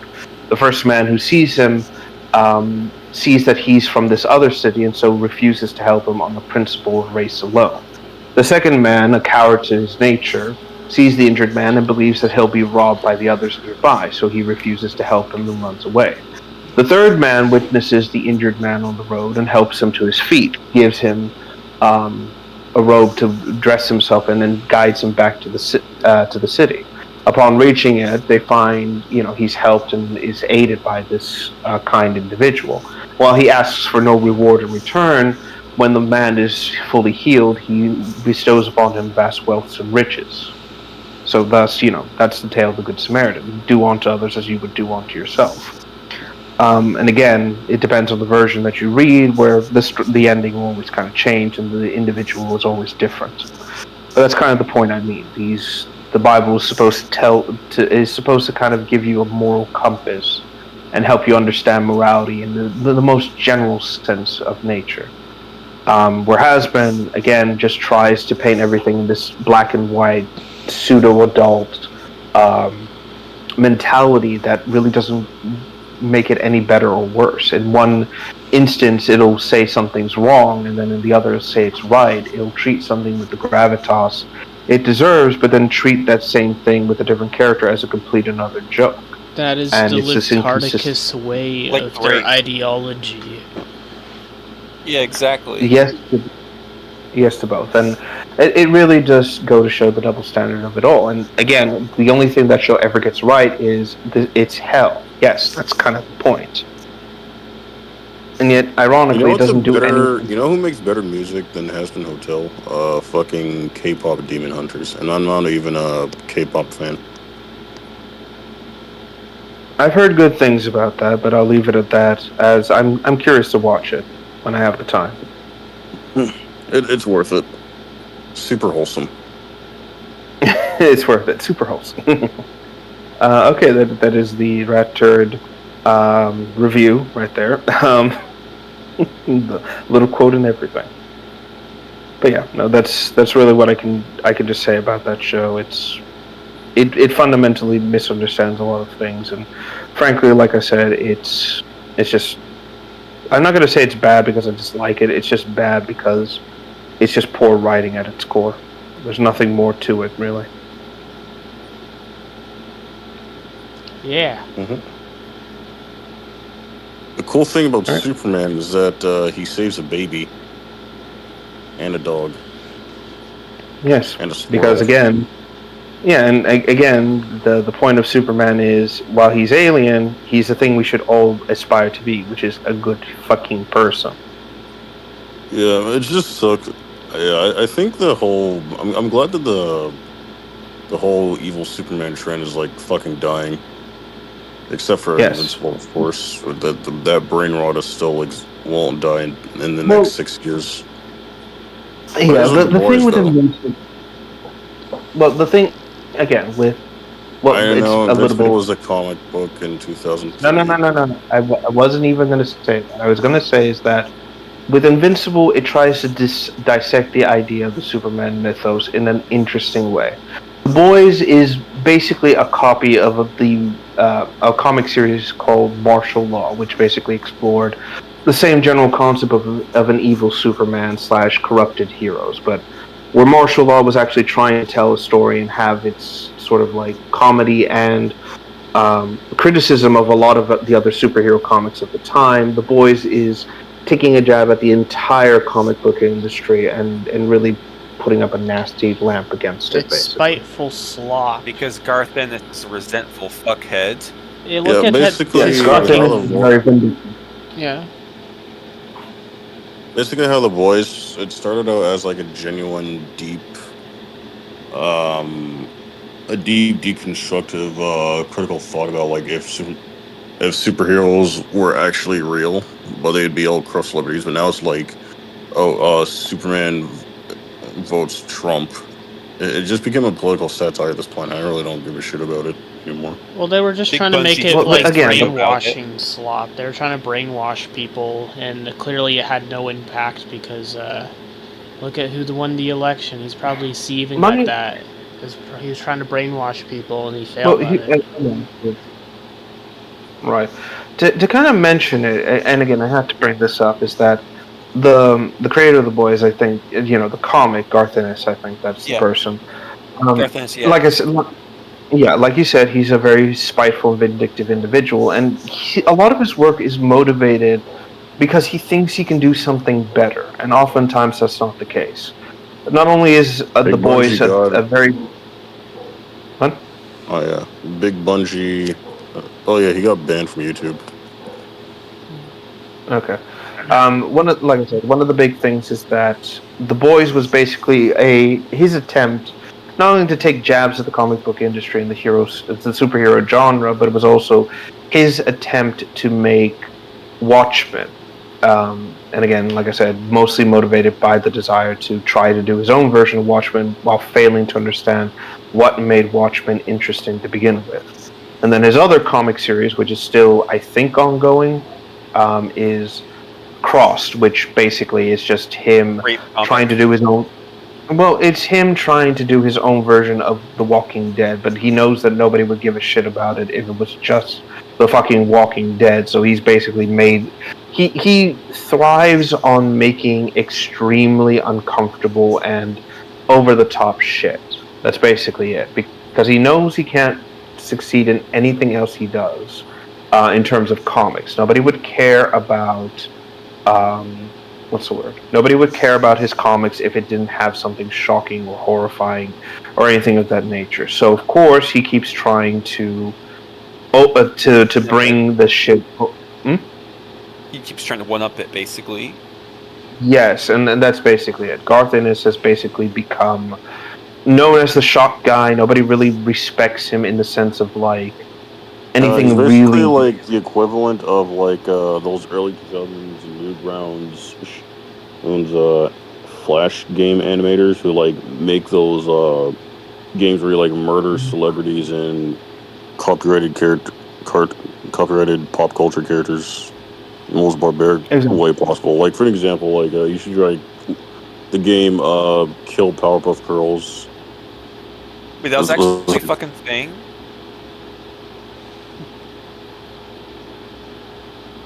Why the fuck would anyone want to kill the Powerpuff Girls? I thought everyone loved that show.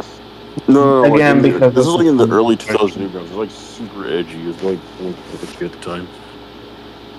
Yeah, but you're not wrong. It's just like there's like someone made a game where you just murder the Powerpuff Girls. Like I think like one of them, you just like kill Bubbles. Like you strap her to a table, shave off her hair, and then you just gouge her eyeballs out, and then you just attach like a car jumper cable in her eyeballs, and then it just she gets electrocuted to death, and then like that's horrible. Her body starts floating around the air while her eye sockets are like bleeding, and then you just like end her and just like give her entire body with a shotgun. That's disgusting. That's fucking. What the fuck? Oh my god. Again, that was very fucking disturbing. Yeah. Like you said, it's not. Garth Ennis really is kind of like that embodiment of that sort of idea, and it's fucking obnoxious because again, he's put himself, especially in the Cross comics, in the situation where he has no choice but to continue to escalate it, to continue to push it further. He's gotten flack from everybody, and especially because these comics are just basically what you'd expect. Awful, over-the-top shit. And he can't escape it. That's the problem. Many people have said it's like, you should take influence from The Walking Dead. You should try to do this, give it a proper fucking ending at some point, but he just can't. Because again, he knows if he tries, nobody's gonna fucking care about his shit anymore. I feel like that whole Cross comic is just him seething at Christians. I don't know. Like I said, that's not the case when it comes to Garth Ennis, especially when it comes to this sort of shit. This is more of a case of, like I said, someone who's Oh wait, what about Happy? Do you remember Happy Tree Friends? Yes, I know Happy. Would you say that's like Garth Ennis edgy or no? No, because they wrote the worst fucking Sonic games. They fucking moved on to Sonic and like the fucking writers for that Happy shit. Tree Friends. Yeah. The writers for Happy Wait, hold on a fucking minute. The HTF guys, they made like the new Sonic games? The meta era, yeah. Sonic Colors, the fucking Sonic Forces. They started writing it, and they fucking ruined a lot of the fucking writing, made Sonic into a complete fucking joke. That explains so much. They're the same fucking guys, huh? What? No fucking way. I refuse to believe it. They got the writers from Happy Tree Friends to write the meta era for Sonic. Yeah. Yeah, it is. Well, that explains why the same guy who wrote Sonic Colors and Happy Tree Friends. Well, again, that makes perfect sense why the studio, what's it called, stopped producing shit after a while. It's like they just basically got called on to do something else.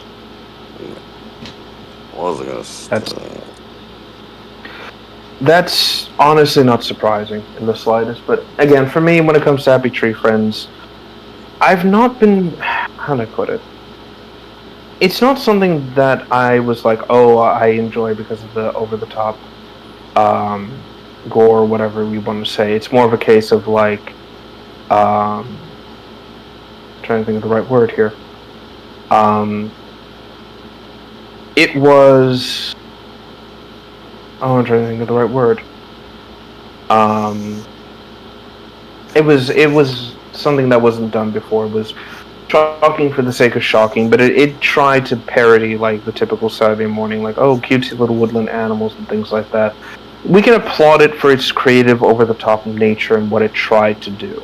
Again, I'm giving this that caveat and not crossed, because this was back in, way back in the day. We're talking early internet era. No, early internet era. So it was like, a novelty and new at the time. But everything else that's come after that has just been like, okay, and we're here for the sake of whatever, Let's see. Yeah. So, like I said, it's just what it is. I think Happy Tree Friends was fine for the concept, fine for what it was, and just, can be left alone as it is. But beyond that, not much else should be looked into when it comes to Happy Tree Friends. It's just the typical kind of like early 2000s kind of humor, not even game, sorry, early 2000s kind of like entertainment for the sake, shock value for the sake of shock value, but that was really just about it at the end of the day. Yeah, I've got nothing else to say really. I think it was fine. It wasn't great, but it was fine. I'll leave it at that. I see. Yeah, it's like, what else can I say at the end of the day?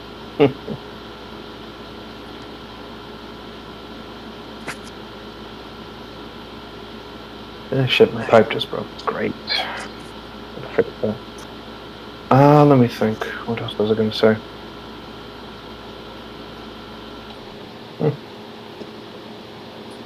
I think I lost my train of thought now. Great.